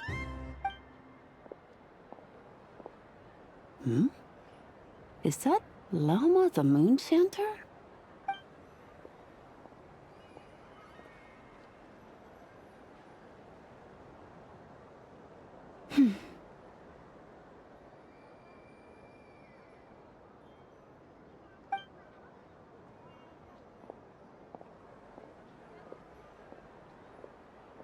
I wish that the long plume ibises would stop biting me. Oh dear, poor Lauma. All right, I'll write that one down for you. I got it. While everyone else is celebrating Moon Prayer Night, you're as busy as ever. I don't mind. It's rewarding work. A good kind of busy. My antlers are at their heaviest tonight, and the Kuvaki waves are especially strong. But as I help these dear friends hang their wishes up, I feel a great peace within myself that is hard to describe. You see, they are all such beautiful wishes, and they are ones that we can fulfill by our own strength. Do you blame me, Llama? I want to hear your honest answer. It is by the help of so many people that I can return to the moon. But I feel as though I've hardly done anything in return. You've done plenty, Columbina. I say this in earnest, both as someone who knows your history, and also as a friend who has seen what you've been through. What about as a moon chanter? I feel proud to honor our moon goddess's wish, and I'm sure any moon chanter in history would have felt the same way. Thank you for your kind words, Llama. But... Since you asked for my honesty, I won't lie to you. My feelings are mixed right now. Besides pride, I also feel... I suppose it's a reluctance to let go. Once you return to the moon, we will be far apart and separated by a false sky. I'm sure those of us left behind will gaze up at that sky, yearning for the moon once in a while, just as you used to do. I will miss you, Llama. I will miss you all. I hope to stay in touch. I will try and find some way to send messages down from the moon. Perhaps you could use Kuvaki. I've heard Yehoda say that signals can be sent using long and short waves, or strong and weak lights. That sounds a little complicated. What if we forget what the signals mean? We could prepare a codebook beforehand, but... You're right. It wouldn't really suit you.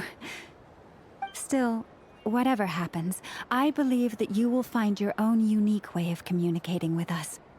And now that I think about that, my heart feels lighter. Because you trust in me? Yes. I have faith in you, and in the power of truth. In my experience, the truth tends to be difficult. But that's what makes it stand out from what is false. So I'm confident that your thoughts and your love will shine through the curtain of lies. We will know it when we see it. Thank you. Now, could you help me hang up my wish? Is this? I wish that all who dwell in this moonlit world can find a place to belong. And I wish that I shall one day see my friends again. It's 2 wishes. I hope that's not too greedy of me. Not at all. And I think you speak for us all with the second one.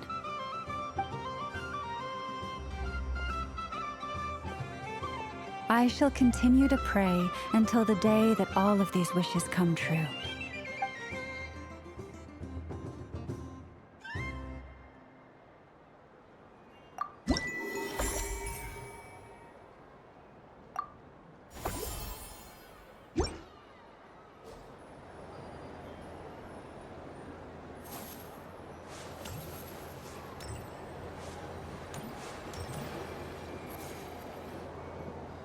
Days. I prefer sunny days. Ah, well, you are as warm as the sun itself, Moon Goddess. Very well. I believe your spirit animal has to be this most adorable chic badger. Wow! Thank you, Mr. Talking Magic Lamp. Have a very happy festival, Moon Goddess.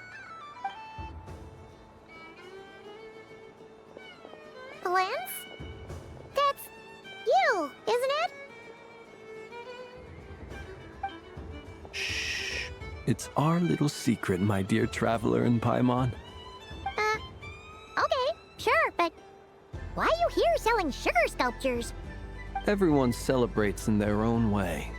After gazing into the abyss and spending time around gravestones all year, what better way to relax than to see sunny smiles on the faces of the living? Besides that, I like to think of myself as a fair judge of character.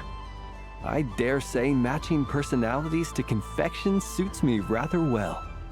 That's not what Paimon was talking about. Aren't you afraid that your true identity might be exposed?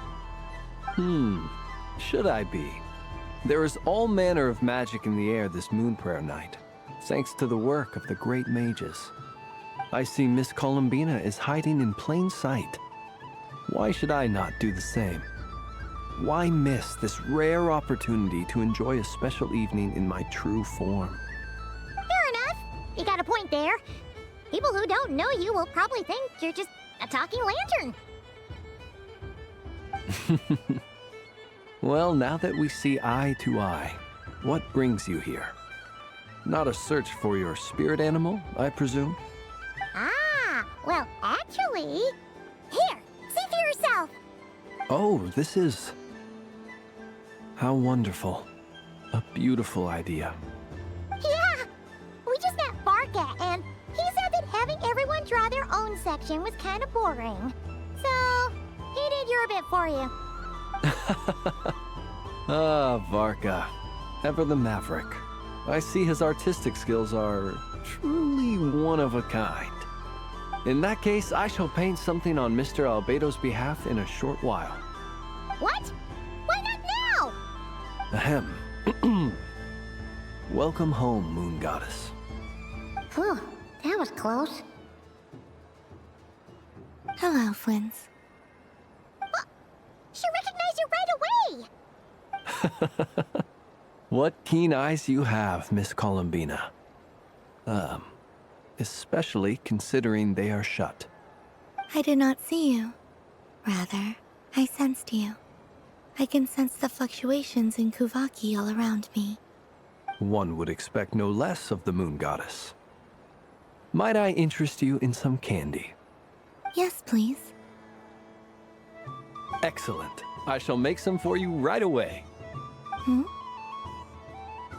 Something the matter, Miss Columbina? What about my spirit animal? All the other children carrying sugar sculptures are talking about it. Wait, is she taking the test seriously?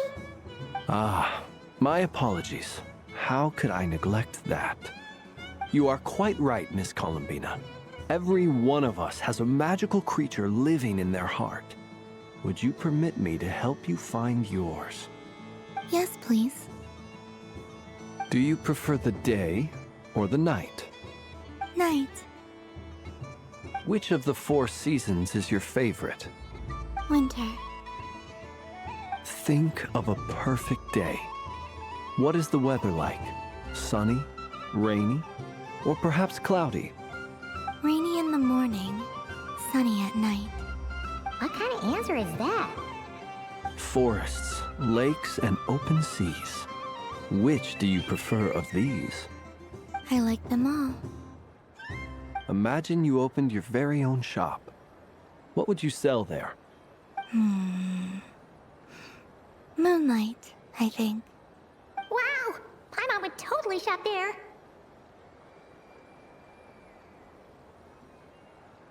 It wouldn't cost anything. You'd just need to visit. Aha! I believe I know what your spirit animal is. Here, for you. Oh, it's a Kohenki! Indeed. A free-spirited being with a deep love for all things here in Nod-krai, who selflessly lends her aid to as many people as she can reach. It is the perfect fit for you, Miss Columbina. Thank you.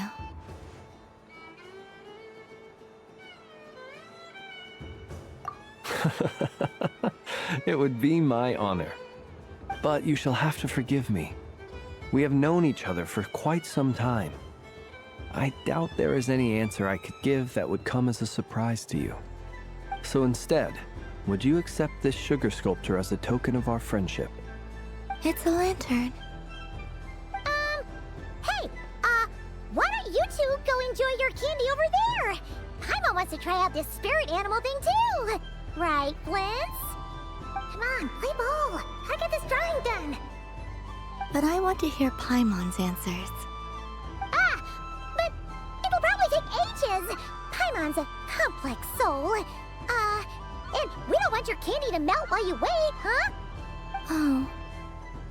Okay then.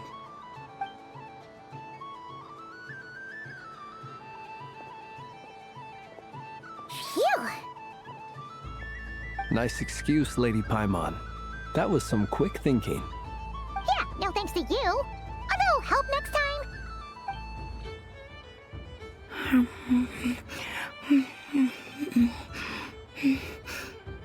It's sweet. Is that Lockaberry? I wonder what flavor the traveler got. This way, this way! It's the candy-selling lantern! I'm coming! Of course. Traveler, maybe we can share?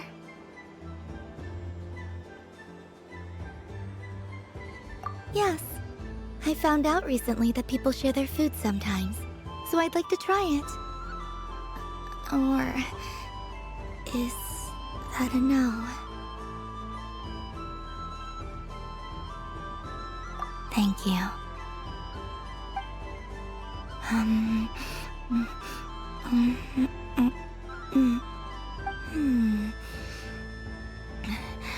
Yours is a little more sour than mine. Here, you try it. Are you sure? Amazing.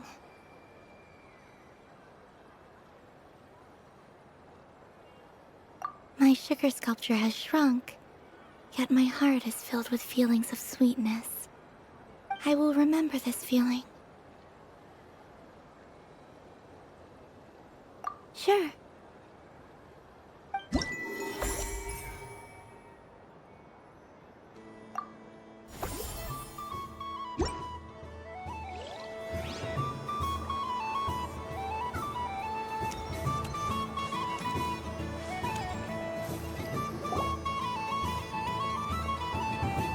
Dodoko's Whirligig!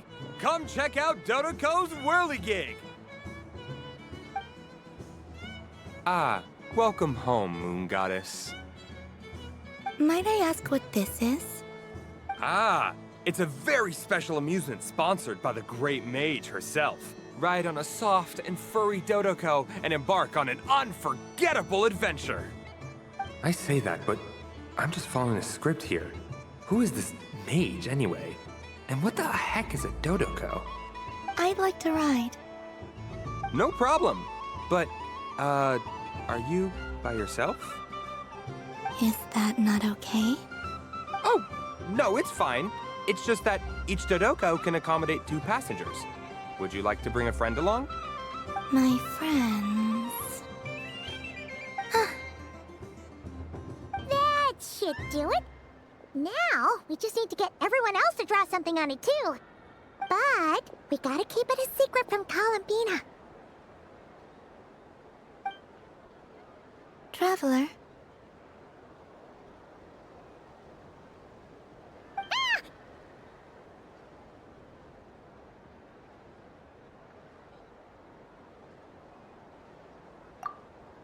I want to go on that ride.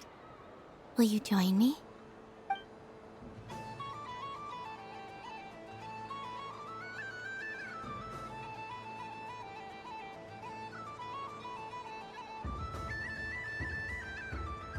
Let's go then. Don't worry. Paimon will do the rounds. You go have fun.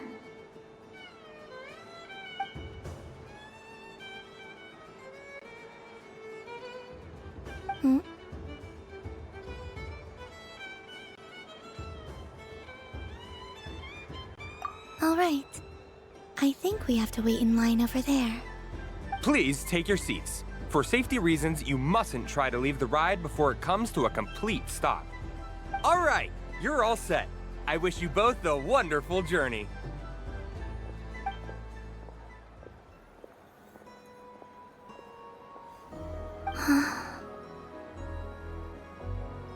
Not bad.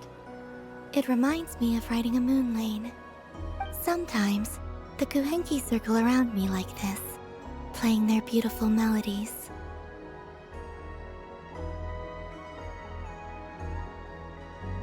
Yeah, I'm going to miss them.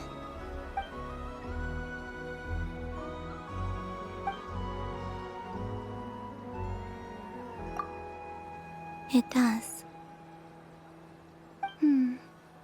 I've felt scared in the past, too. But this is a little different. You know something? I got to see a lot of fascinating things during my disappearance. I saw how the Frost Moon Scions act around their families. So different than how they used to act in my presence. And I also saw how they interact with their friends. It made me curious at first. Why do people act so sincere when they're worshipping gods, but save their truest, warmest feelings for each other? Slowly, I came to realize that it's because they trust one another. They know, deep down, that they'll be accepted for who they are. All of it. The good and the bad. I know. I knew it the moment you started calling out my name. What I fear now is the end. I fear losing all this the very night I have gained it.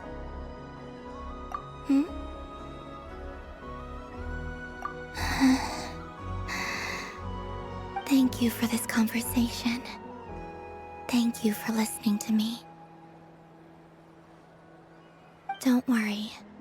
This fear I have, and the unknown that awaits me, they cannot hurt me.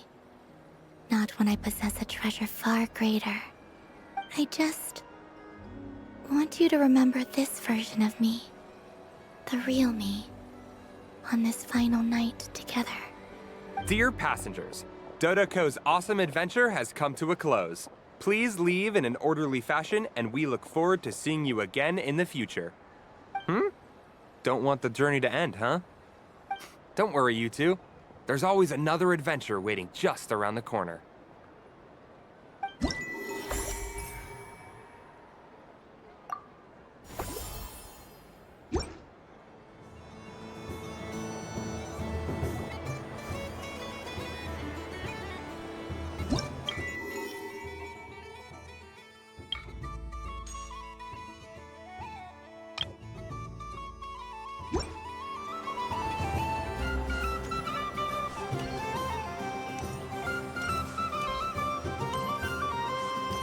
What's this? Should I give it a try?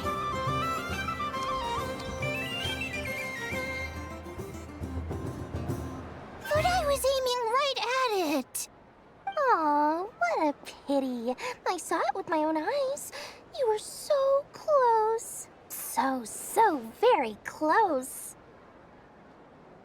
That's not true!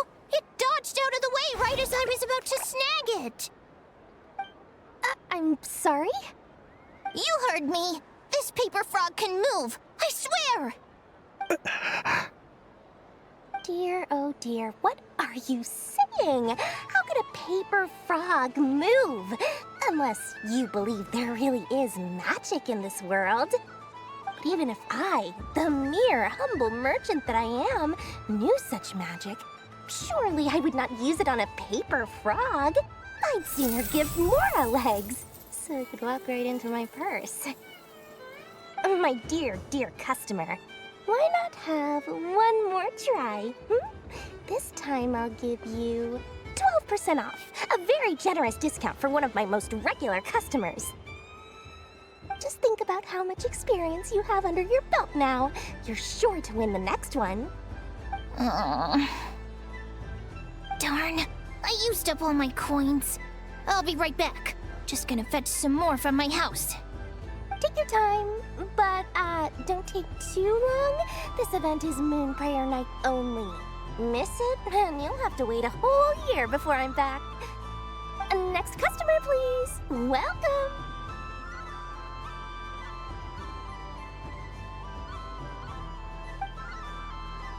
Hello. Whoa, whoa! What's this big one doing over here? How do I tell my employees not to go running around this time? Shooting them a glance won't work.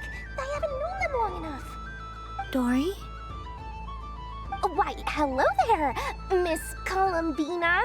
Would you like to play my ring toss game? The rules are very simple, and it's easy to get the hang of. How much for a round? Oh, first time's free. Not a single mora. After that, well, we can cross that bridge if and when we come to it. But with your sharp sharp skills, I'm sure you'll win all the prizes in one fell swoop. That was an obvious enough hint for them, right? Right?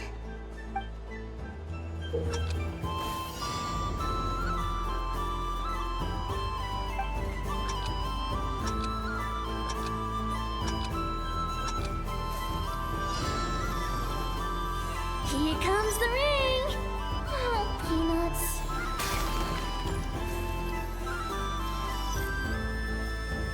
Change tracks.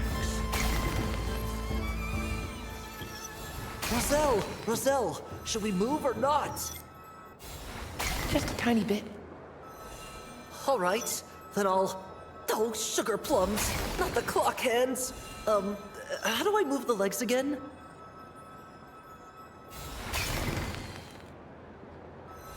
Stop it! Stop dodging! Ugh.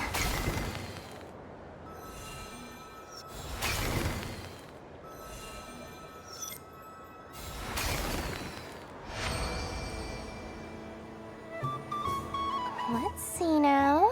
Let's see. Wow, very good.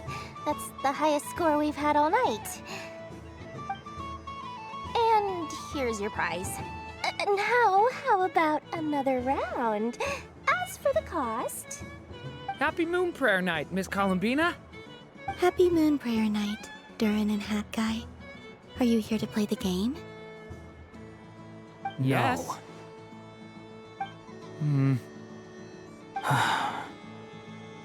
You said we were just coming here to say hello.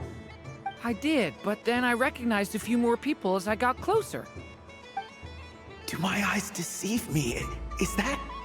It's our little dragon! He's all grown up! Someone's popular. Well now, since you came all this way, why don't you try out this lovely game we have going? First try is free! He'll have a go. I'll pass. It's only one free try per customer. You can't give your try to him. I'm aware. How has Elder Almond been lately? He's in great shape. He goes for a run in the forest every morning to stay fit and healthy. He tried to go boat racing with Firecracker a while back, but he couldn't even make it onto the Lotus Leaf. Firecracker was in fits of laughter. How about you, little dragon? Can you still fly? Yes, I can. But you've become less chatty. Has growing up been tough on you? We call that maturity. You know, the thing people sing about. The knight wields a sword of stone to defend those hearts that are made of gold. Stone is very heavy. That's what keeps him from talking too much. That's awesome! I want to be a knight when I grow up, too. Ring, here I come! Ha! Oh, the hat-wearing man. I never thought I'd see you again. You seem more determined than when I saw you last on the train. If you say so. Oh, I do say so. The people you once helped see it clearly. It's because you are once again on the right track. May the engine in our hearts propel us to the station of our dreams. I can move! I can move now, Roselle! What are you doing, running into the rings like that? You got them all so quickly! I have never seen anything like this in all my travels. Is this guy actually an old friend of theirs? But how? They're origami animals and clockwork people from a fairy tale. Getting to know them would be quite an arduous task, unless they share a hometown? I have to get to the bottom of this. Next time I see the Great Mage Alice, I shall demand answers. Thank you, Dory. I had a lot of fun. Now for your prize. Where did I put it? Give me a moment to dig it out. Oh, sweet grand prize. How I wish I didn't have to let you go. Good thing I've already turned a profit from the customers earlier in the night. Otherwise, I'd have wasted all my hard work. Okay, I'm back. What? I leave for 2 seconds and someone's already claimed the grand prize? Oh, well, these things happen, you know? Perhaps you'd be interested in one of the other prizes instead. We've got all kinds of wonderful goodies here. Is this the thing you wanted? Here, you can have it. Huh? But... Don't worry about it. It will be happier with you. Oh, thanks so much, miss. Moon Goddess. Oh, goodness gracious, Columbina. Give me strength. How am I supposed to make any more money from this child at this rate? Daddy, look! That's the game I was telling you about! Forget it. She is the Moon Goddess after all. I'll think of some other way to swing this. Maybe I can try to hook this new kid. Huh? Oh, someone already won the grand prize. You can take mine if you want. What? Why? Why are all these bleeding hearts coming here to ruin my business? Happy Moon Prayer Night, everyone. Happy Moon Prayer Night.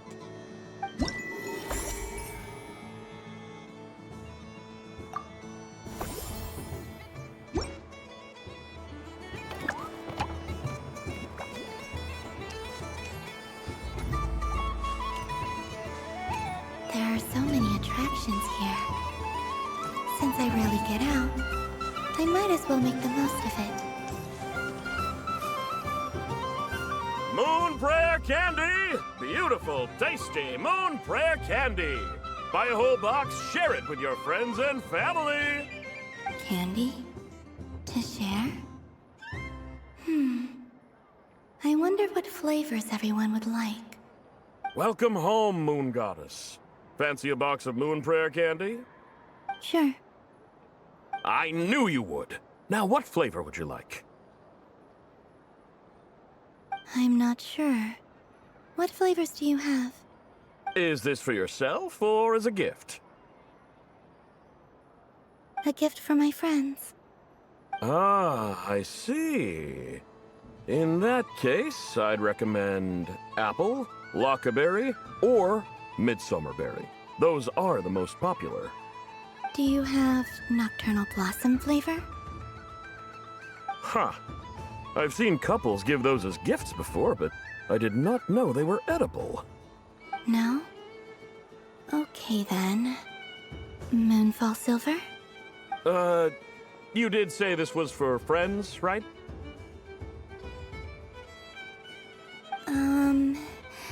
Maybe smetana then. Hey, now that's a creative idea!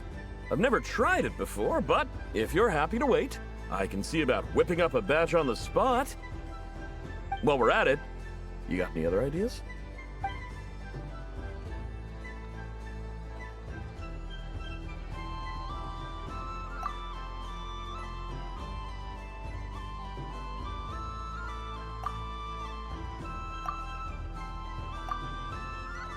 Here you go. Every flavor you asked for is in there.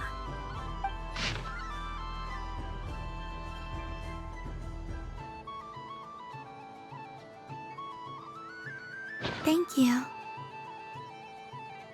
I should be the one thanking you! You brought me a whole bunch of new business. It's like a genuine blessing from the moon goddess. I hope you and your friends have a lovely night.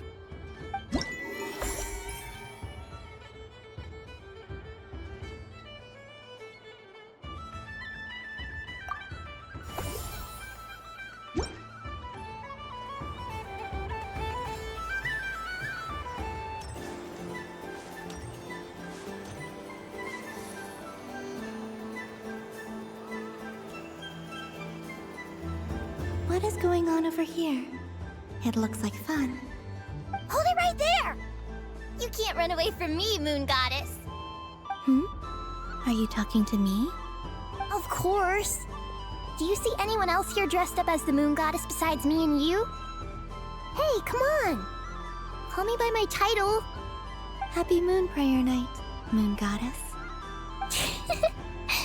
And the same to you.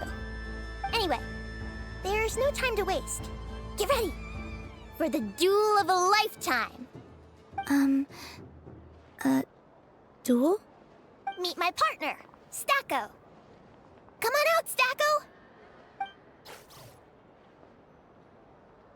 Well, don't just stand there. Let's see your partner. Partner?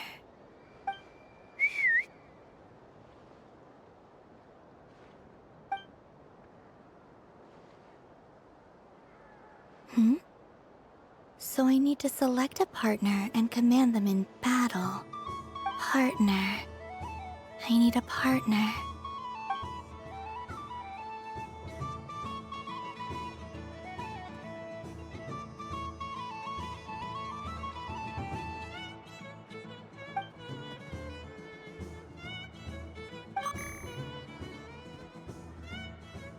Whoa! Am I seeing things? Where'd you get a Kuhenki? They're super rare. That's great. But you can only bring one partner to battle against me and Stacko. No ganging up allowed. They all look so eager to be picked. Which one should I choose?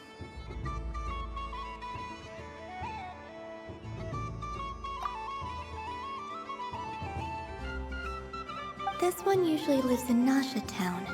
She likes falling asleep to the sound of striking hammers. And I bet she's quite familiar with robots' weak spots. They all look so eager to be picked. Which one should I choose?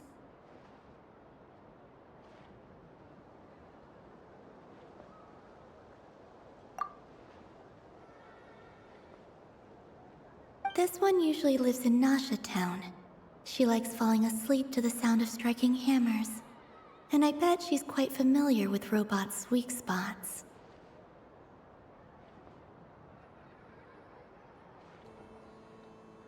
They all look so eager to be picked. Which one should I choose?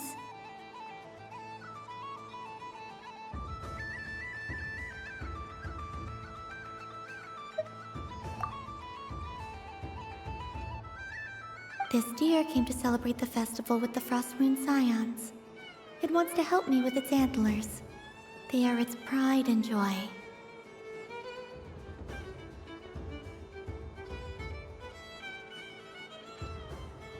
They all look so eager to be picked. Which one should I choose?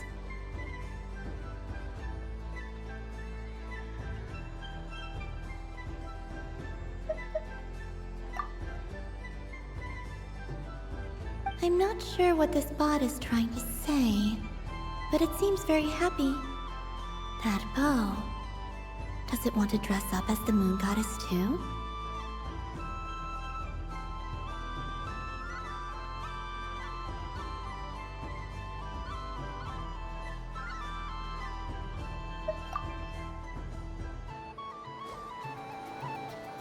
Testing! Oh, this is an emergency broadcast! An exciting battle is about to take place right here at the Nashatown Special Arena!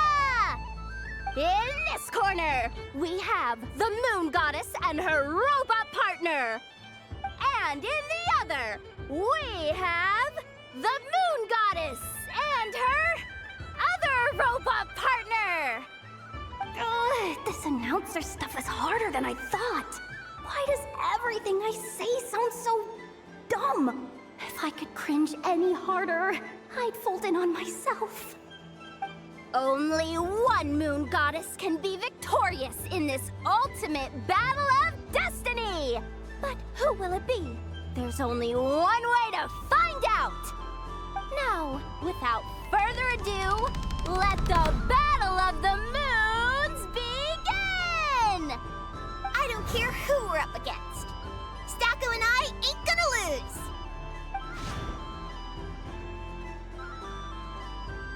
Let's strike first!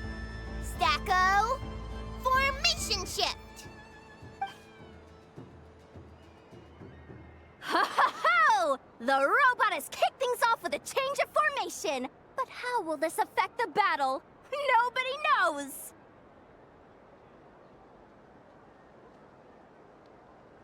The other party chooses to attack! Let's see how their partner performs!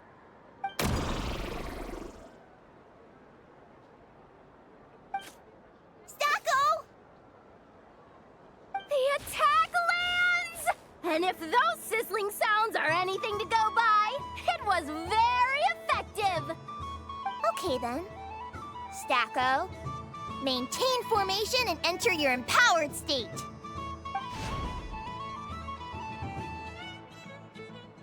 Empowered state! There we go! Now we're talking!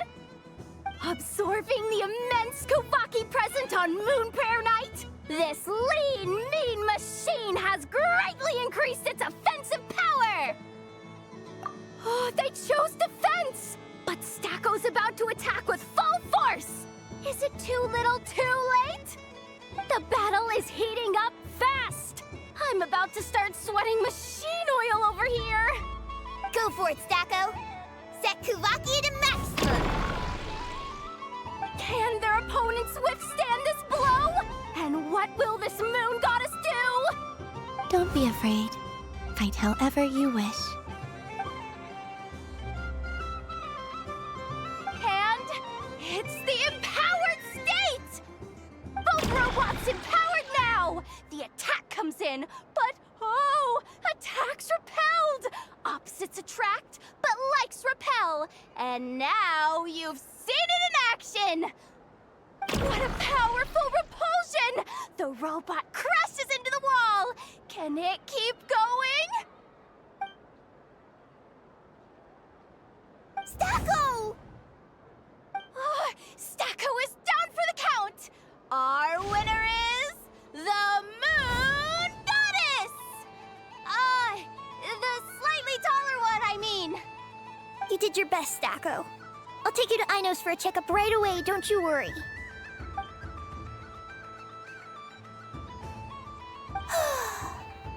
Well, you beat me fair and square, I guess.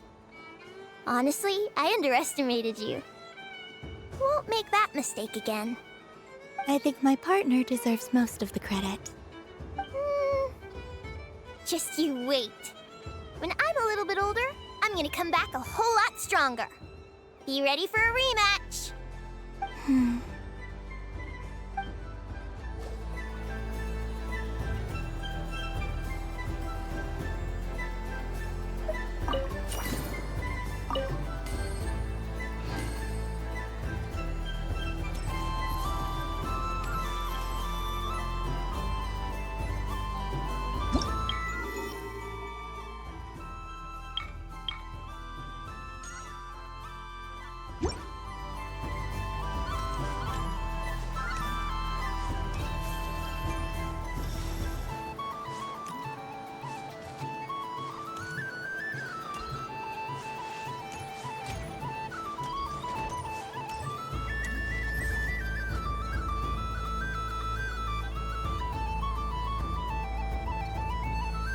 Doesn't make any sense. How am I losing every single time? Wait, Inefa, You're cheating, aren't you? Yeah, that must be it. I am not cheating, Aino. Uh-oh, sounds like Inepa's turning into a big baloney bot. I think it's time for some serious maintenance. Moon Goddess, help me. Miss Columbina, Aino is attempting to cheat. What the? I'm not the cheater. You're the cheater. How dare you throw it back at me?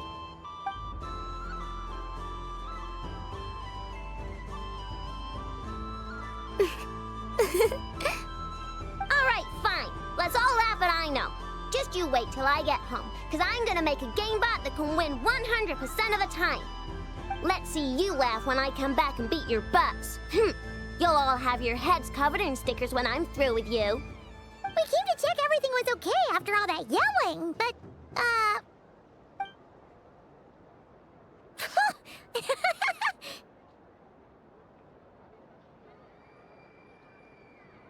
Whatever it is, it sounds like cheating is allowed. Kuhenki concentration. Each player starts with differently colored kuhenki. Each round, they draw one kuhenki from their opponent. When a player has two kuhenki of the same color, they make a pair and can be discarded. Any that can't form a pair must be kept. The round ends when a player can't form any more kuhenki pairs, and that player gets a sticker.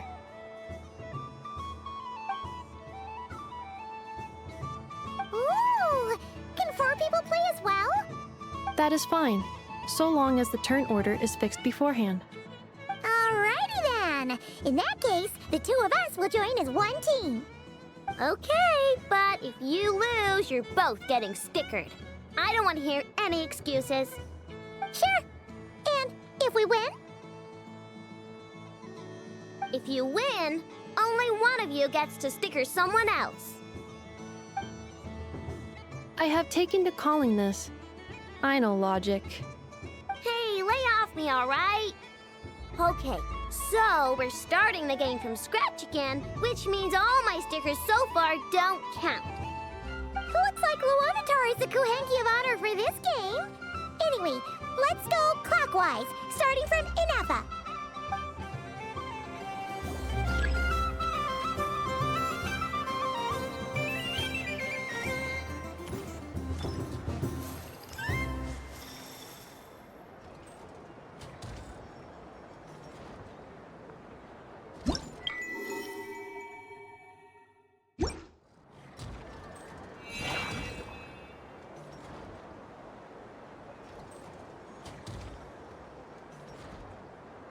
Nice! That's a pair!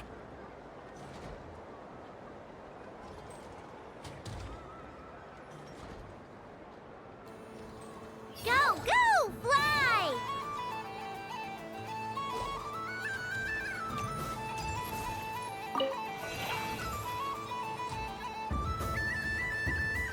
Go on.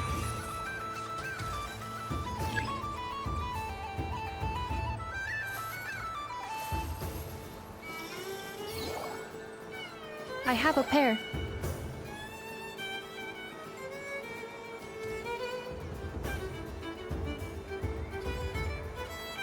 Uh-oh! We gotta pick up the pace!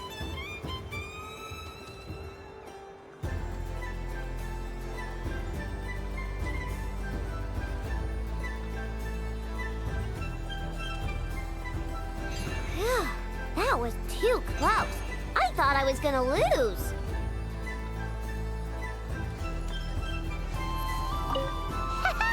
Let's see who's gonna be the unlucky one.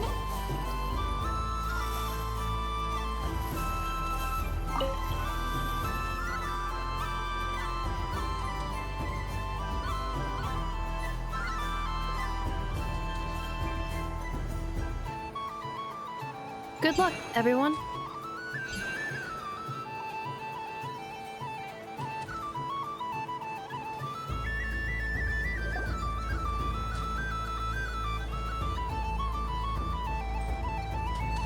Let me pick a good one.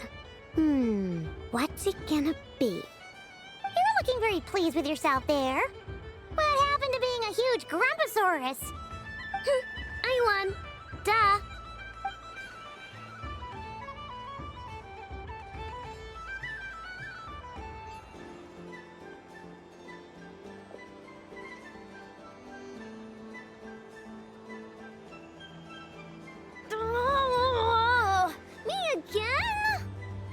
fidget too much, I know, or the sticker's going to fall off.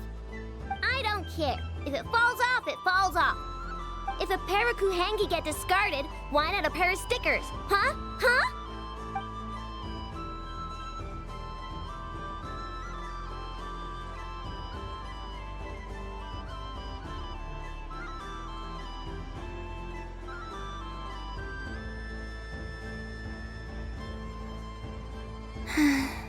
I've lost. Sticker, sticker, sticker!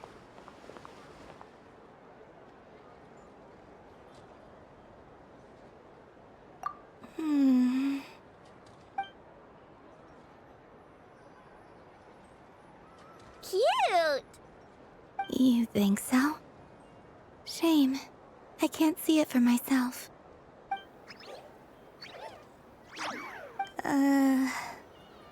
What did Luanatar say? She said it looks so cute that she wants me to lose a few more rounds.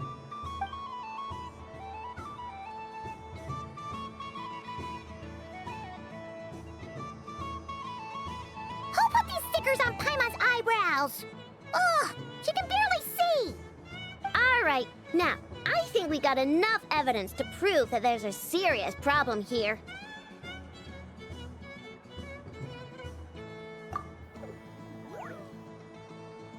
Yes, I agree as well. The culprit is... Inefa! Culprit?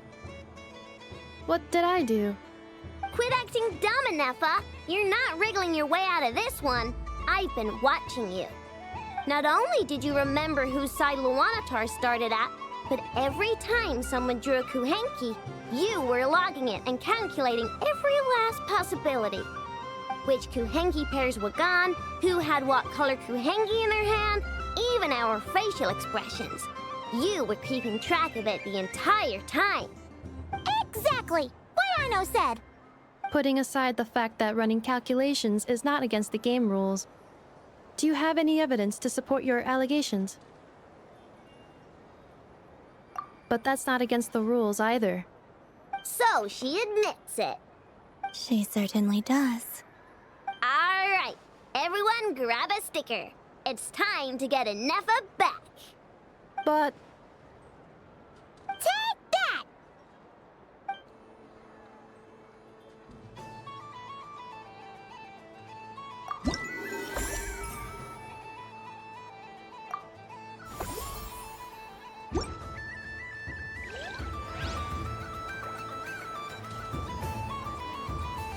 Thank you for your patience.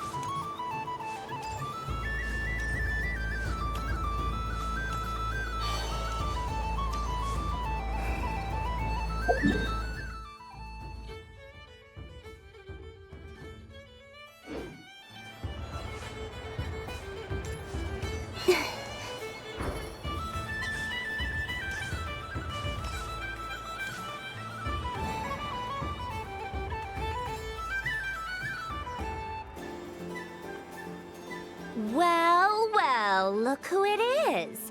I heard someone went and disappeared on us the moment we let her out of our sight.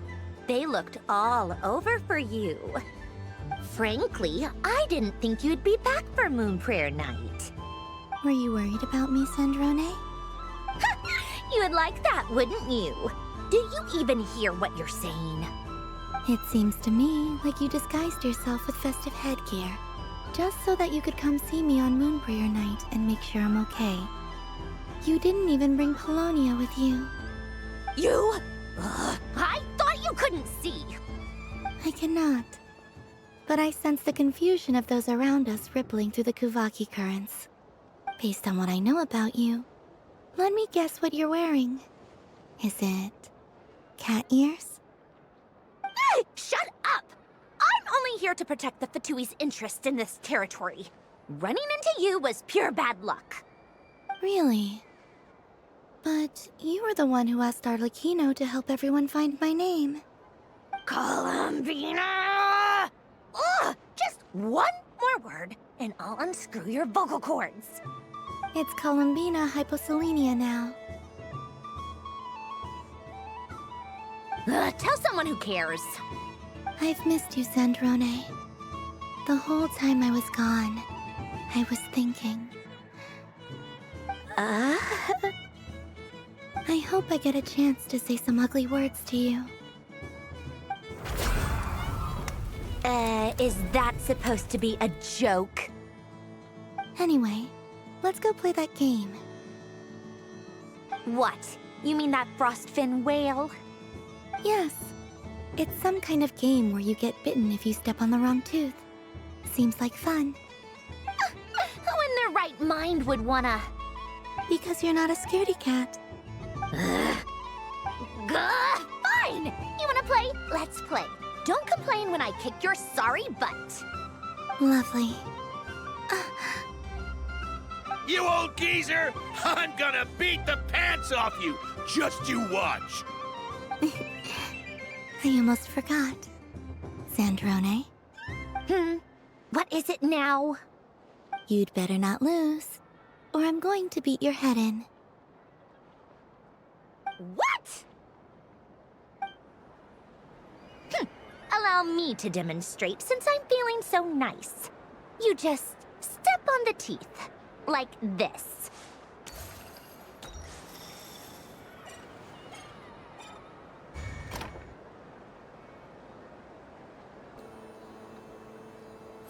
Which should I pick?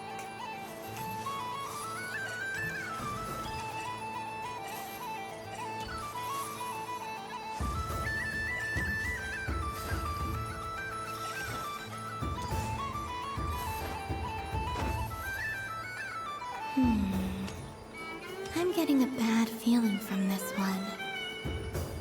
Sensing Kuvaki doesn't count as cheating, right? I want to switch.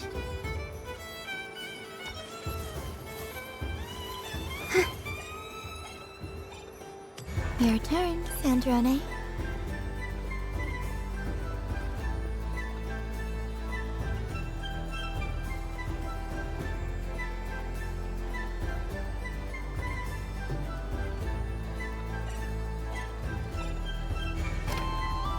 Don't come crying to me if you get bitten.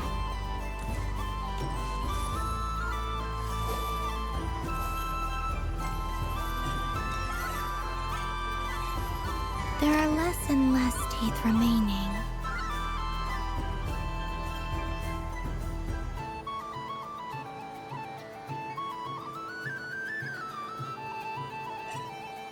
Huh? What's that noise?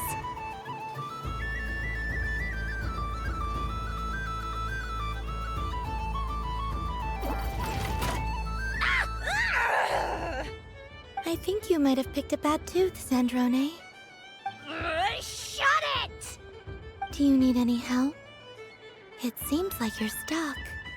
No! It's just a blasted toy!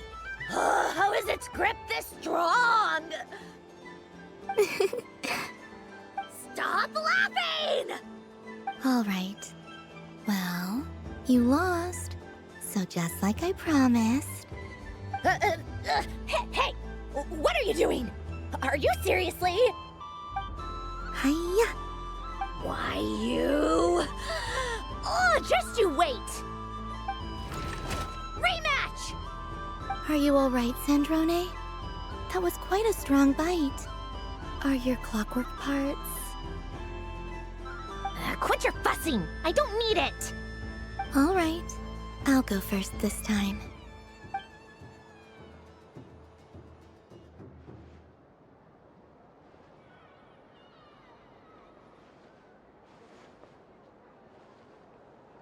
I see it now. She can sense which teeth are rigged. So I just need to avoid the same ones that she does.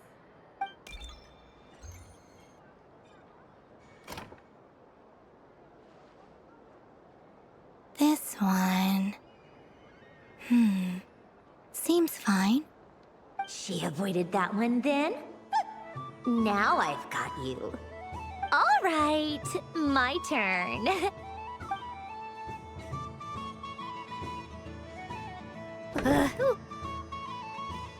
What? Looks like you lost again, Sandrone.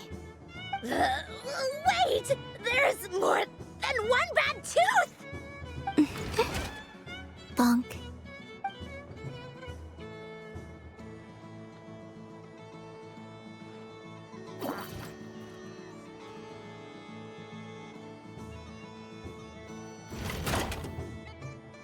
Stupid game! What idiot came up with this? Are you alright, Sandrone? You said some nasty things just now. Oh, I'm peachy. Should I let you bonk me on the head as well? Ah, forget it! Come on, bonk away. It can be your consolation prize for losing so badly. I told you, forget it! Gah, you've always been so annoying. Singing right outside my door, inviting yourself to my tea parties, going AWOL. And now you're off to the moon or something. Of all my days with the Fatui, the times I spent with you, Arlecchino, and Rosaline, they were my favorite. I will not forget them. Just as I shall not forget this moment. We'll always be friends, no matter where we are, right? Who would want to be your...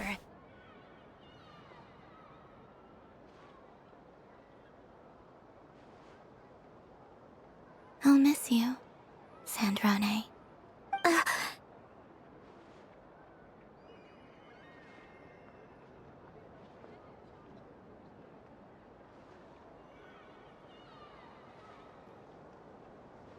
Goodbye, Sandrone.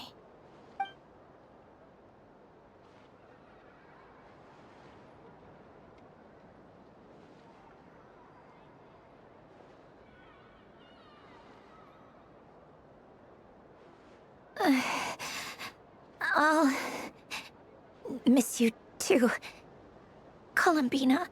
Sorry, what was that? Ah! Ah! Yeesh! No need to freak out. What's wrong? We've been looking everywhere for you. What do you want? Oh, nice ears. What do you want? This. Huh? It's your turn to draw something. You're one of her friends too, aren't you?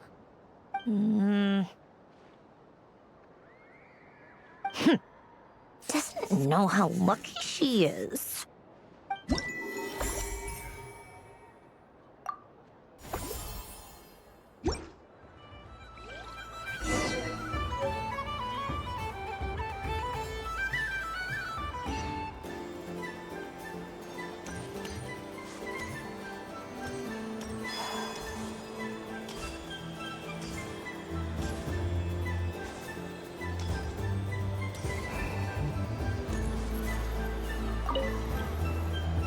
Traveler. Hey there, Columbina!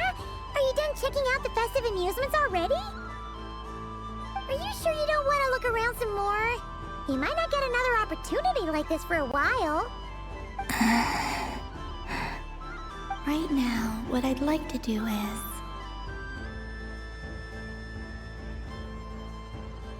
You're right. I'm not ready for this night to end just yet. Yeah, that's the spirit. Take your time, Columbina. The most important thing is to have no regrets. I'll be right here if you need us. Okay. Thank you.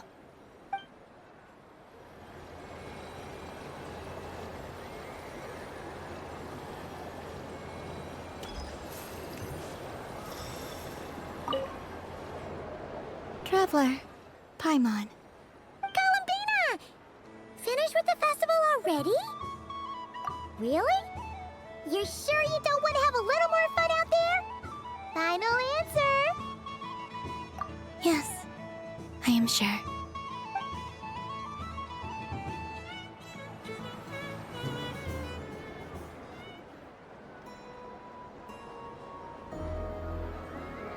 This was the most fun I've ever had on a moon prayer night. Everywhere I went, people were saying, "Welcome home," and there were friends at every turn. I only wish it could last longer than one night. Oh.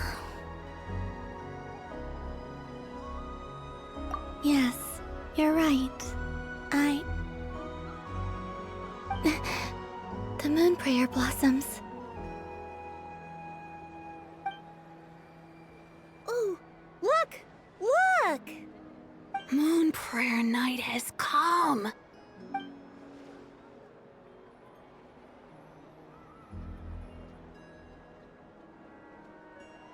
The moon. It's so beautiful. Happy Moon Prayer Night, dear. Happy Moon Prayer Night.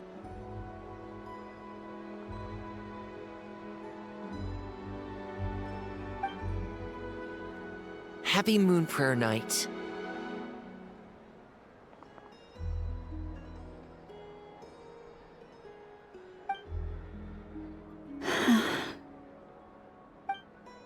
Aww. Huh.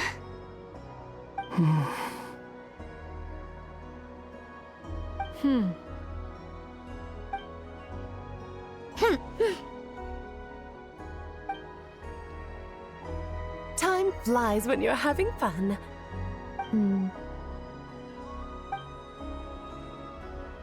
Oh. Looks like the time has come. Columbina. You're heading off, then?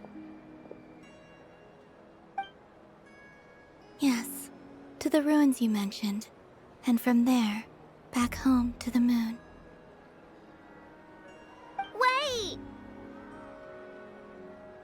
I know? At least...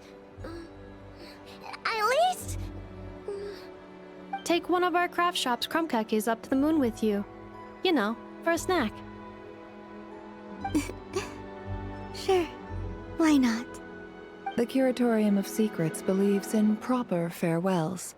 No story should be left without a satisfactory endnote. Never. Farewells are an important affair for the Ratniki, too. We never know when we might meet again. Haha! And here I thought grand farewells wouldn't suit tonight's mood. But I suppose friendly passion is not to be stopped, eh?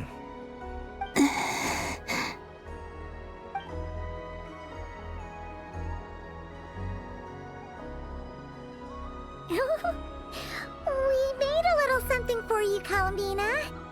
Ta-da! What is it?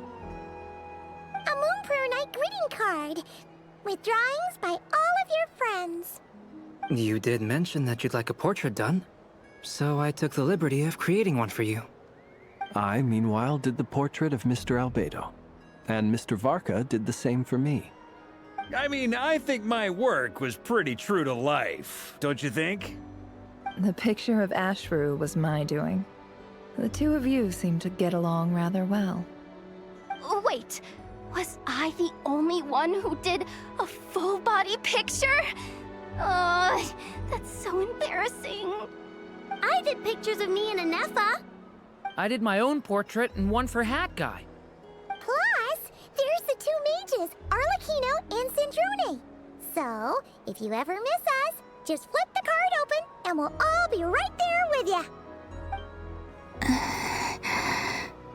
I don't know what to say. Thank you so much, everyone.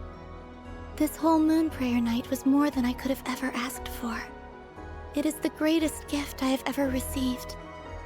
Lauma, I figured it out. Figured what out? Remember how the Frost Moon Scions used to use milk as invisible ink to write hidden messages? That was a very long time ago. Oh, are you saying? Yes. When I miss you all, I shall use moonlight in the same way, to write words that only you can see upon the moon itself. Wow, that sounds lovely. Quite. But how will we see them? Simply open your windows on nights when the moon shines bright, and the moonlight will naturally flow towards the words I have written. That sounds most fitting indeed. Very true to form. I'll try to write them in places that won't disturb your sleep. I, for one, would sleep all the better for having read one of your messages before settling down for the night. Exactly. So don't worry about disturbing anyone's sleep. Just promise you'll write to let us know you're okay, all right? All right. I promise.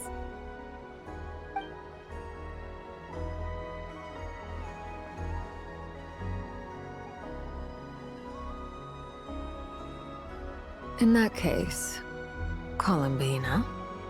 I'm ready. Very well. Let's go.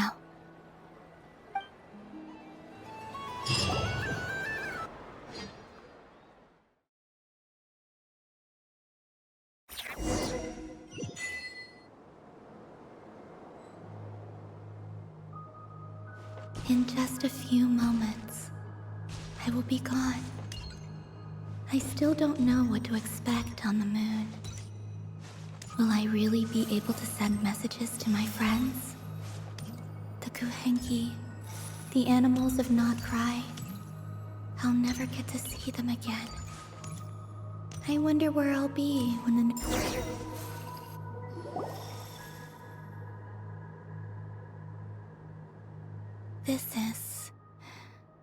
This is where the people of Hyperborea used to communicate with the moons.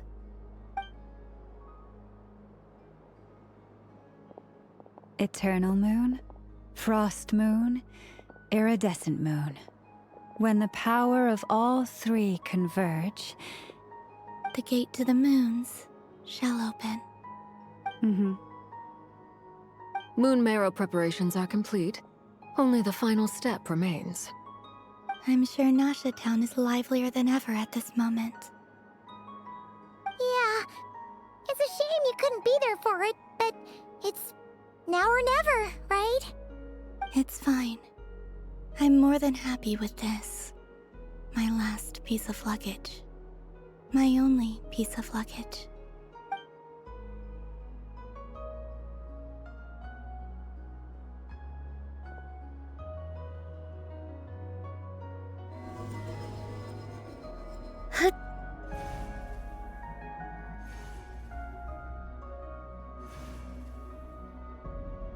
I can already feel the moon calling to me.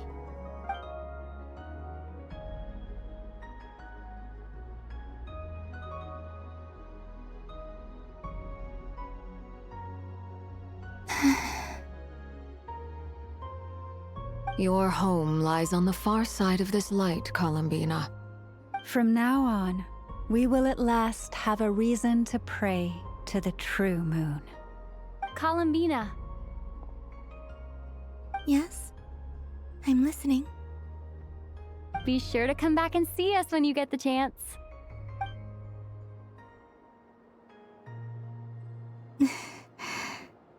Of course. But if that chance doesn't come, then remember that you have friends on this planet. People who will miss Columbina.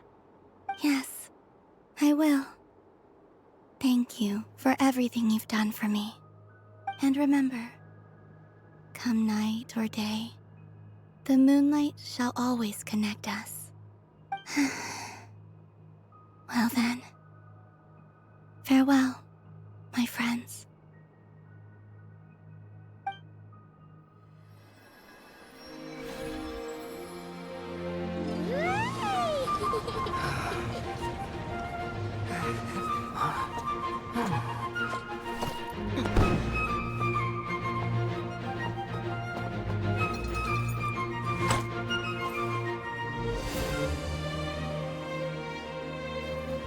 Thank you. This was my happiest night in Tevat. Farewell, Columbina.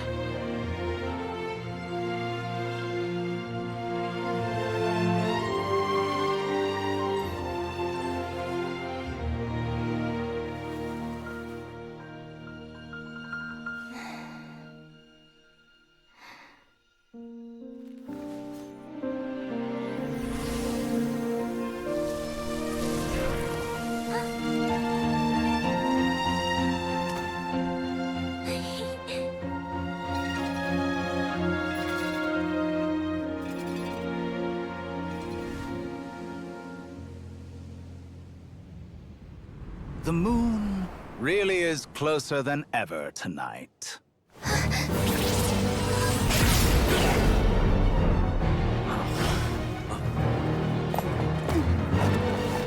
Columbina. All 3 moons in one place. Time for one final experiment. Reason, life, death, time, and space. They all believed I would fail.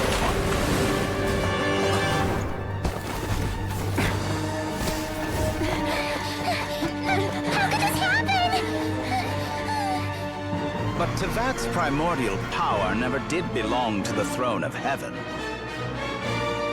And now, they are mine.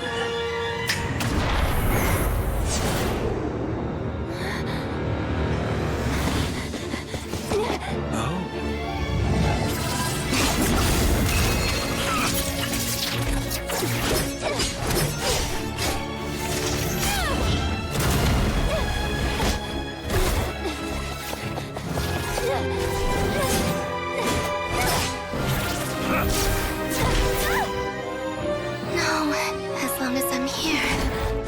The Doctor is free to wield the 3 moons' power.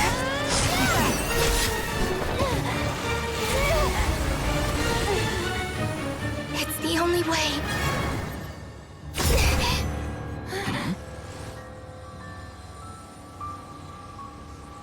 I guess I won't be going home today. Columbina! No!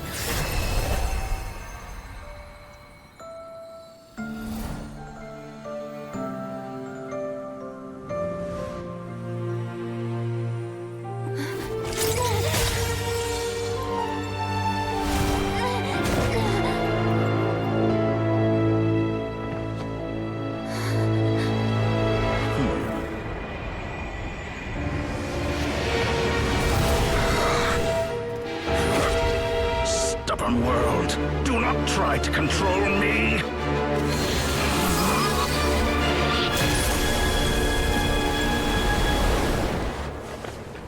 Columbina.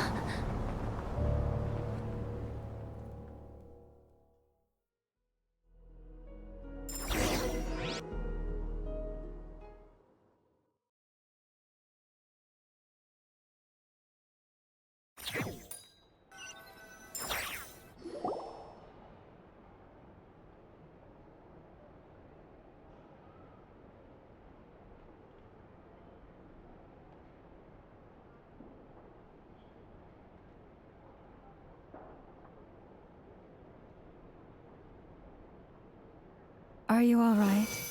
Do your wounds still hurt? I had someone prepare a little medicine that could prove effective. Take it if you need to. In that case, let me relate the contents of the call we made to Alice after the incident occurred.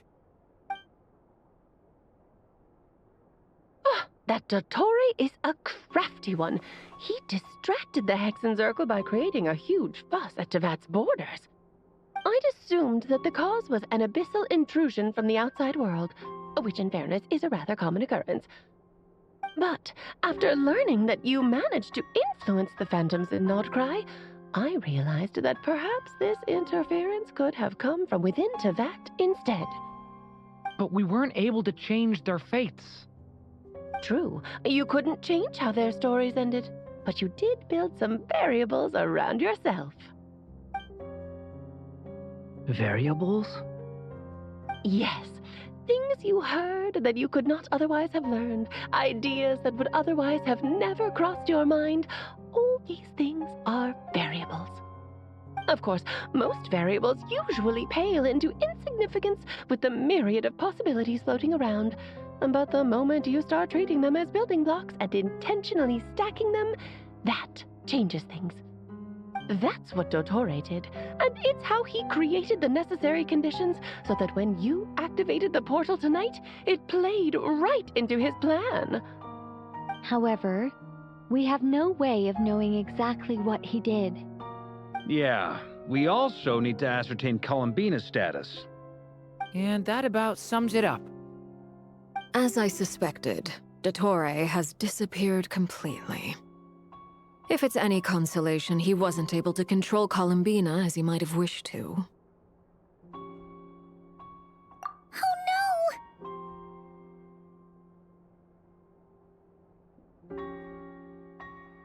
What? She did what?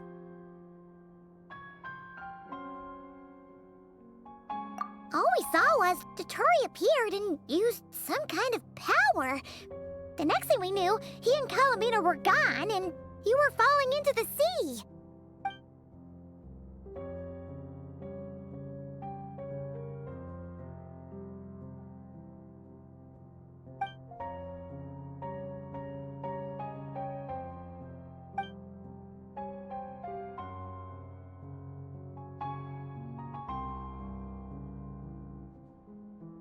So, Columbina intentionally opened the Moon Gate and escaped into the same mysterious world as Rarier and Thalindis.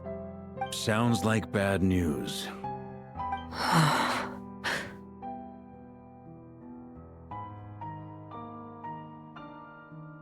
Seen in that way, the trilunar syzygy and Rarier's emergence, dottore might have been pulling the strings in both cases. According to Miss Alice, he is attempting to transcend his destiny and finish an experiment that only a god might complete. An utter lunatic. Wait a sec, where's Hat Guy? Seems like he'd want to be here for this. He took off with the Dodo communication device after we spoke to Alice. He said he had a hunch that he wanted to investigate by himself. The look on his face was terrifying. I've never seen him like that before.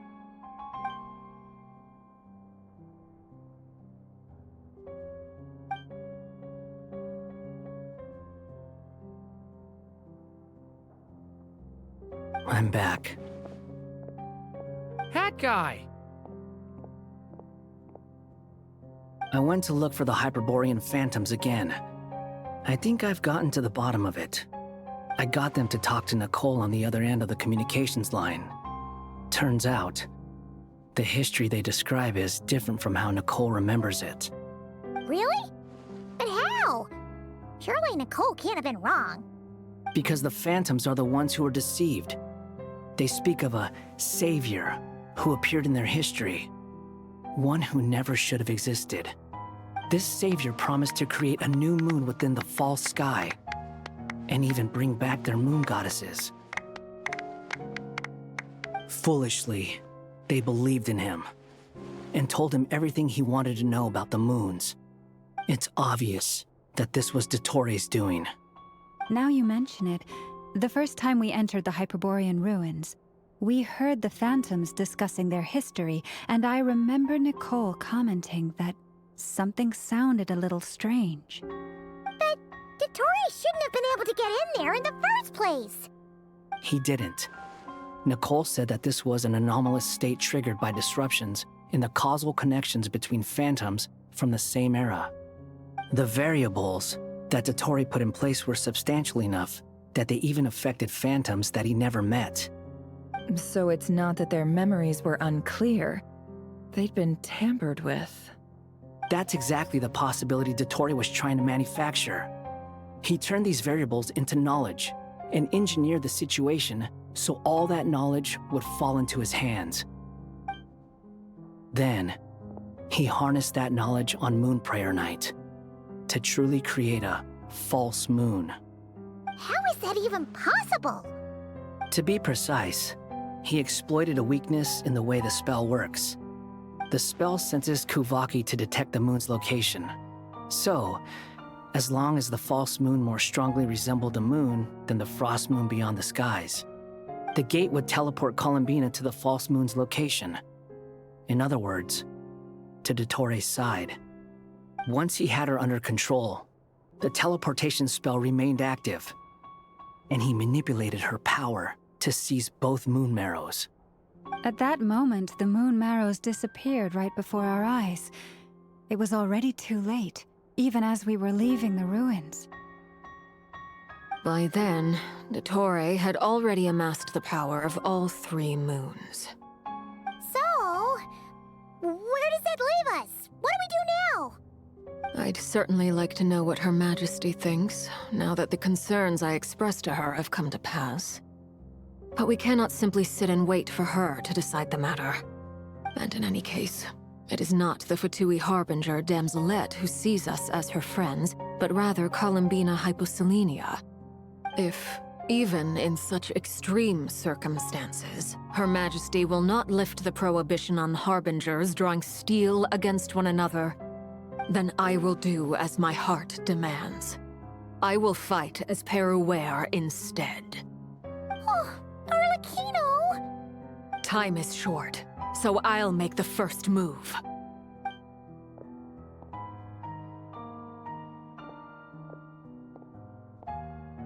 Whew. Even Arlecchino seems to be losing her cool now.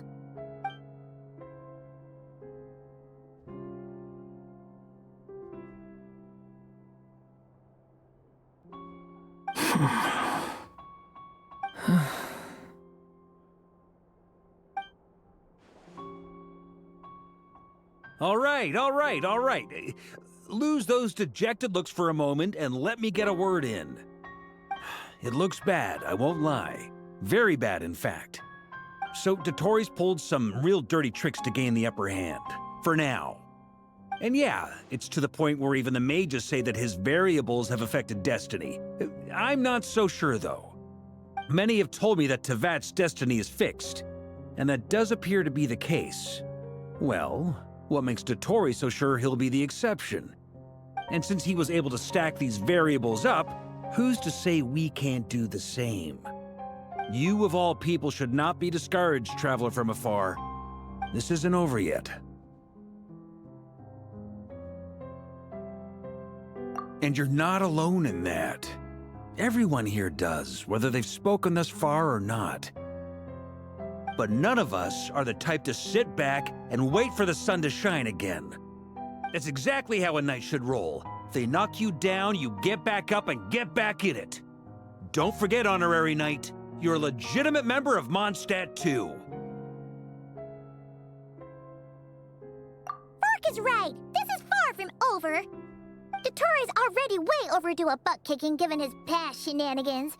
And after this, he's earned himself a double dose. That's what I'm talking about. How's everyone else feeling? I'll use Kuvaki to investigate Columbina's whereabouts. I am not ready to give up either. Leave the intel gathering to me. Whatever happens within nod-krai's borders, when the Curatorium of Secrets wants to be in the know, we always find a way. Ano and I will do all we can to support you.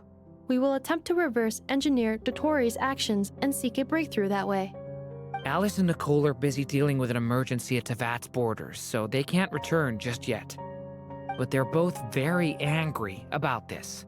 They've asked Albedo and me to act on the Hexen Circle's behalf and do everything in our power to fight back against dottore. Are you ready then? We're going to have to conduct a lot of research, even in the early stages. I'll do my best. As for me, I'm pretty familiar with dottore's way of doing things, so I can try to predict his next move. I'll help with your investigation. Nice! Looks like we have our basic division of labor. I'll get in touch with Flint and Itlua, get them to have a chat with their Starshiner. It couldn't hurt to bring the Lightkeepers on board as well. At the same time, I'll pass on instructions to the Knights present in Nod-krai to assist the Lightkeepers and other organizations in ensuring the safety of those living here.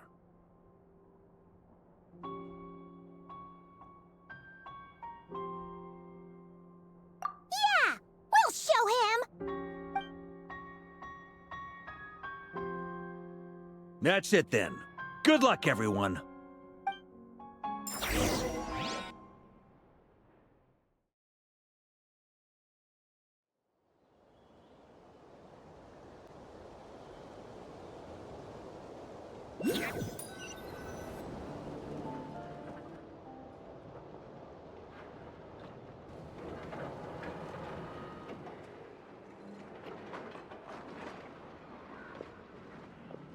I never thought that Columbina would become my real name. It went from being a Fatui code name to something my friends call me. And remember, come night or day, the moonlight shall always connect us.